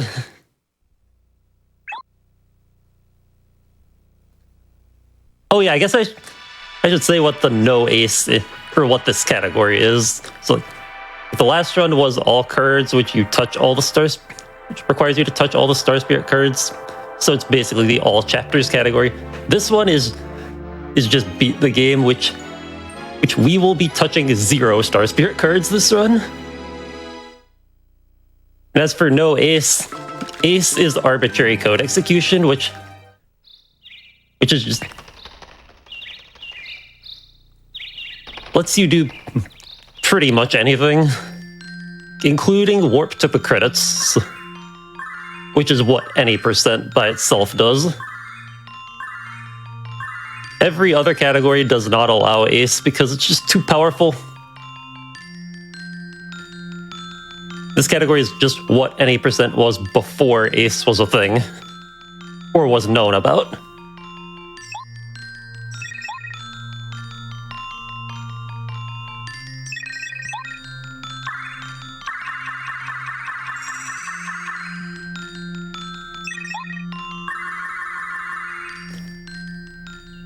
Yeah, we will defeat Bowser this run.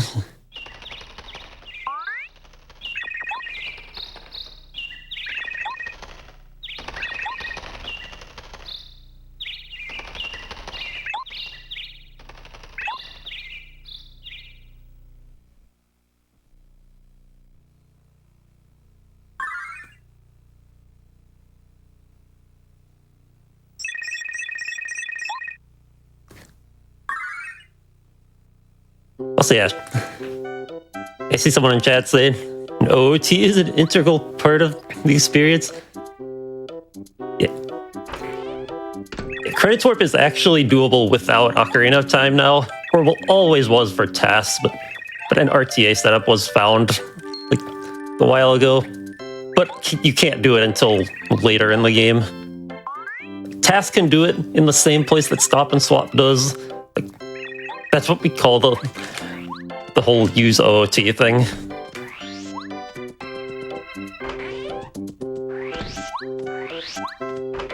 Where was I? I feel like I had a chain of thought and lost it.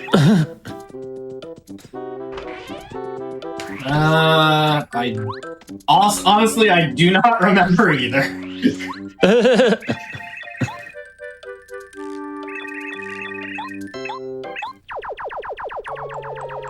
So yeah, once again, I'll be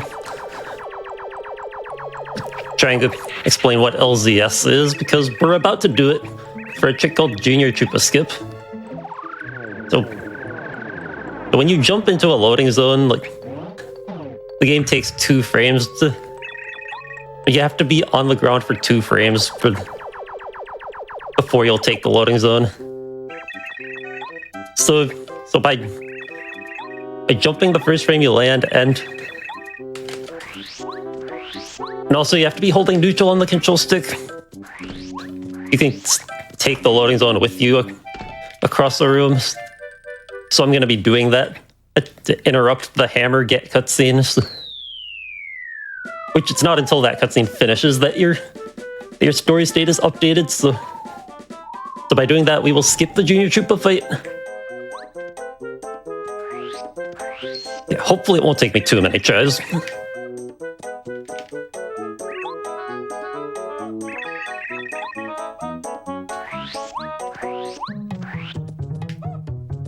Just gotta let Goomba talk here and go time.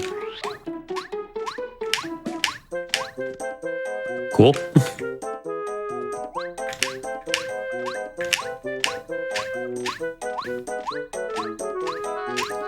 Really?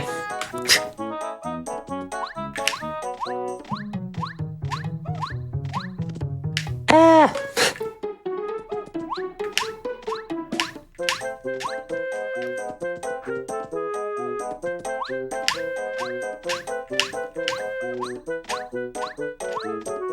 Okay, jerk is hard.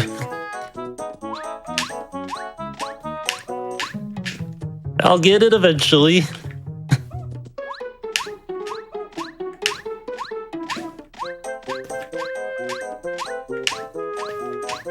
Really?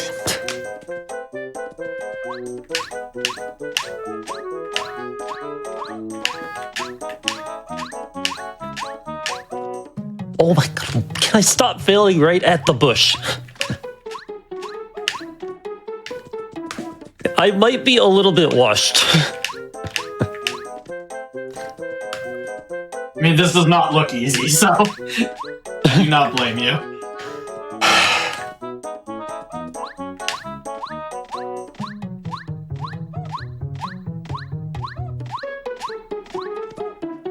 Oh my lord. Doesn't help that I'm not used to playing with earbuds. That would do it, yeah.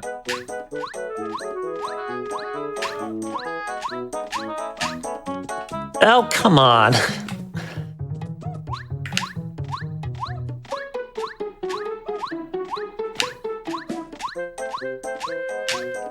There it is, finally. There you go. Very nice.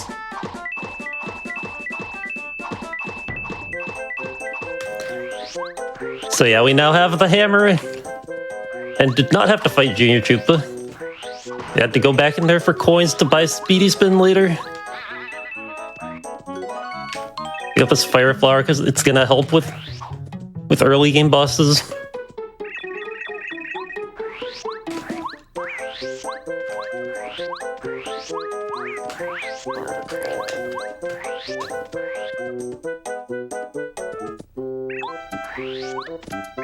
And back to the village.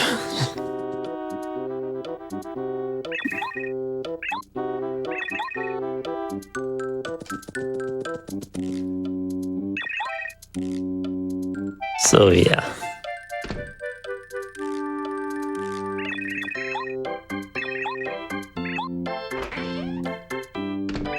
Ugh.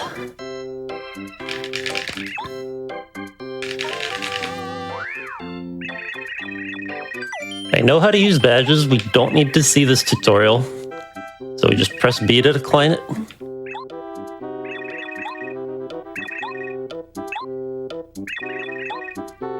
This badge will actually be really useful for us in early game. Of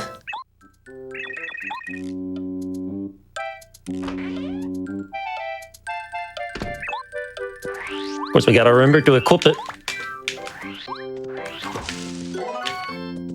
Get this Goom Nut to restore FP later.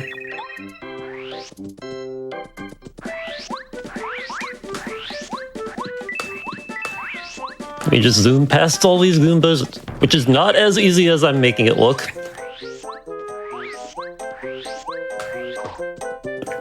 That was an attempt at a swag hammer, and it failed.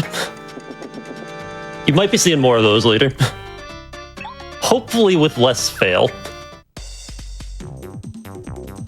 But anyway, our first boss fight is...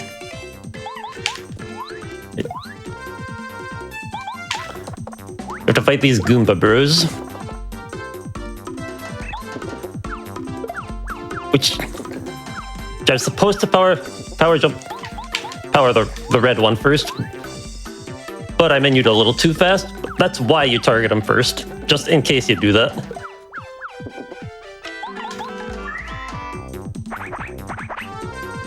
They just power jump blue for 3, red for 3. Goombario attacks red for 1s. That ends up leaving them both with 3 HP. So a Fire Flower does just enough to take them out. Works out pretty nicely. There, we use our Goom Nut so that we can use Power Jump on this next fight coming up. Goomba King. If I didn't do Junior Troopa skip, then that guy would have weakened me to 5 HP. So then after the Goomba Bros fight, I would be at 1 HP, so... Which, yeah, I would not be able to survive a Goomba King attack there, so... So in that case, I would go back and hit the Heart Block instead of getting a Goom Nut. But since we don't need to restore HP, it is ever so slightly faster to get and use a Goom Nut. I don't remember how much faster. It's not very much, but it is a little bit.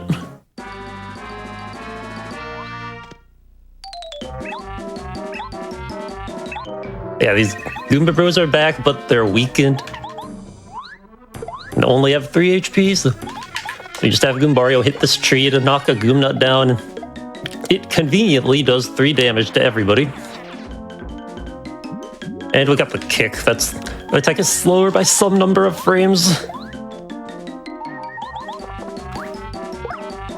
And just one more power jump and one more head bog does exactly 10 damage, just enough to take out this guy.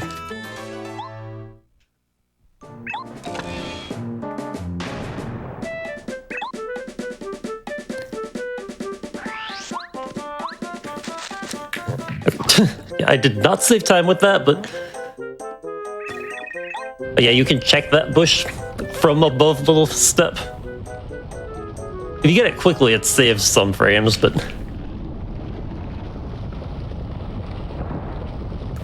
Of course, on Virtual Console, you can do the switch jump. So... Like, you can jump on the switch and hit it as it's flying, but if you try and do that on N64, the game will crash. So that's no good.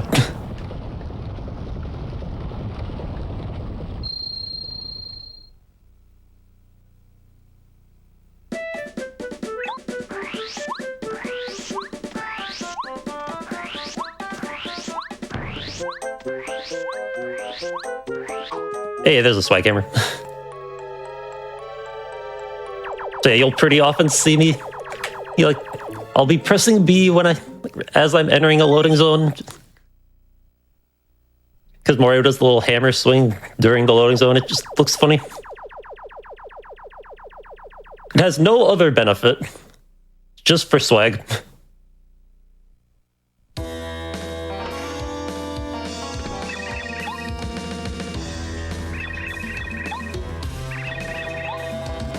I guess one other thing I'll note is that on that option I had before was save and continue, save and quit, and continue without saving. On N64, I think it's a couple frames faster to hold down and select continue without saving. So, but for settings like this, I don't bother. Just to have some save there makes me feel a little bit better. On the Virtual Console versions, I don't think it even saves time.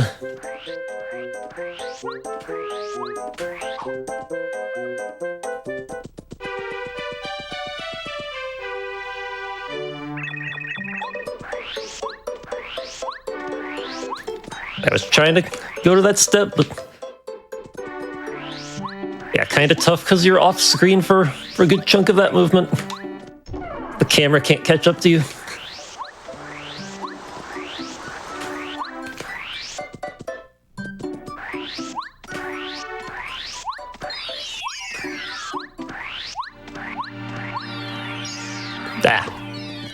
I see I missed a jump there. It had a sad hammer, I'll call it. Is what the community often calls it. When you attempt a swag hammer but fail it in front of the loading zone.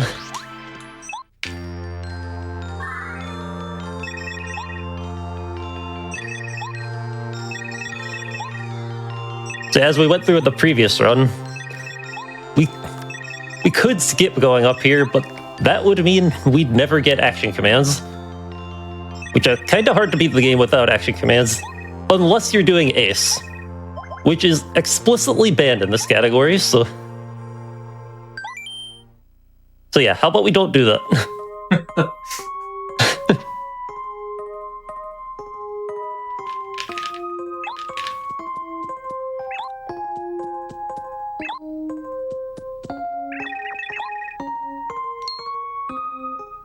I think the tasks of No Ace uses like skips action commands. I don't know if it was ever determined to be faster. Like for tasks, it's actually like doable. So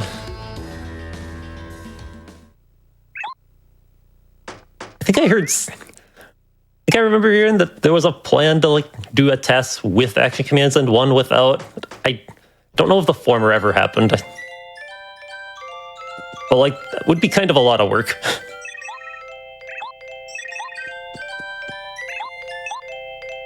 Yeah, like one task is already a lot of work. Now you're doing two with a completely different route. Like that is a monumental task.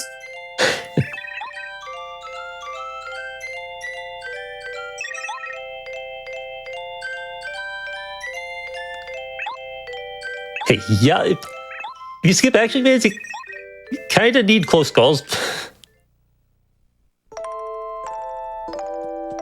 I mean, an optimal route of this even RTA like doesn't exactly rely on close calls, but like they help.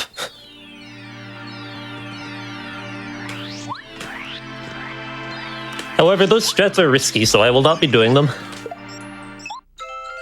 I will be doing strats that are almost guaranteed to win, as long as I execute correctly.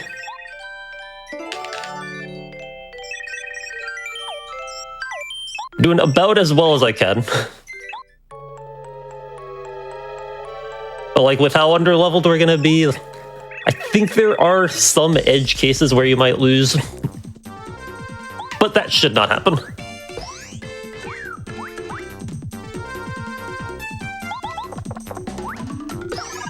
Now, unlike the previous run, Goombario actually gets to attack this guy. Because we need to save some FP for the fuzzies.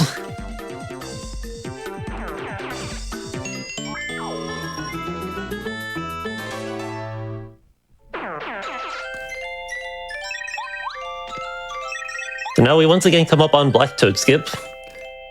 Which normally you're supposed to talk to these black toads blocking the way to the east. Then go to Merlin and have him reveal that they're not actually toads.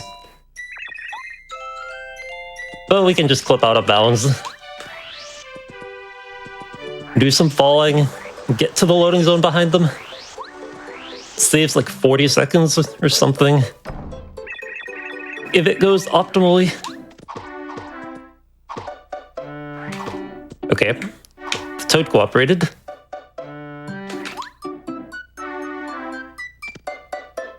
Okay. That was a very good block toad skip.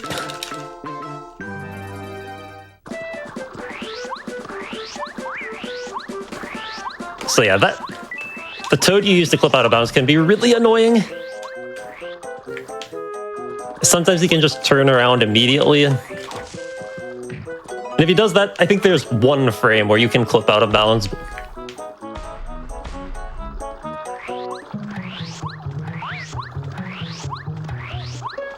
But it's like...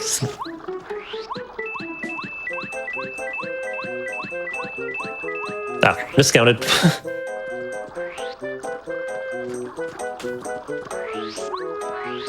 Also, yeah, you guys probably didn't see because I did it too quickly for the camera to catch up to me, but I landed like inside the corner of the post office, and from there jumped down to jumped around to the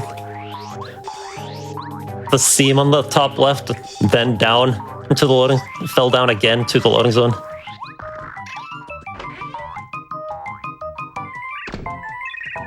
Also, I do not need to stop in the shop in this category because we will not be finishing Chapter 1.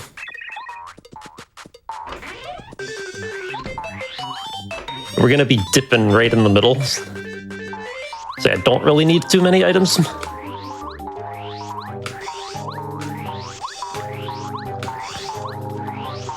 Yeah.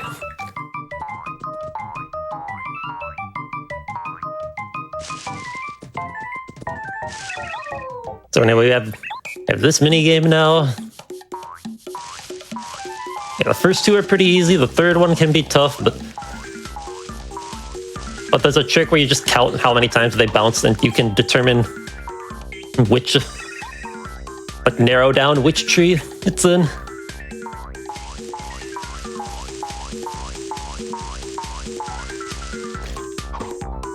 Nice, staying in 3. Like, yeah, I don't count the one where it stays in place, but...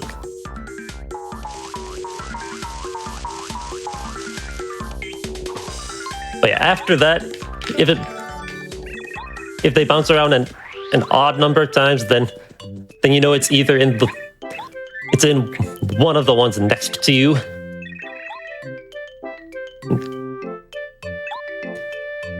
If it's an even number, then it's 2 away. Or in the same one you're at.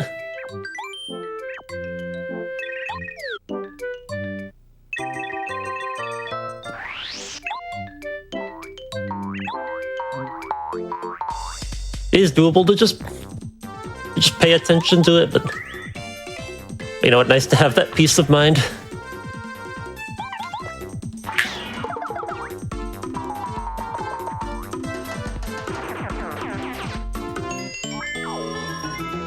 Anyway, since we don't shop, we want to just power block and power shell, which is why we saved the FP on Magic Koopa, so that we had enough FP to use power shell there, and not have to buy a fire flower just for that fight. Some routes used to use a freight jar on that fight, which is 95. I think 95% to work on each one.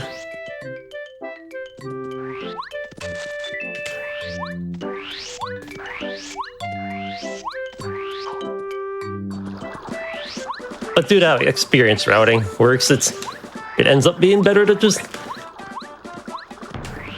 kill those guys. Because later we have to take an encounter to level up before bloopers. Also, I don't need that Thunder Rage. I autopilot hit the block, but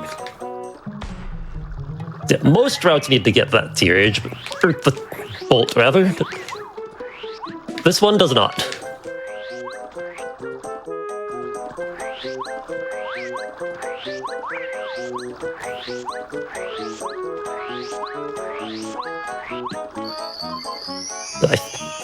Once again, I feel like I had some train of thought and blessed it. I have derailed. Something about EXP routing, probably. Oh, great, it was we used to fight a Dark Koopa in the sewers. Like, we'd buy buy some stuff from a shop, like a Thunder Rage. Take out that Dark Koopa.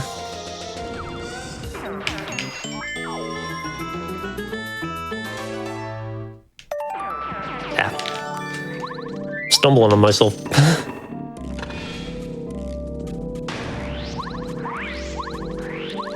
It turns out we're gonna just defeat a Cleft and Mount Rugged. That plus the experience from the fuzzies is enough. And cutting out that shop trip ends up saving time overall.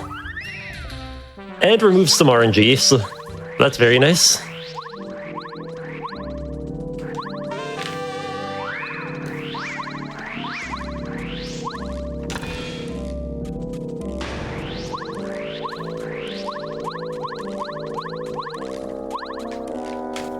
Oop. Okay, now this is slow.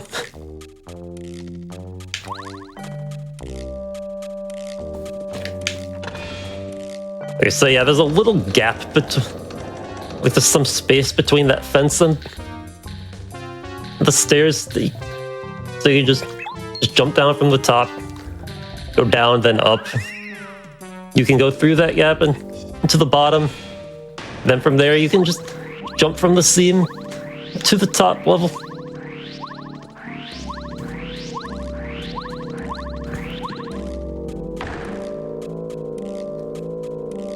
The way out of bounds works in this game is that after you fall for a certain amount of time, you'll shoot right back up.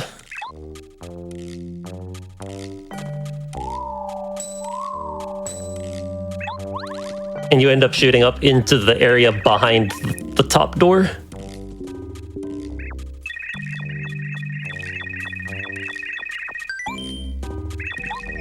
And yet the game just puts you at the bottom door from that cutscene.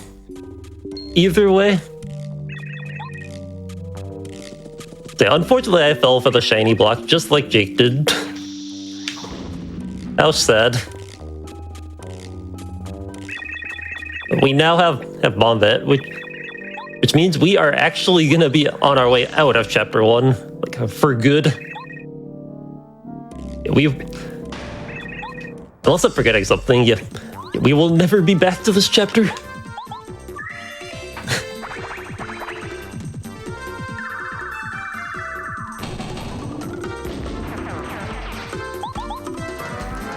Yeah, use a fire flower. Instantly take out the bombs. I think they already only have 3 HP anyway, but even if they had more, the Firefly would just instantly blow them up.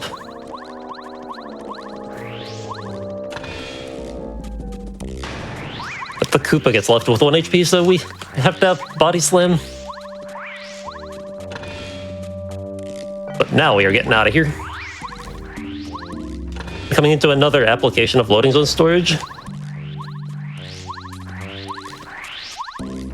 which I will not be doing with the jumps this time. Instead, I'll just be falling out of bounds and touching a loading zone for 1 frame.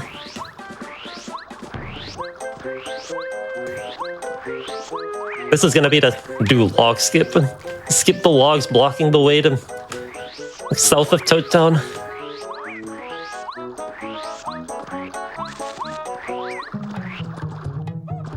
That'll allow us to enter chapter... Okay, didn't remember if I needed that honey syrup. I do not.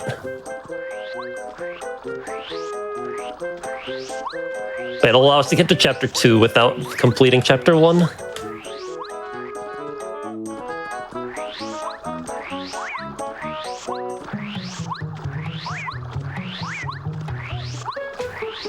So when I enter this room, I'm just going to be waiting for a little bit. Just because I'm using... like the bad shop owner to clip out of bounds. And like he's on a cycle, so you have to wait for him anyway. But the center of Toad Town has more lag, so So you just wait by the loading zone. You can save some time. Anyway, by falling at a somewhat precise angle, I'm surprised I had the loading zone there.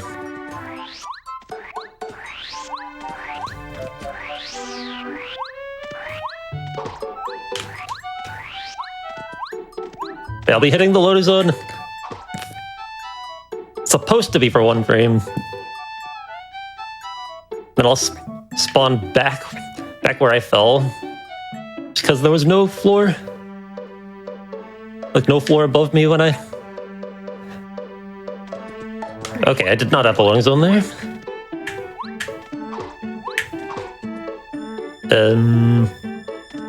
Yeah.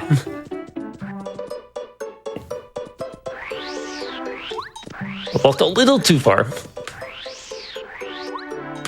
Again, I might be a bit washed. Also, did I just not full jump or something? Yeah, not a big deal. Just have to wait for this guy to come back.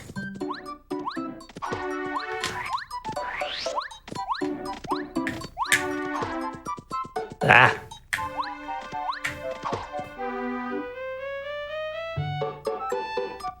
Wait, when you spawn back, you just fall at an up right, or no, up left angle. Like that. And then once you walk off the scene again, you switch to upright so that you'll land on the ground, and the loading zone will skew your angle so you fall out of bounds. And you can get around the logs.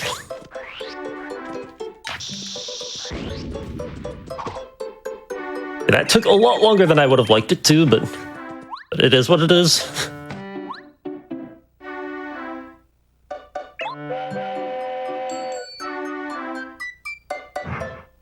We will not be spending much time in Mount Rugged. Pretty much coming here just to get a magical seed and some whack-a-bumps. Well, it's largely for the seed, but the whack-a-bumps are very useful. Also, I need to switch controllers for a trick coming up.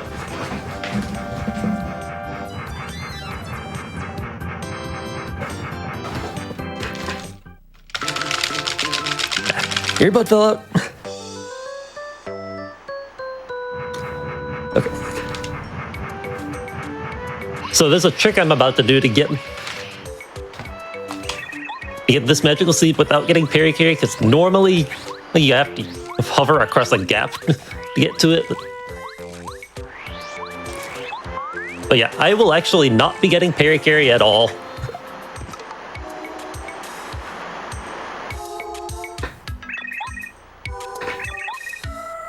You could also do this in all cards, but it adds even more nonsense to the run. Like here, pretty much all it adds is just you have to do a different method of the basement skip in Chapter 8. But in other categories, it adds more stuff. Like example, to cross the gap in Gusty Gulch, you have to do some weird climb. It's pretty annoying, especially with a hyper cleft nearby. Yeah, speaking of clefts. Oh no. I went too far. Come on, get over. Okay, whatever, just regroup. There we go. There's first strike this guy. Take him out with one hit. They only have 2 HP, but they have high defense for this point in the games. But that's not a problem for combat. If we upgrade 8 or FP.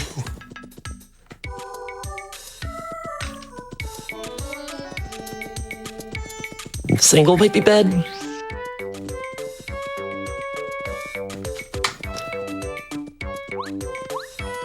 Ah, come on. Really, I got robbed.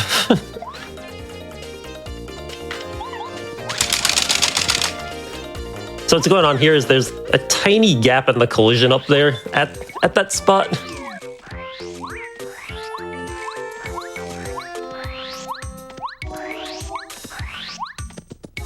So by walking into it at a specific angle and doing some tap jumps to wedge ourselves in a bit more, we can clip out of bounds and fall into this out of bounds area.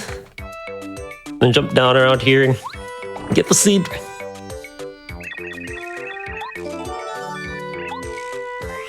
Yeah, I did lose 1 coin from that, but that's fine.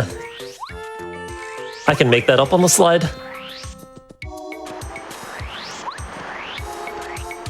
Anyway, yeah, I just need 2 more wacko bumps and the coins from said slide.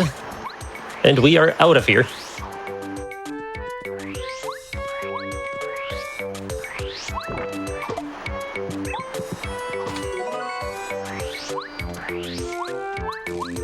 Unfortunately, I need an extra reload. I gotta leave the room and come back for Wacko to respawn.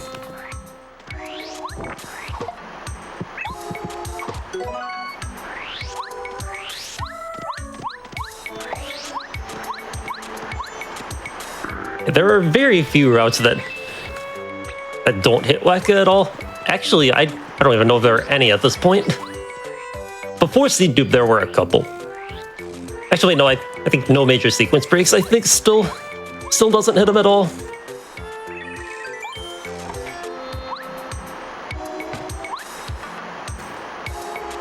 But yeah, this is not that category. So yeah, sorry, Wacko lovers.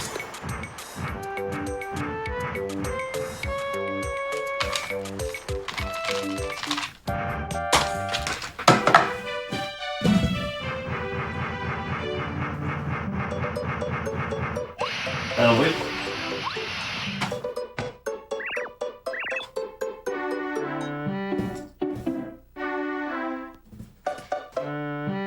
Couldn't find my other controller for a moment.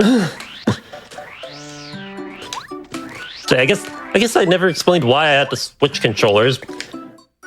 So to make early seed easier, you want to remap your control stick angle so that when you're holding neutral, the game's reading it as the downright angle you need.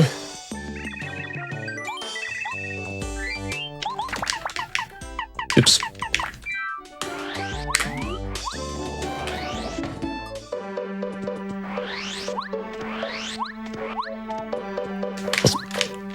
Yeah, another trick coming up.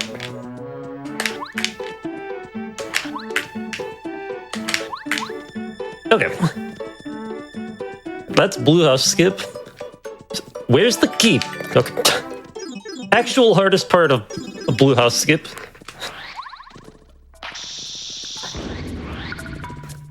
Anyway, that lets us get into the lower east part of the sewers early, which gives us access to the blue pipe to Chapter 5.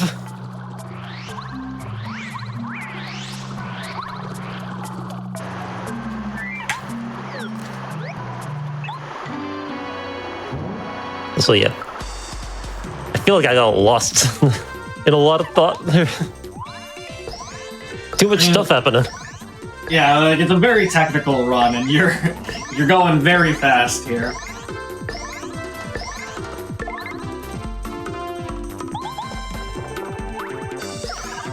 Yeah, Blooper just gave me a 12 cap. That's pretty good.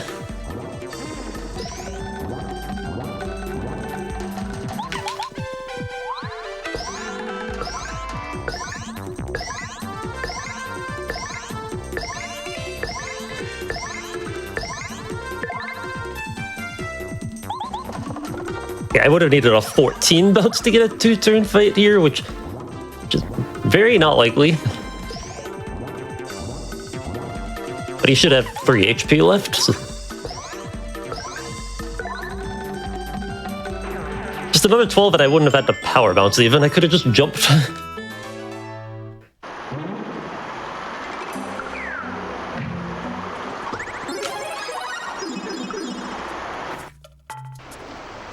But anyway, yeah, we'd set our story state to Chapter 2, which means the bad shop had opened.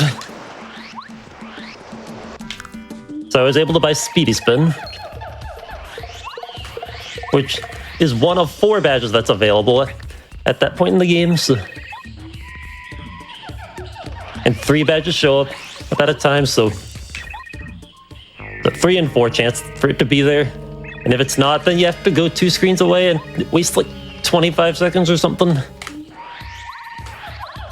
But I got it first try, so Ralph was kind.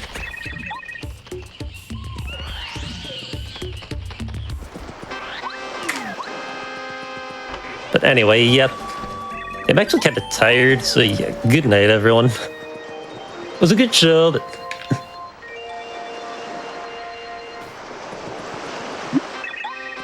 Okay. That was a nice nap. Yeah, that is unfortunately the fastest way to restore HP.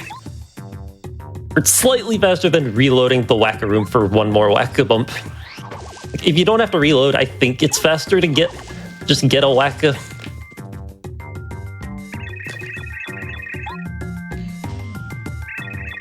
But we already do an extra reload for safety strats later, so...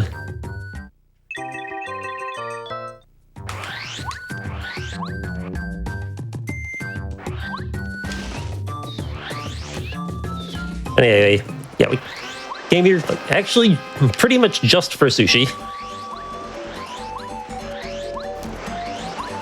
Sushi's gonna allow us to do like the newest big trick that got found like a year and a half ago. Oh, but first, I technically don't need this repel gel, but it's nice to have for safety. Really for Final Bowser, in case things go bad. It's like one of his attacks is can immobilize your partner if you don't block it with them. And in that case, having the extra repel can really help. Like, ideally I shouldn't need it, but you know, safety. Anyway, it's now time for magical seed duplication. Oh, come on.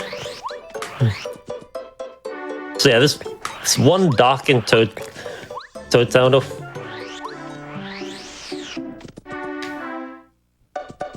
If you get on sushi in just the right place and after setting your internal angle,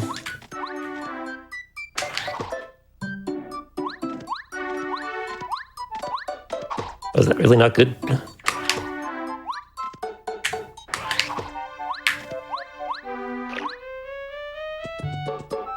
Yeah, it's pretty precise. There it is.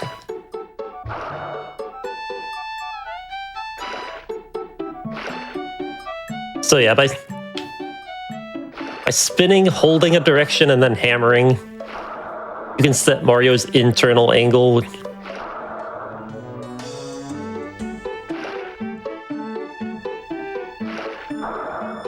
Which really messes with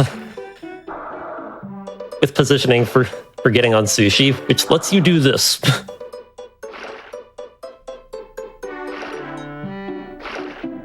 Like, yeah, don't you all just remember swimming through the ground in Toad Town?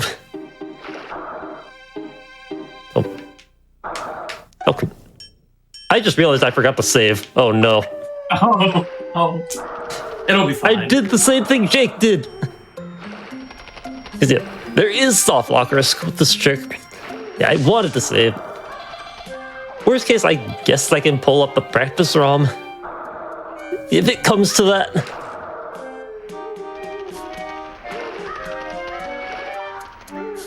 I do have a save that starts from here.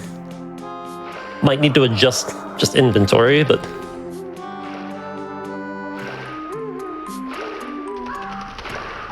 hopefully I just don't soft lock.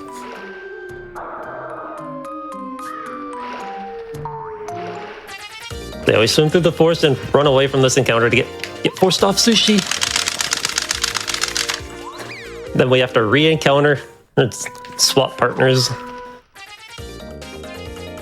swap partners with Sushi's turn. Because only Mario can run away. So yeah, this puts us in a state where we can talk to the bulb.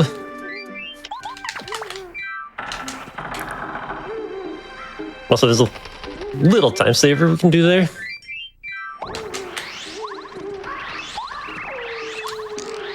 So if you saw the last, like in all cards, like Jake kind of got pushed back after opening the gate.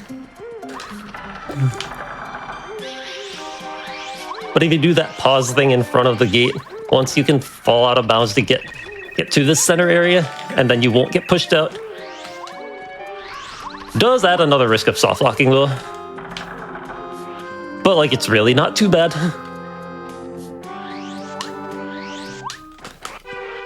Okay, we are in the clear.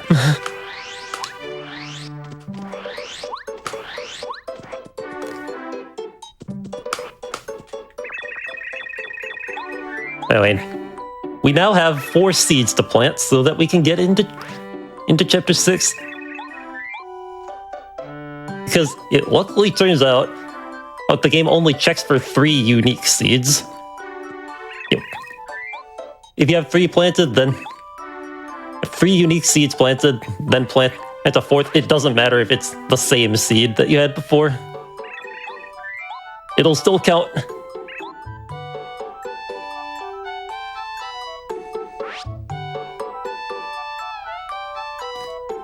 This will allow us to enter Chapter 6 early.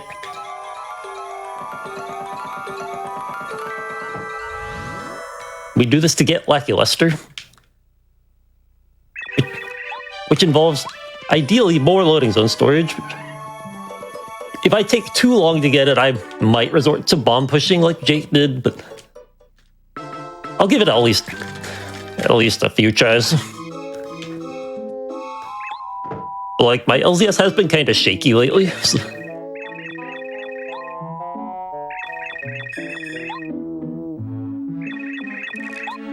Yeah, I will save because I do have to hit all of my blocks in the Lackey fight, or else I die, so, you know, just in case. Now.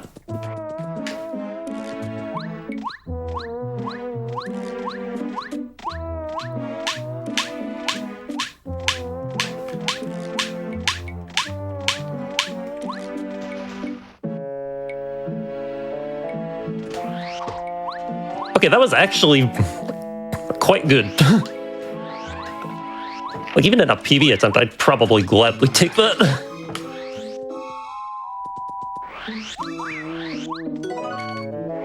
But yeah, that was another case of using loading zone storage to carry the loading zone across the room to skew your angle so you fall out of bounds. That allows you to land on the front seam, and then jump around the loading zone and get over here. I'll say, there's top step.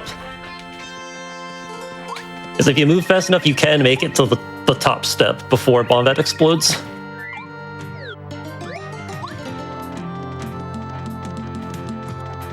You can also do some LZS around the back seam there to talk to the sun, but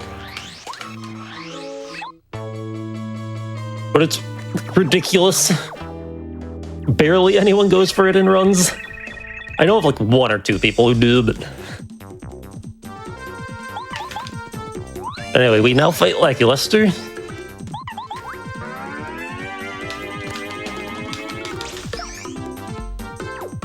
Again, I have to hit all of my blocks in this fight.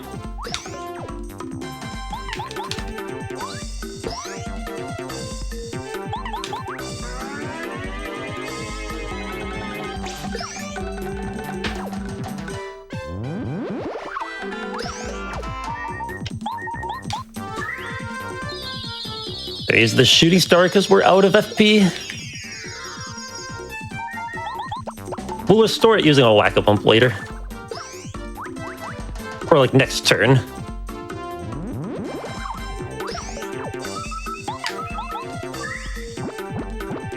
And restore our HP so we can take some more hits.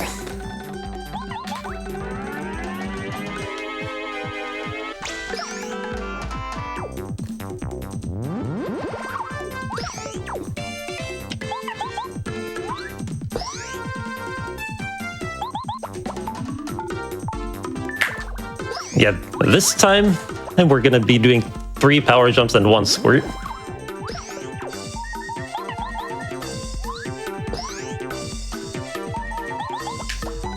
Just a more efficient spread of damage. I forget exactly how it works out, but it does work out that way. And yep, we are left with 1 HP. So again, if I had missed any of those blocks, yeah, that would have been bad news.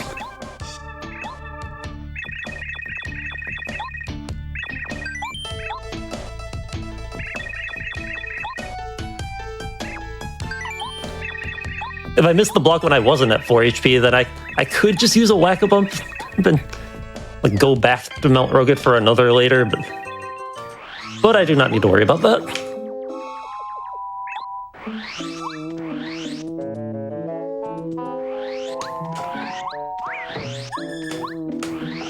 So we now have Lackluster, which means we can now get to the end of the game. Gonna save here just in case I get first struck in the sewers, because I am still at 1 HP.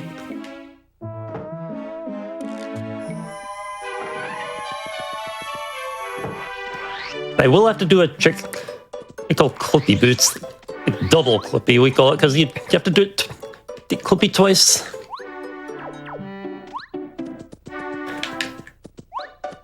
Also, once you get Lackluster, you can clip into the blue house pretty much for free.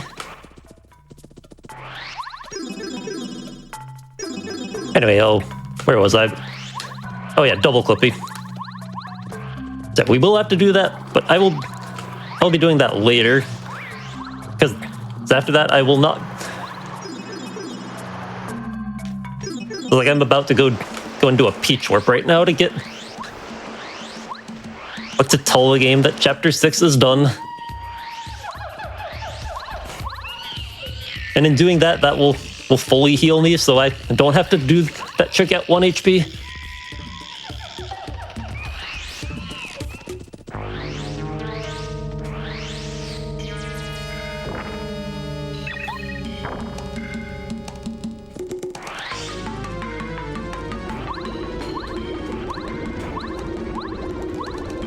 But anyway, Peach Warp, we saw it once in the All Cards run.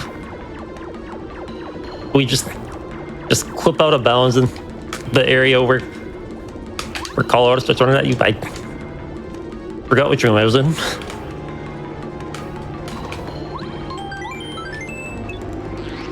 Saving there because there's technically soft lock risk. It probably won't happen, but it's pretty easy to avoid.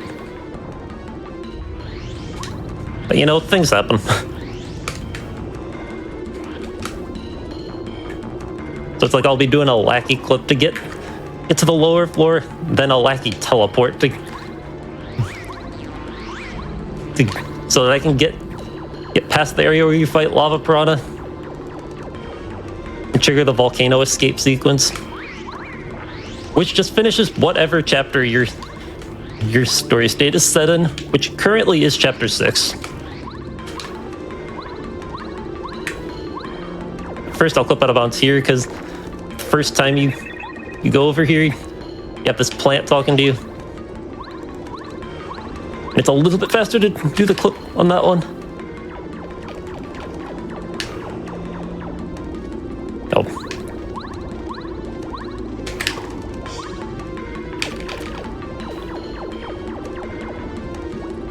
Really?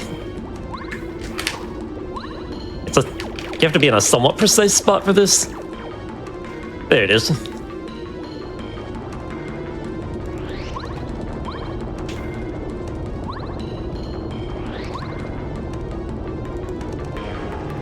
Okay. So yeah, that is a Peach Warp.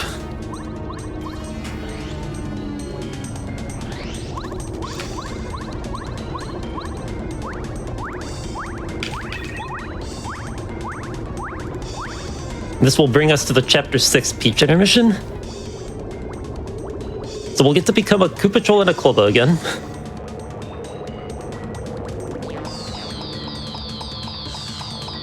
How long has it been?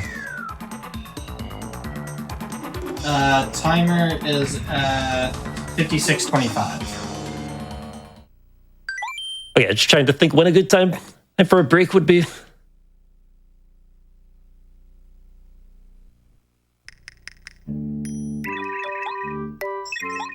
Actually, I think now might be a good time for a break. So. Alright, yeah, if, now's a good time. We can take a break now. So, during these longer runs, everybody, we take breaks every hour, so just so everybody can get up, stretch, get some water, anything y'all need to do. So, we are going to take a quick break and we'll be back with the rest of the run. Hello, everybody, and welcome back to the Games Done Quick Hotfix. Today, we've been showcasing Paper Mario games. We are in the middle of a Paper Mario No Ace run. I'll hand it right back over to you whenever you're ready, if you just want to give a quick countdown. Okay, yeah, countdown. 3, 2, 1, go.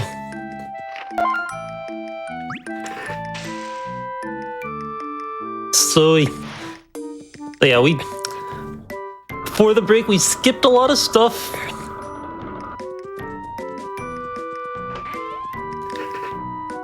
We did not set foot into chapters 3 or 4 at all. Just dipped into chapter 1 for Bombette, into chapter 2 for a seed, chapter 6 for Lackey. Then we just went to the volcano and triggered the escape sequence. And now we're here. Just disguised as a Koopa Patrol.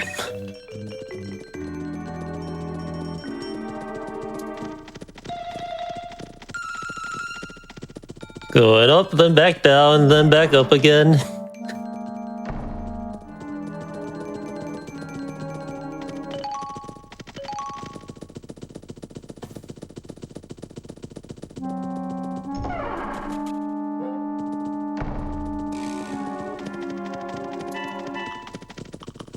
Yeah, we are going to be doing that.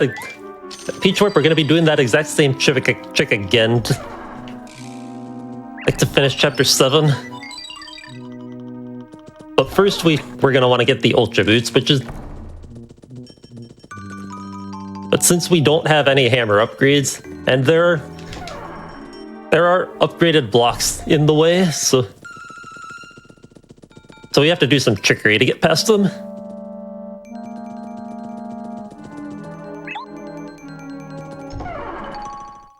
There are enemies in both rooms that we can use. If we ride Lackey and open the partner menu,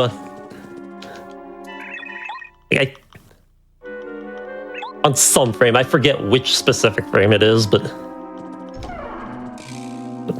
like some frame after you run into the enemy, there's one frame that you can open the partner menu, and then if you swap partners after that, like after the fight's over, then you'll retain Lackey's smaller hitbox, and it'll let you kind of squeeze through the gap to get to the loading zone.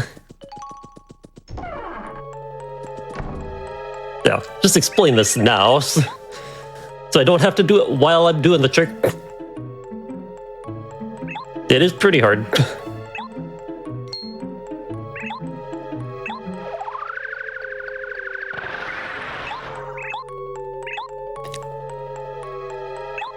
And I will be saving, because there is soft lock risk.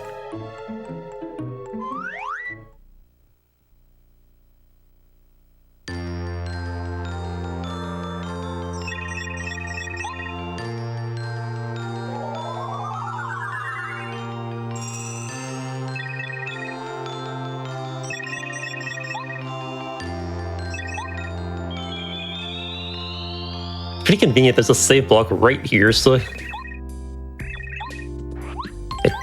don't even have to go out of my way at all to be safe.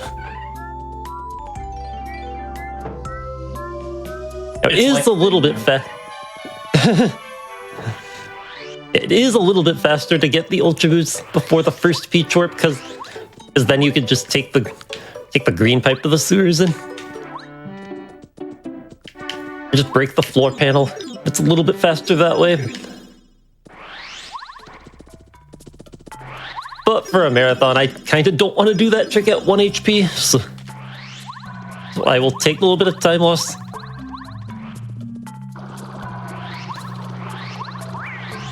Also, for a moment, I was thinking I was just forgetting to get super jump charge, but yeah, I think the safe route actually does not get it. So yeah, dodged a bullet there.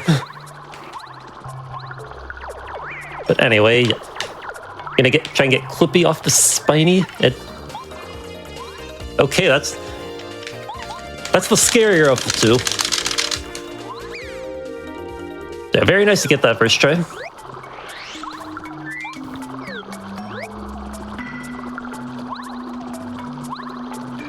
Yeah, the smaller hitbox lets us clip up onto the block and get down here. Now we just got to do that again. Yeah, that was pretty awkward positioning.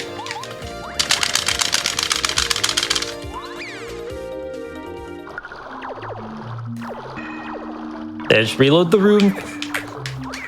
Just makes it a little easier. It just refreshes the guy's position. Dark Koopa. Oh, come on.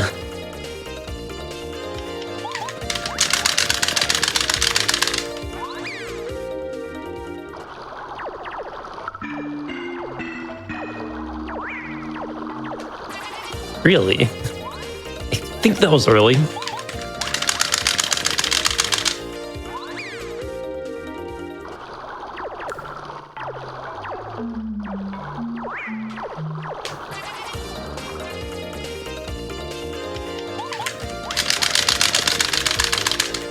This is the part that's been done in other categories for years. Yet I'm struggling here. But I get the other one first try. I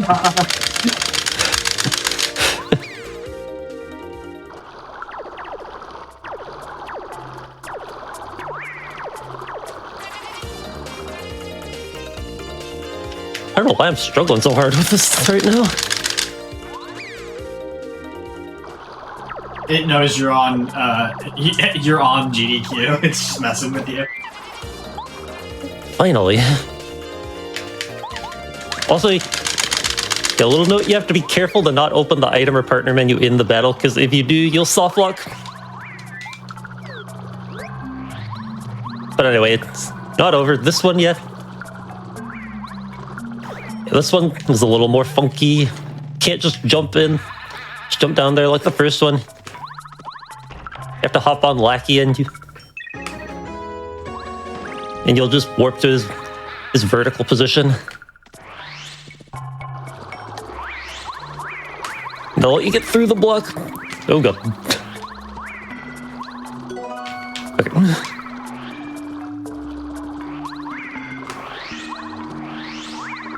But anyway, yeah, we now have the Ultra Boots. This kind of thing is why I waited till now to do this.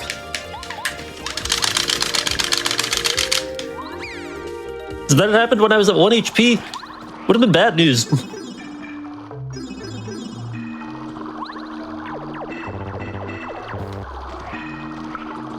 So anyway, now that we've got our Ultra Boots, now we just go beat Chapter 7.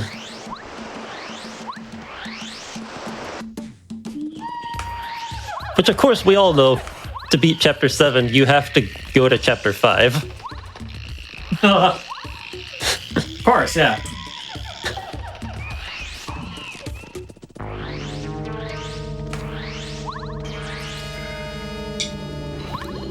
So we're just making one more trip through the volcano. Just like before. Do a Lackey clip to get to the lower area in the room before Lava Piranha. Then a Lackey teleport to get out of bounds so we can fall to the part past the fight.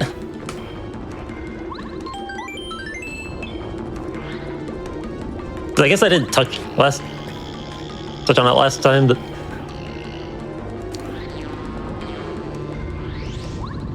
yeah, the reason we have to do the Lackey teleport is there is an invisible wall, like right about where the Lava Piranha fight was.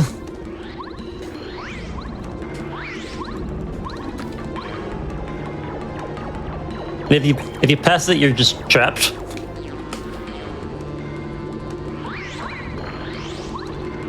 That's also why I saved, just in case I accidentally fall into that area.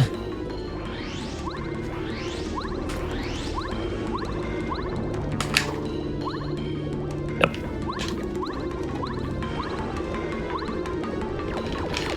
I think this should be good.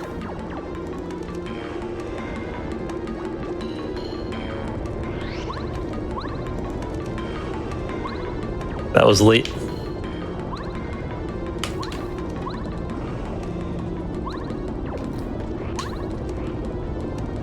Okay, that second fail, I don't know why.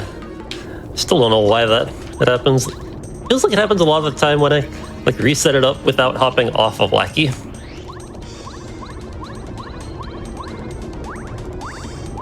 But I'm pretty sure it can work even if you don't hop off. So yeah, I still don't know what's up with that. But anyway, yeah, we just beat Chapter 7. It might not look like it, but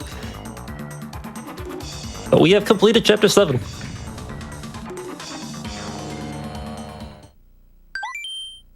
Also, shout outs to the overlapping treasure chests. Sort of forgot that was a thing.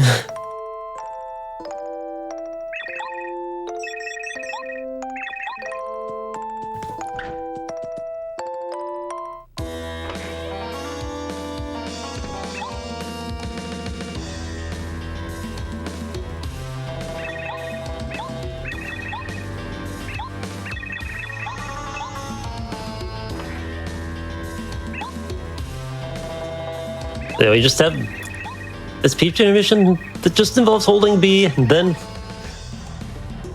we get to go to Chapter 8 without touching a single Star Spirit card. Yeah, like I said at the beginning of the run, we touch 0 Star Spirit cards. We get all cards followed immediately by no cards.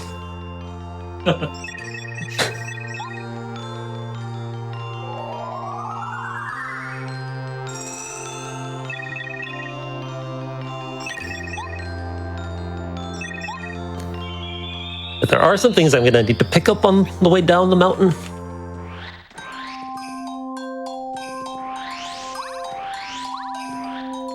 One of these being this badge over here, Mega Jump. Which I think we use on exactly one fight. That being Junior Chupa. Yeah, I think that's the only time we use it this route. Also need this Tier Agent, this Thunder Agent Shooting Star.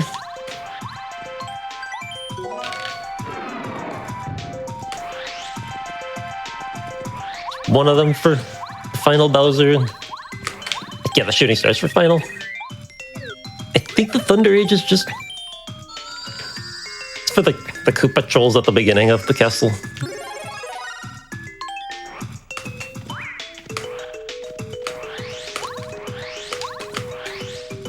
Anyway, yeah, I just upgraded Goombario, because he will also be useful for Junior Chupa.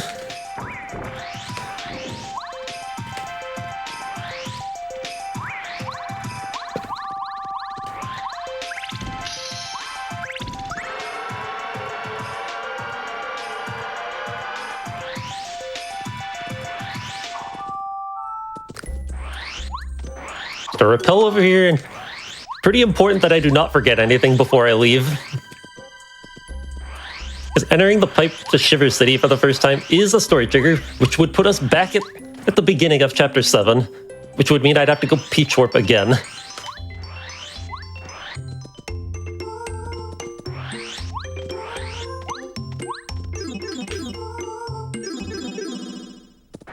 But yeah, I don't need anything else in there. Just need to use this upgrade block to upgrade Bombette.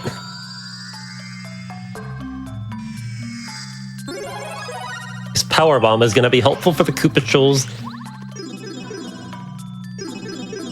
And we also want extra damage output for the late game fights. I think both of the Bowser fights we're going to be using Bombette. would be Parakarry because Shell Shot is a fast animation, but not fast enough to warrant getting him. So.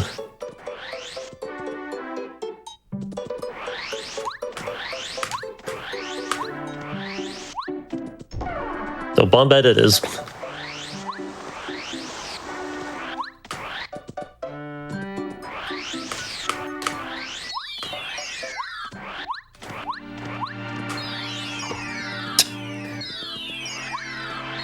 I feel like it's been a while since we've seen a Sad Hammer.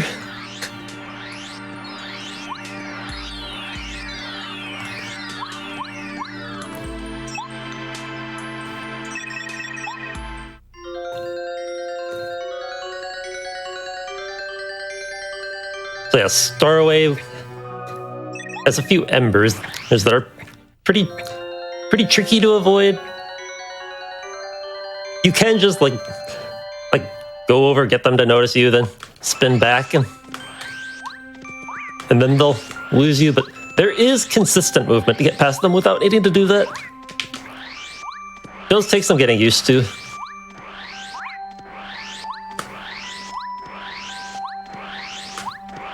But it is consistent.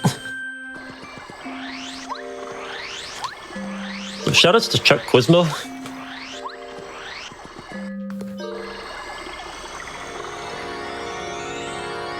Made a little appearance on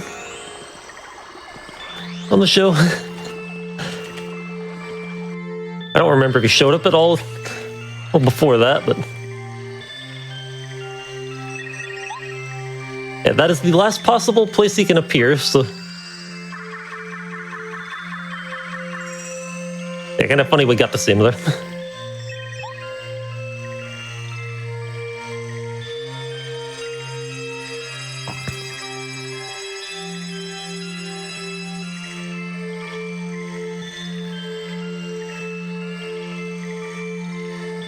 Anyway, these Star Spirits that we definitely saved have prepared the space bathtub for us to get into Bowser's Castle.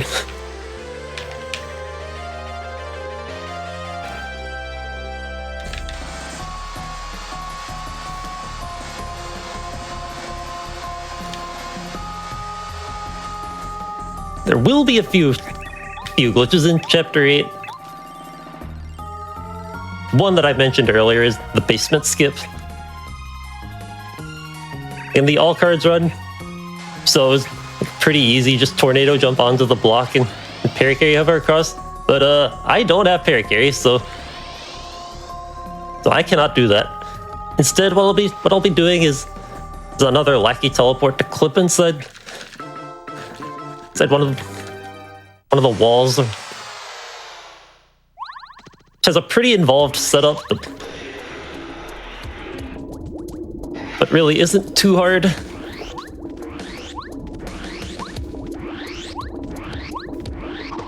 Yeah.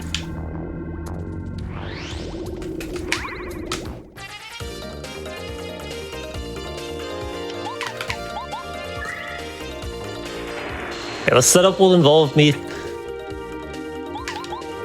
taking advantage of full walking. So it's like I'll be using my hammer to buffer a full control stick input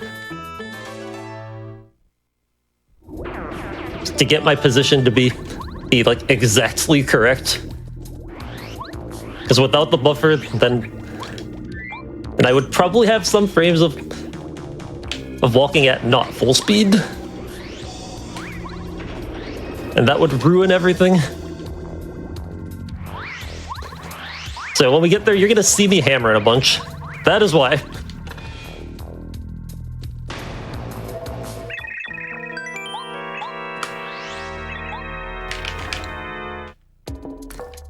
Oh no, I fell for another chip.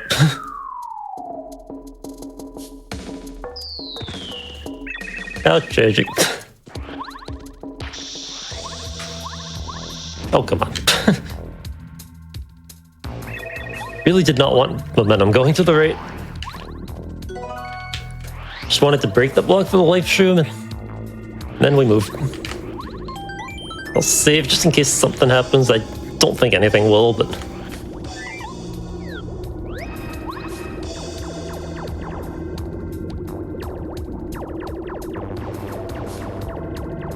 Yeah, we just ride Lackey across the lava.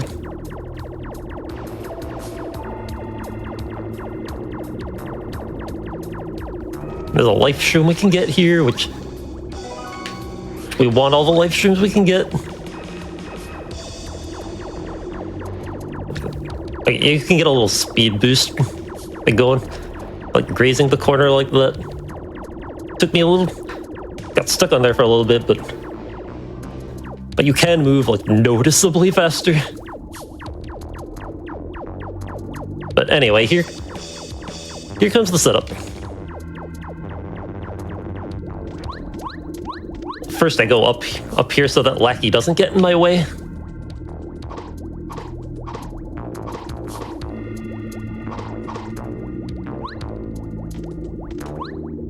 I used Lackey too early.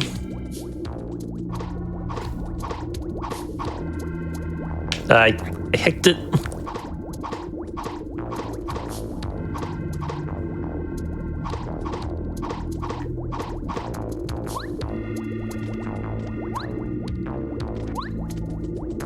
I think that was late.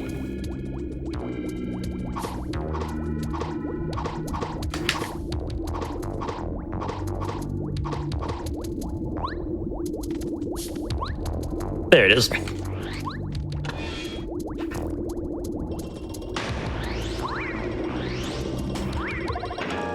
Ow.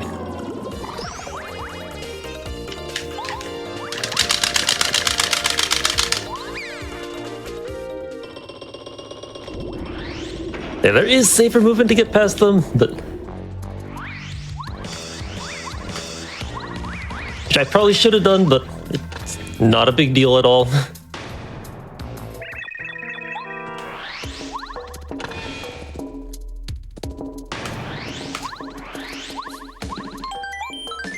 So anyway, the rest of the castle up until the bosses is gonna be pretty much the same as what we just saw in all cards. At this flood room with, which there is soft lock risk in there, but with enough practice, it's not too hard to avoid. I've been saying that a lot soon, haven't I?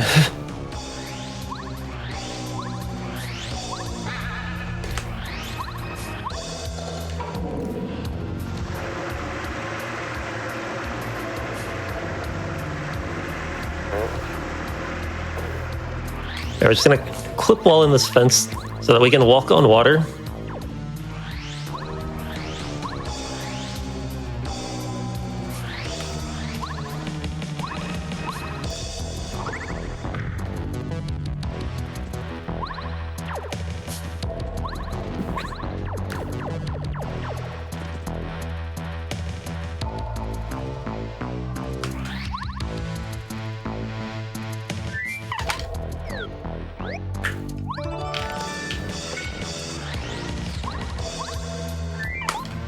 Yeah, that was a Cooper super jump to get that key.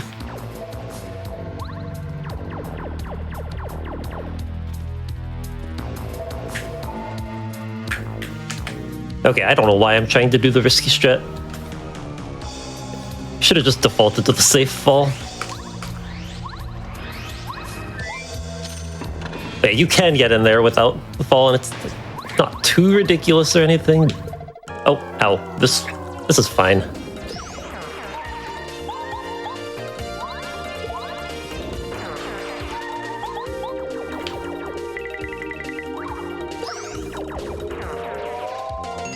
Yeah, since this is a safe route, we end up taking a couple extra encounters for an extra level up.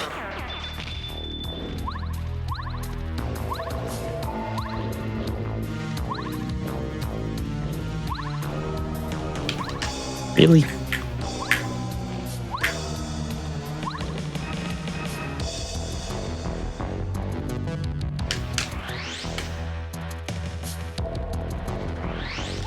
Anyway, just like before, it's cannonless.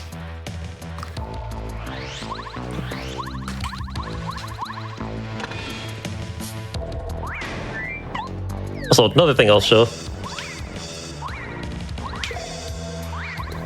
It's a little bug. If you interact with an enemy's projectile in the field while you have sushi out, the enemies will just not throw anything at you.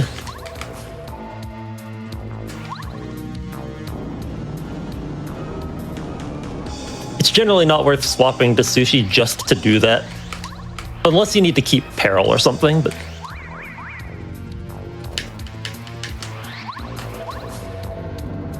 But some routes already have sushi out there, so it barely wastes any time.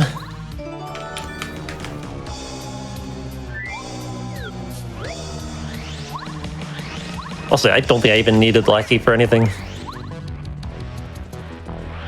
You know, I think Cooper's the next partner I need. So, yeah, that swap was just a waste of time. But that's okay.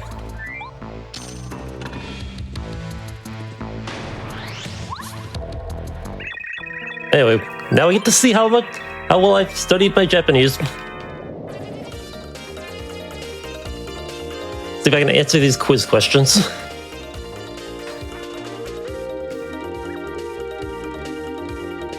The answers are in the same position every time. So you do not actually need to know Japanese to run this game.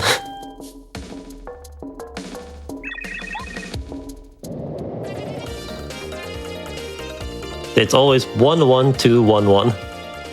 Or if you get any wrong, 3 and then 2 are the backups.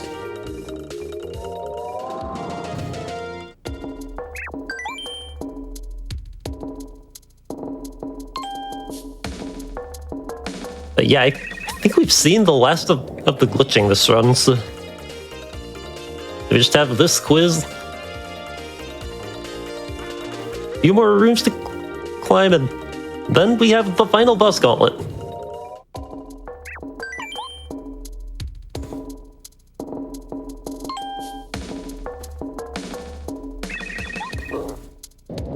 Which, for an optimal route, the final boss gauntlet, your odds of winning are pretty terrible. Because you optimally would use timeout on hallway Bowser, which is 30% to work, and if it fails, then that's basically run over.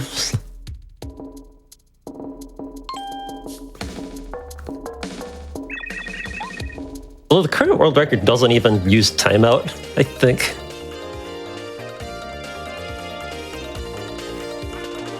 Still does a pretty risky final Bowser fight, which I think is like roughly a coin flip to whether you win or lose, but I will not be doing that.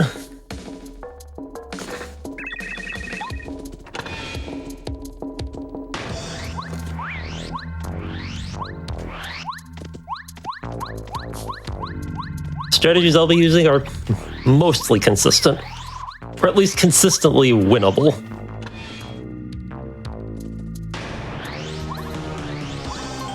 So saving here because for some reason this is the last save block before the Junior Chupa fight. I don't know why they didn't put one in the room before, but yeah, this is kind of a ways back.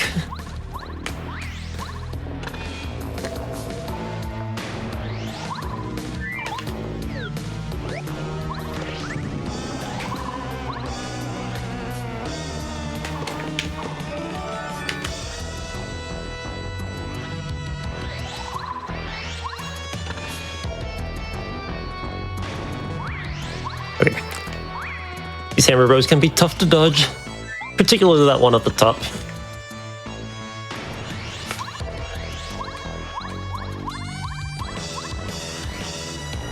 Yeah, this endless always the same pattern every time.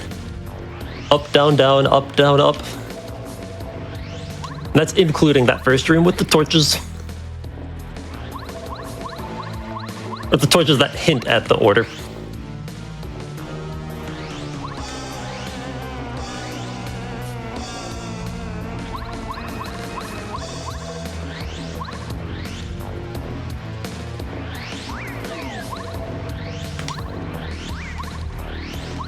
I just realized I forgot to take it.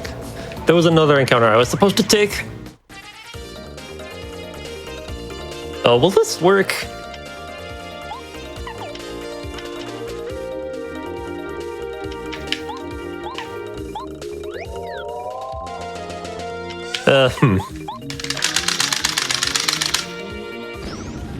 This is awkward.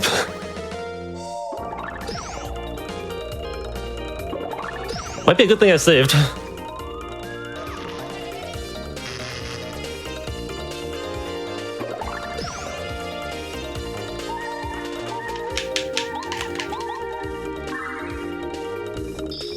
This actually should be fine, I think.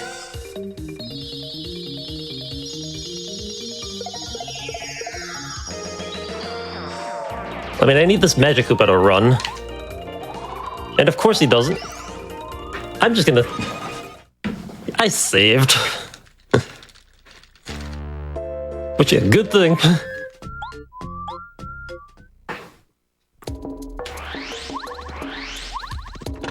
So yeah, I guess now that I'm here, I'll just go back and hit the one I'm supposed to, because I know that one will work.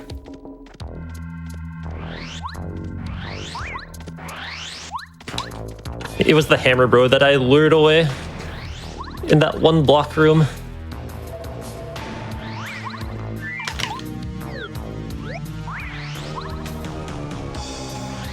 But yeah, safe route things. I kind of feel like that other layout would have worked, but...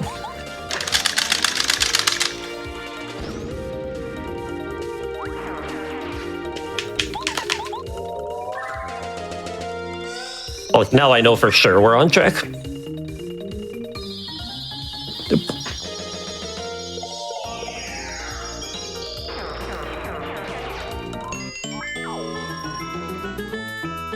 I knew something seemed off because I thought I remembered needing to hit the heart block before the duplicus.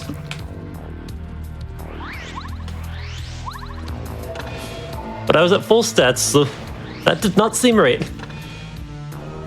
Yeah, at least now I know why.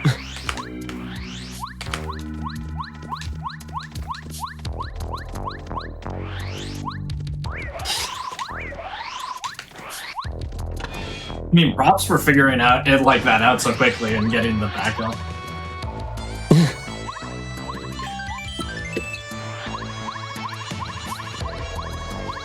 Actually, wait, something I should have shown off. I think you can do it here.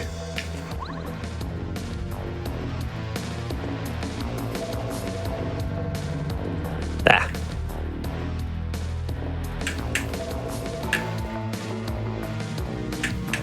You can clip through these stairs and fall out of bounds and get over there a little bit faster, but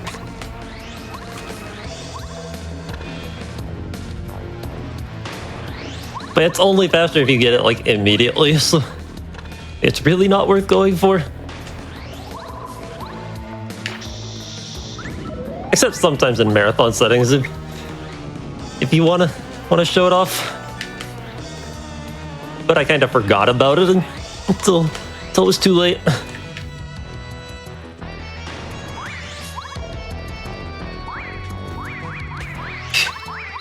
Oh, come on.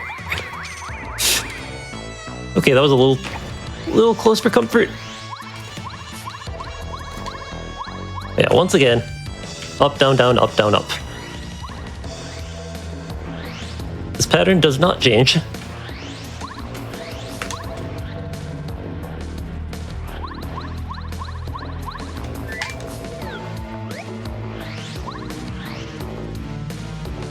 I forgot I do still need Cooper out for the duplicus.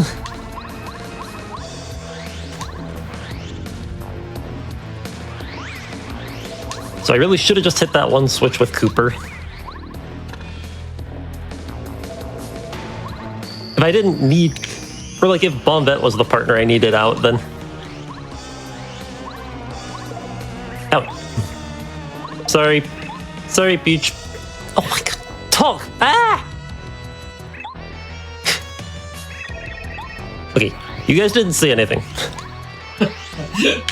Nothing to see here, folks. Nothing to see here.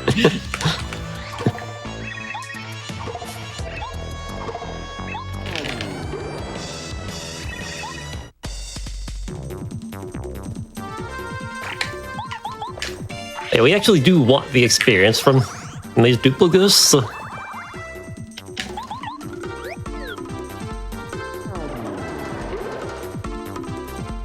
So I just let them transform, hopefully.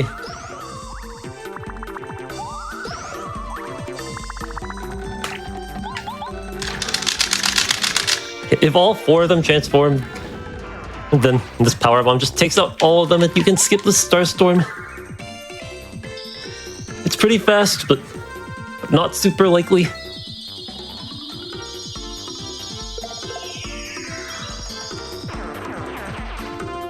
If 3 of them transform, you can save a little bit of time. By just jumping on one, taking another turn, then jumping again.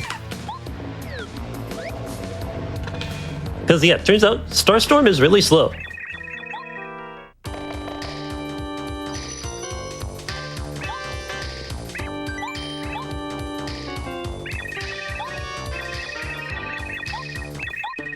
So yeah, ready to rematch the Koopa Bros, right?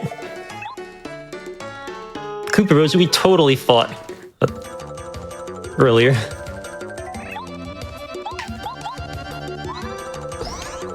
And instead we just fight Junior Chupa, who we also totally fought earlier.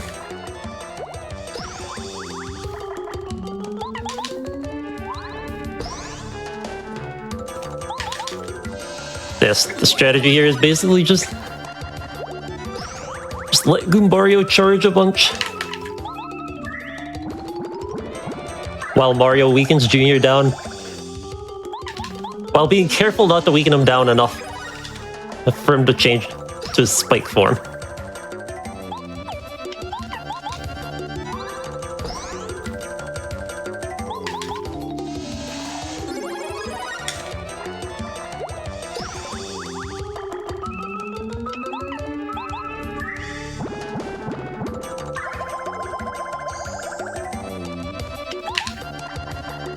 Oh no, I read the next line. That's not good. I was supposed to do nothing with Mario, not...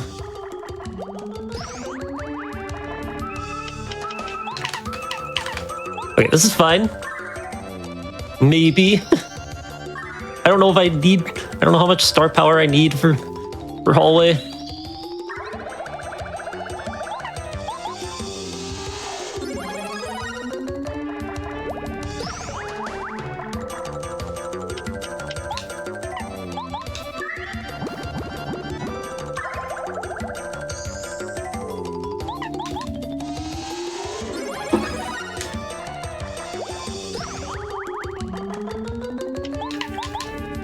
I will untime this power jump because I think this is a case where if I timed it, that would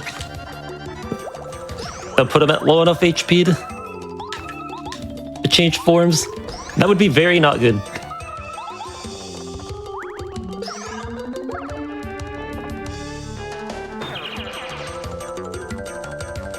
And that does it.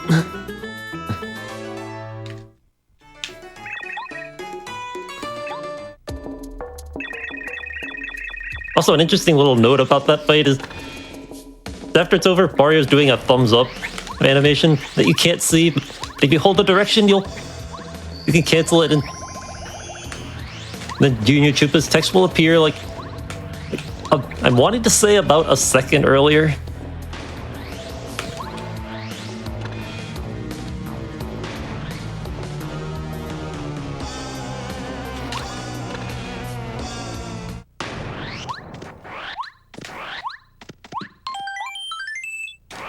Anyway, yeah. I think as long as I don't need to use more than 2 Starstorms, we should be fine.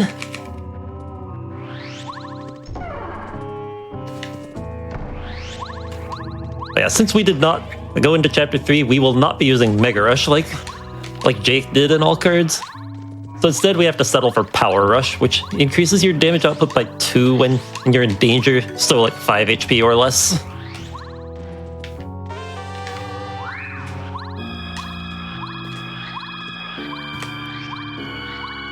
Also why we had to take a longer Junior Chupa fight.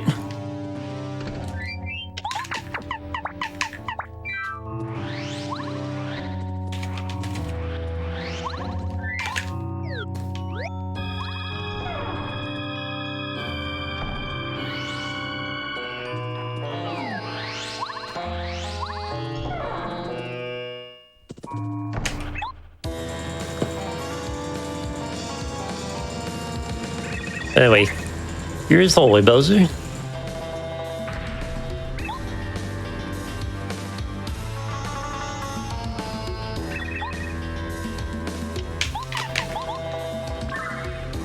Hopefully it doesn't make me have to Starstorm more than twice.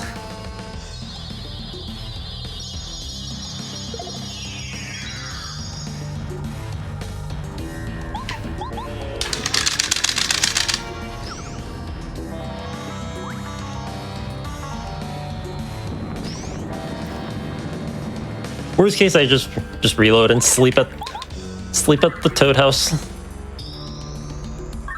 That'll restore my star power. I maybe should have done that in the first place, but didn't think about it until I had already gone back to the heart block.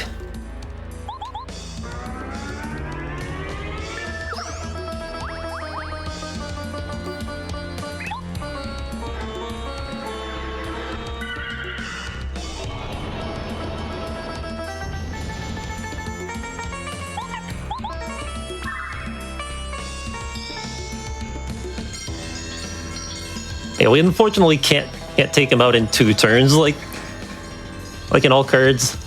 So I guess one thing I'll note, that since we didn't see it in the last run,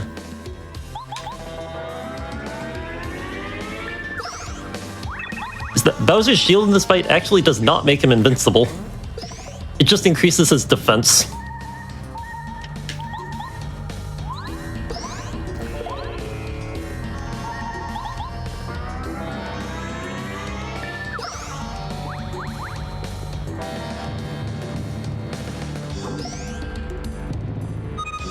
So like even if he has Star Shield up, you can hit him, and if the attack does enough damage, it'll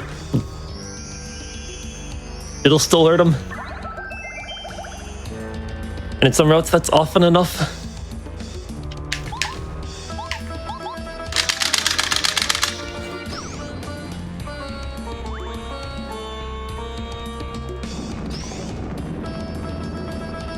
Okay, I think Bowser just threw me a bone there.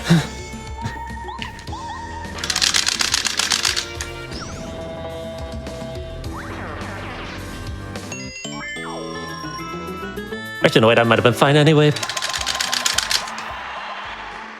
Yeah, I think there are cases where I would have had to do one more Star Storm. But we got lucky.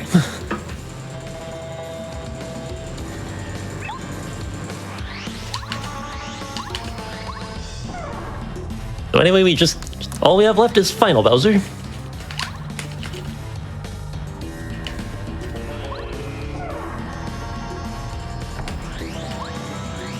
This fight is safe, but can go a lot of different ways. Just because of how Bowser's AI works.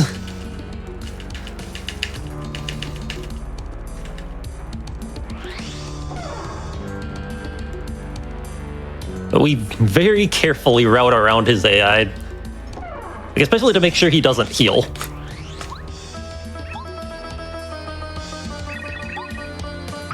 Also, it's like based on knowledge of what attacks he can do, given what he did the last few turns. I think his AI works the same in phases 1 and 2, except on turn 2 of phase 1, he's scripted to shield.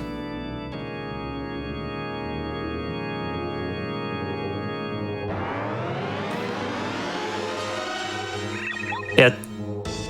So on the first 3 turns, he can use one of his standard attacks, Fire, Claw, or Stomp. I'm supposed to have Power Jump on? What?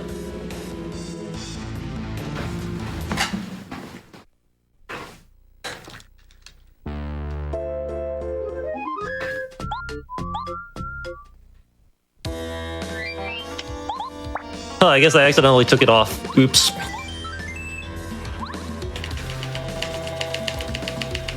Okay. Good thing I saved.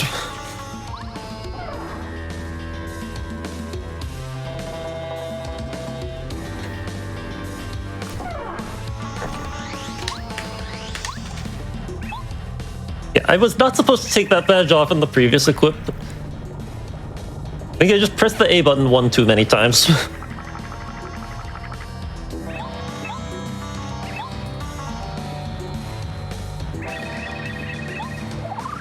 But anyway, Bowser's AI, like first 3 turns,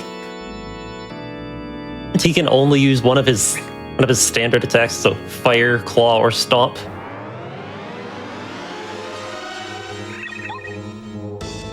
And he cannot use Claw or Stomp 2 turns in a row, like, ever. He can use Fire twice.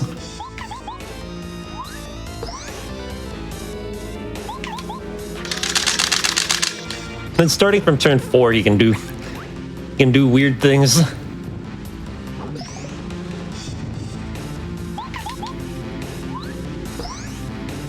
Actually, wait, no, turn 3 he can... Throughout turn 3 he can shield. Or well, 2 turns after you take out his shield.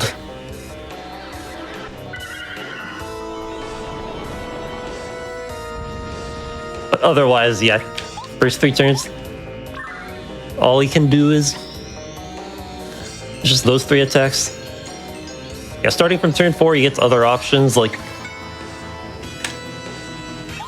the Shockwave, which can stun your partner, which also targets your partner. And if you don't block it with your partner, they will be stunned and will not be able to move for a few turns. So of course, it's very not ideal. But I do have an extra repel gel in case that does happen.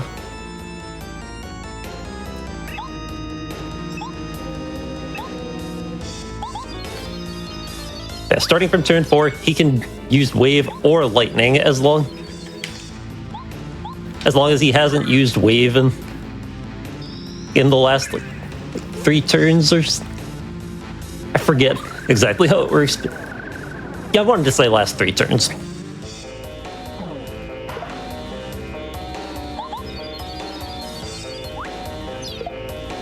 Which for strats that use Super Jump Charge on him, the Shockwave also removes all of your charges, so those strategies have to work around that.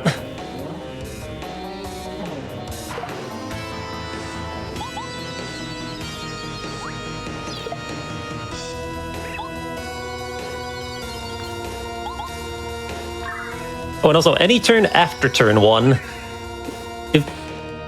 and I have to remember how to phrase this.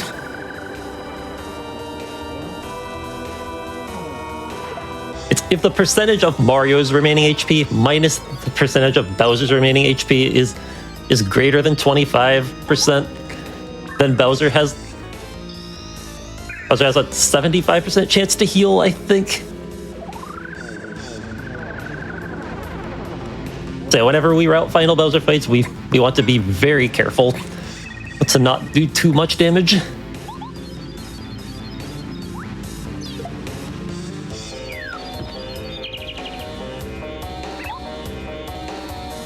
But anyway, the true hardest fight in the game is all done and over with now.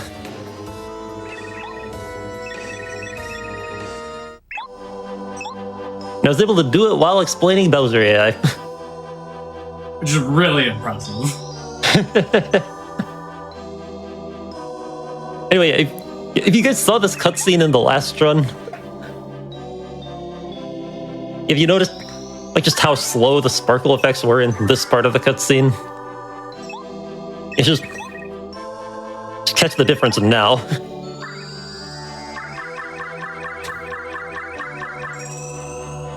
Yeah, on Wii VC, I think you lose like 30 seconds in that cutscene alone. Which is a lot. But yeah, that console lags a lot.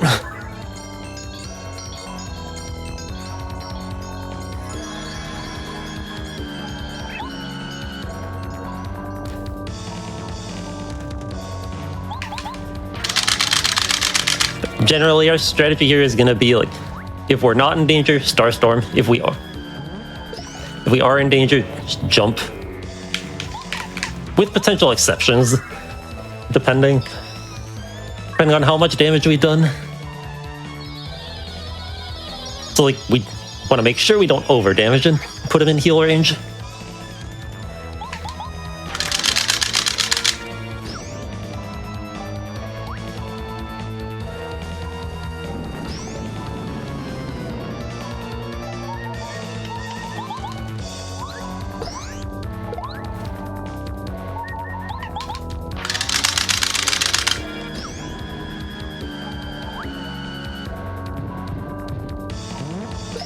Yeah, we intentionally take some life shrooms during this fight.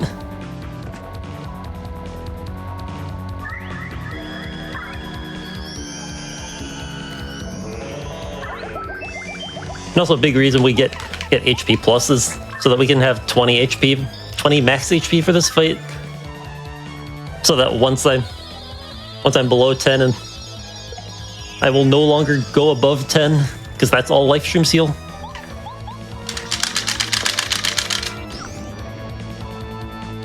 So he will not be able to heal until he's below 25 HP. That makes things a lot better to work around.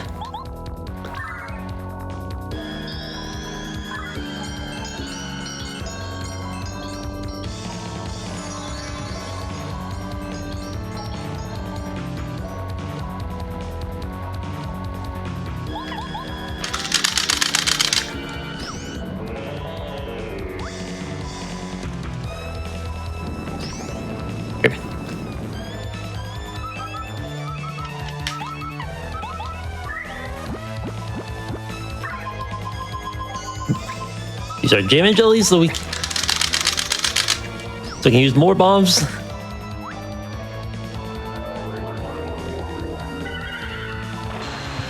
Okay, that block didn't matter. I was dead anyway.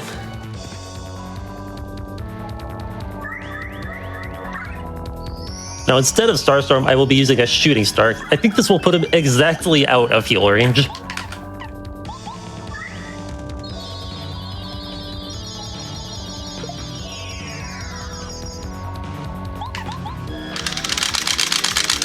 I think I remember right now he's like at the point where if I do even one more damage to him, he would heal. Or would have a 75% chance to heal. But yeah. When I'm at 5 out of 20 or less, he cannot heal.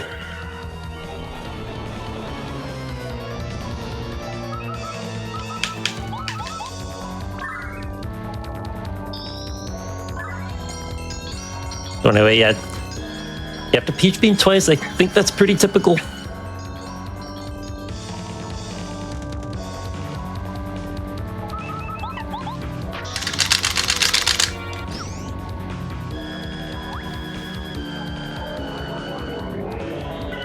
So interesting, he has not used the wave yet.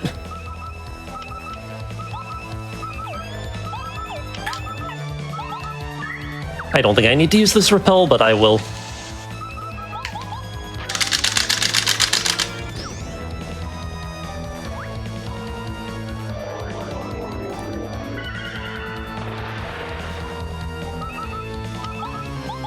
He's still just using lightning. Very interesting. Okay, I think this repel was pretty much a waste.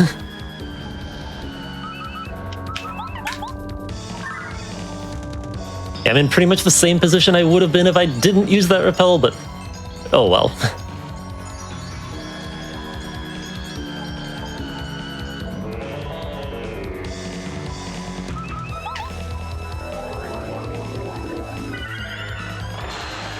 He did not leave a single time this fight.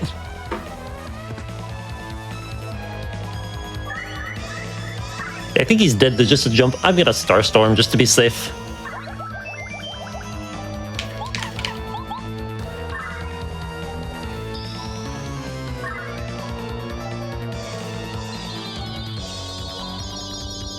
Yeah, should be done. Yep, there he goes. And yeah, that is any percent no ace. GG.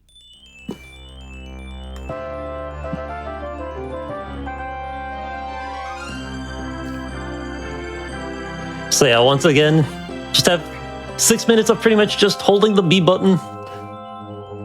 Time ends when Peach raises her arms at the party at the castle.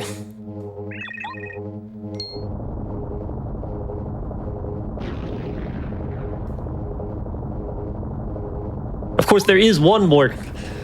There's one more glitch. where you just hold down on the pipe when Mario and Luigi are going to the party, and you just skip Luigi. You just don't let Luigi come along. It also skips some of his, like normally he talks to you a bit after you get out of the pipe. But Luigi does skip that. So I think saves like 12 seconds.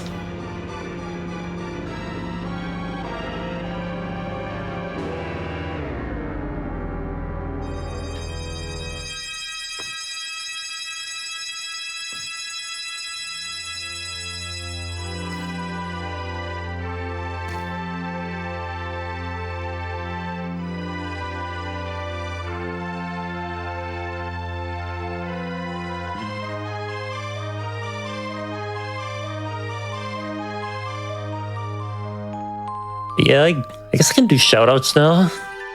Because not really anything else going on.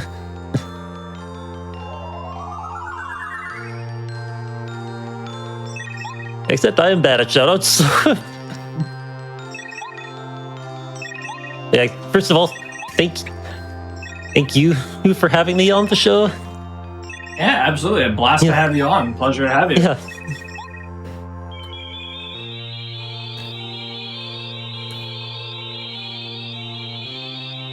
Yeah, shoutouts to Jake again for having me on commentary for his run. Yeah, shoutouts to the Paper Mario speedrunning community.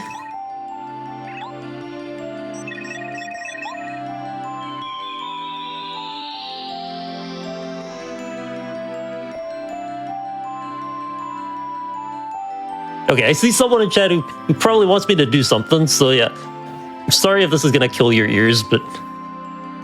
Babies!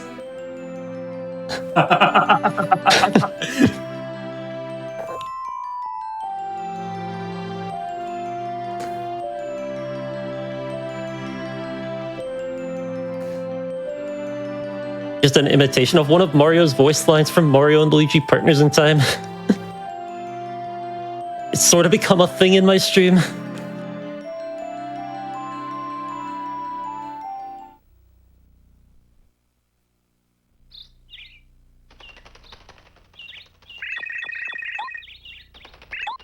But yeah, speaking of my stream, if you enjoy speedruns of Mario RPGs, feel free to follow me at twitch.tv/SwayNC. Definitely deserves a follow. Y'all should go check it out.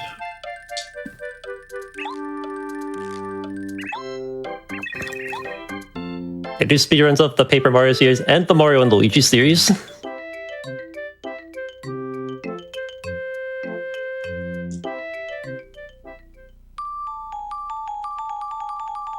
Yeah. Don't know if I got anything else.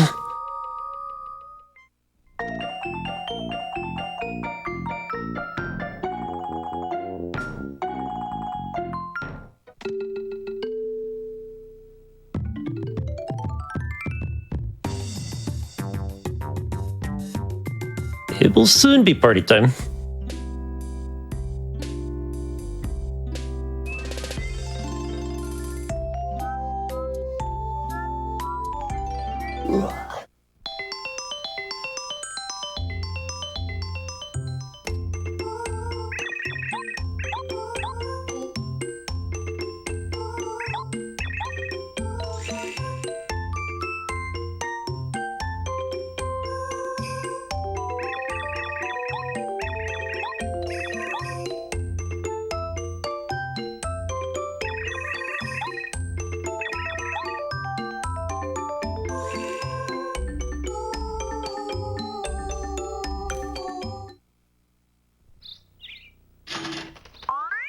There's the Mario Bros. Invitation. You know what that means.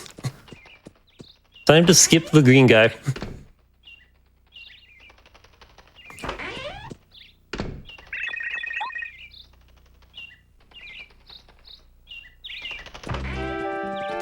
You just simply hold down on the control stick and... Goodbye, Luigi. See you at the parade.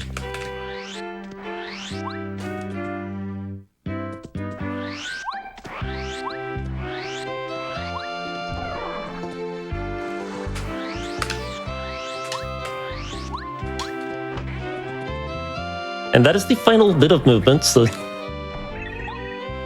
just a bit more text, then Peach will raise her arms up, and that's where timing ends. Okay, I'll call it out when it happens.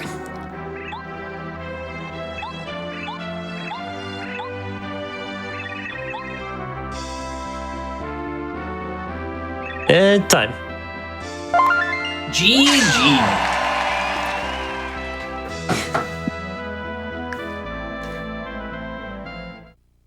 Okay, for not having really run the game much in a long time, not too bad. Few routing hiccups, but I mean, you it is a managed. very difficult category, so even just pulling this off like that is very impressive.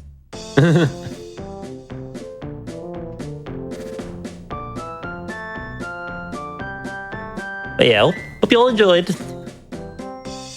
Yeah, I had a blast. I hope everybody at home did. Thank you so much for being on, for showcasing the run. Very, very well done. Appreciate you being on. Appreciate you showcasing. Do you have any final thoughts or anything? I don't know, I think I pretty much covered everything during epilogue. Yeah, fair enough. I figured as much, but just wanted to make sure. Well, again, thank you so much for being on. Thank you for having me. Yeah, absolutely. Everybody at home, that is all we have for you tonight. We do have more shows for you tomorrow, though, starting at 1 p.m. Eastern. We are going to have showcases of Bears in Space, followed by Jack to 100%. Hope to see you all there. Have a great night, everybody. Night, everybody.